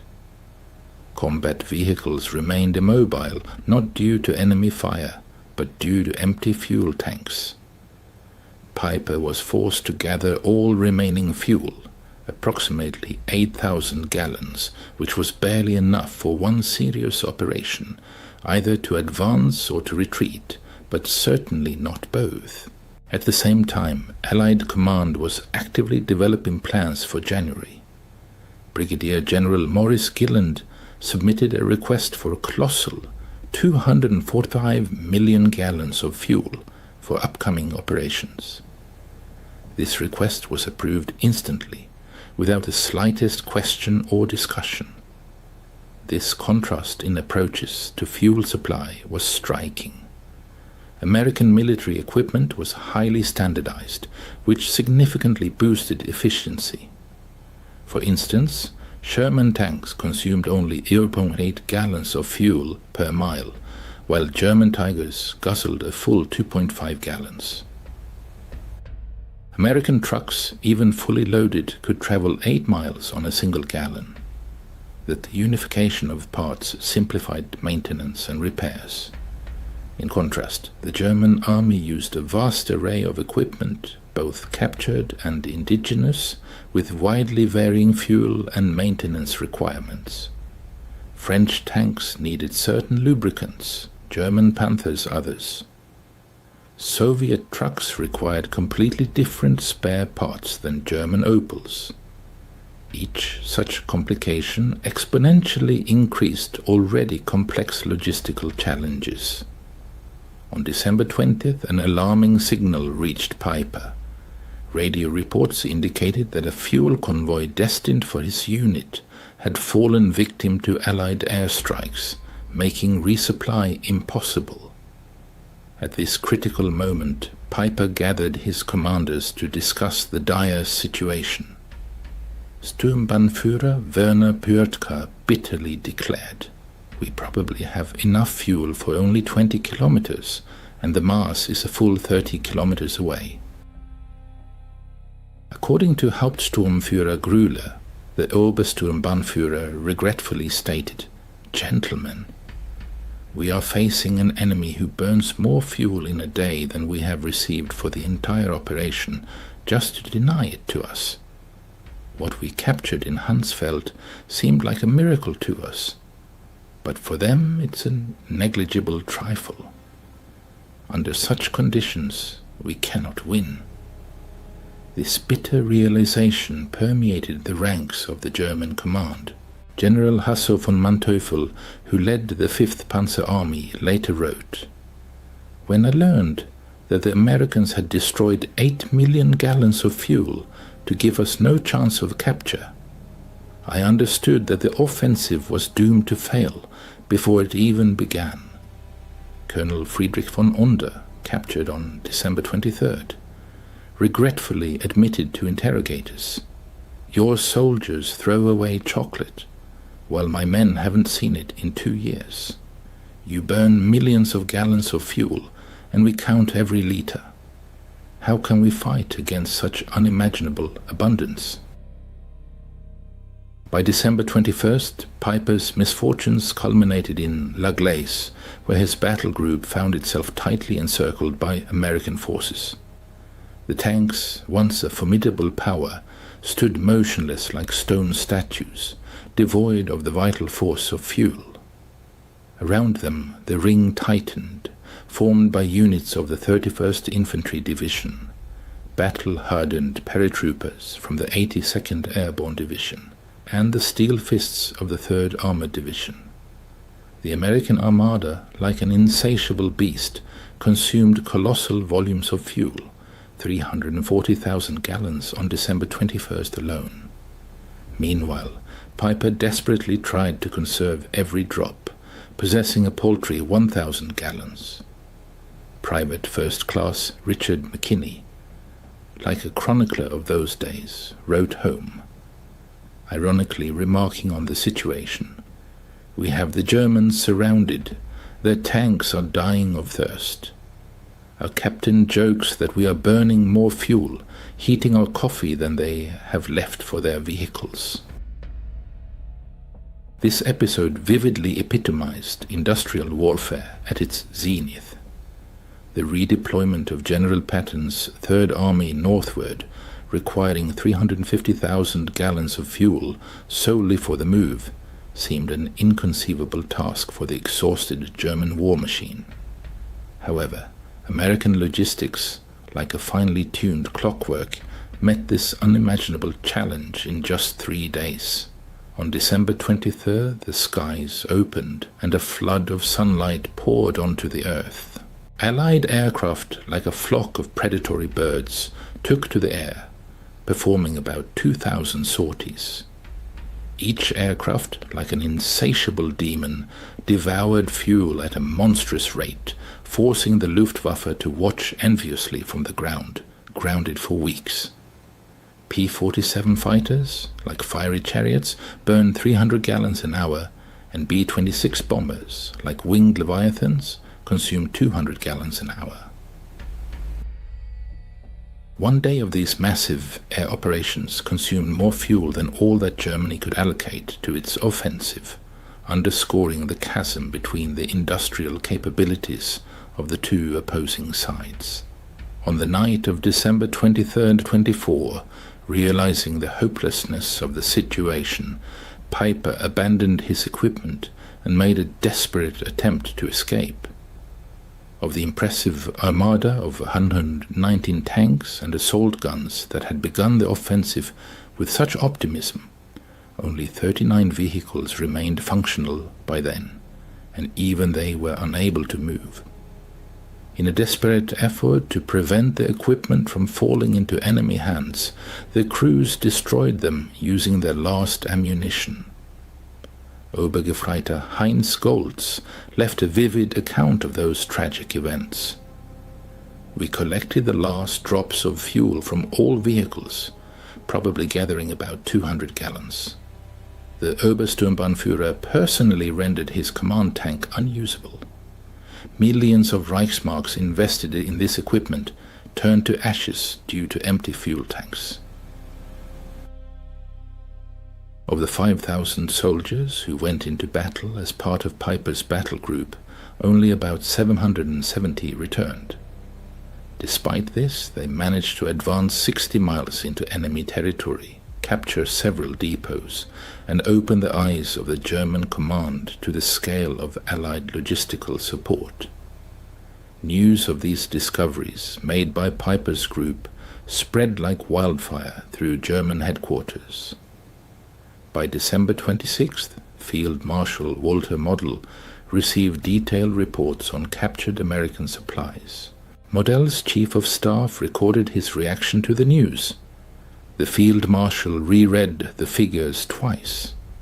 50,000 gallons in Hansfeld, 2 million burned in Stavelot, 8 million destroyed to prevent capture. After that, he said, "It seems we are fighting the wrong war. Hitler, informed of this on December 28th, categorically refused to accept reality. Albert Speer recalled, Hitler stubbornly insisted that all these figures were nothing more than propaganda. Even when shown photographs of burning Stavelot, he claimed they were just Hollywood special effects. However, ordinary soldiers perfectly understood the seriousness of the situation. Corporal Wilhelm Hoffmann wrote to his wife, "The Americans destroy more fuel daily than we receive monthly. They drive tanks like we march on foot. This war is lost." The fuel crisis that manifested during that period was merely a symptom of a deeper and all-encompassing reality. By 1944, the United States of America had reached the peak of its industrial might, accounting for 50% of all global production. Production lines operated at an incredible pace. New aircraft rolled off assembly lines every 5 minutes. Ships were launched daily, and tanks were produced every 7 minutes. Oil extraction statistics were astounding. The US extracted 1.8 billion barrels, while the Soviet Union extracted 110 million barrels. Germany, including synthetic production, 33 million barrels, and Japan only another 2. 6 million barrels. The Axis powers combined produced less than 2% of the oil extracted in America. After 1942, every major German offensive was constrained by fuel shortages, while American operations were supported by an abundance that German strategists could not even imagine. Lieutenant Colonel Chester Hansen recorded an eloquent episode that occurred on December 27th. A logistics officer reported that due to unfavorable weather conditions, fuel deliveries had dropped to 500,000 gallons per day. Concern arose, but soon someone noted that this amount exceeded the total volume of fuel allocated by Germany for the entire offensive. German prisoners of war captured in the Ardennes were not so much amazed by American firepower as by its extravagance. The sight of American soldiers discarding uneaten rations or using gasoline for heating had a demoralizing effect that surpassed the impact of artillery bombardments. Unterscharführer Reichel admitted during interrogation, "We knew your production figures in theory, but when we saw your soldiers throwing away more than we ever had, it became a reality. Every German who witnessed your indifferent abundance understood that the war was lost." This information spread through letters, despite censorship. Feldwebel Ernst Müller wrote, "The Americans wash their clothes in gasoline. They feed dogs chocolate. They have artillery salutes for Christmas. We cannot fight such endlessness." The psychological impact of this abundance undermined German notions of racial superiority. How was it that the Americans, whom Nazi propaganda branded as decadents, possessed untold riches, while representatives of the master race barely scraped by? This question ran like a red thread through the entire Nuremberg trials, where German commanders repeatedly pointed to logistics, or rather the catastrophic lack of fuel, as a key factor in their defeat. Field Marshal Keitel, testifying at the tribunal, admitted, "In 1940-41 we had operational superiority, but by 1944 we were unable to move troops due to an acute shortage of fuel, while the Americans moved entire armies like chess pieces on a board." Piper, convicted of atrocities at Malmedy, frankly stated, "Every decision we made after December 17 was made under the pressure of the fuel crisis. We could neither maneuver nor pursue the enemy, nor retreat in an organized manner. The Americans, on the contrary, enjoyed complete freedom of movement, while we counted every liter." General Guderian bitterly stated, When Piper captured 50,000 gallons of fuel, it was of immense significance to him, but for the Americans it meant absolutely nothing. At that moment the war was lost. This story, like an epitaph, marks the twilight of the era of industrial warfare. Victory was forged not so much by the courage of soldiers on the battlefield as by the statistics of industrial production. The romantic aura of war dissipated in the Ardennes, buried under piles of empty fuel tanks. According to Dr. Richard Overy's calculations, by 1944, the ratio of industrial production between the Allies and the Axis powers in key categories exceeded 5,1. For petroleum products, this gap reached a staggering 50,1. Neither superior training nor brilliant tactics could overcome such a colossal advantage. America produced 324,150 aircraft during the war, while Germany produced only 119,977. American factories produced 88,410 tanks, German factories 46,857. But the most eloquent figure is the volume of oil processed. In 1944 alone, America processed 1.8 billion barrels, while Germany, with great difficulty, could extract only 33 million. December 24th, 1944, marked a turning point. As the remnants of Piper's group, abandoning 39 tanks, 70 half-tracks and 177 other vehicles, fought their way on foot through American defensive lines, the true scale of the disaster became evident. The capture of 50,000 gallons of fuel seemed like incredible luck, but it soon became clear that it was a drop in the ocean for an enemy who could afford to burn millions of gallons. Unterführer, analyzing the event of those days in 1975, recalled, "On the morning in Hansfeld, upon discovering the American fuel reserves, we rejoiced as if we had won the lottery. However, by evening, learning of the burning Stavelot, the realization of inevitable defeat set in. The Americans possessed such abundance that they could destroy what we were willing to die for. Our 50,000 gallons were insignificant, less than what one American armored division consumed in 2 days. It wasn't even 3 hours of work for the legendary Red Ball Express, just a margin of error in Allied daily consumption." Major General J. Lawton Collins later noted, "The Germans' desperate attempts to seize fuel exposed their fatal miscalculation. They naively believed that we valued fuel as highly as they did, considering it an indispensable resource. They were unaware that we had so much of it that we could afford to burn millions of gallons without jeopardizing our tactical advantage. Operation Wacht am Rhein collapsed, facing the relentless mathematics of industrial warfare. The offensive consumed about 2.8 million gallons of fuel, representing 40% of the total allocation, not counting captured reserves. At the same time, the American army expended 267 million gallons, almost 100 times more. The Wehrmacht lost about 100,000 soldiers, 800 tanks, and 1,000 aircraft. But the most devastating blow was the loss of illusions. Every German soldier who witnessed American abundance firsthand realized that Germany was not just fighting a war, but participating in an act of self-destruction. The tragic fate of Joachim Peiper, a commander who had endured the crucible of war, ended in 1976 in France at the hands of unknown assailants.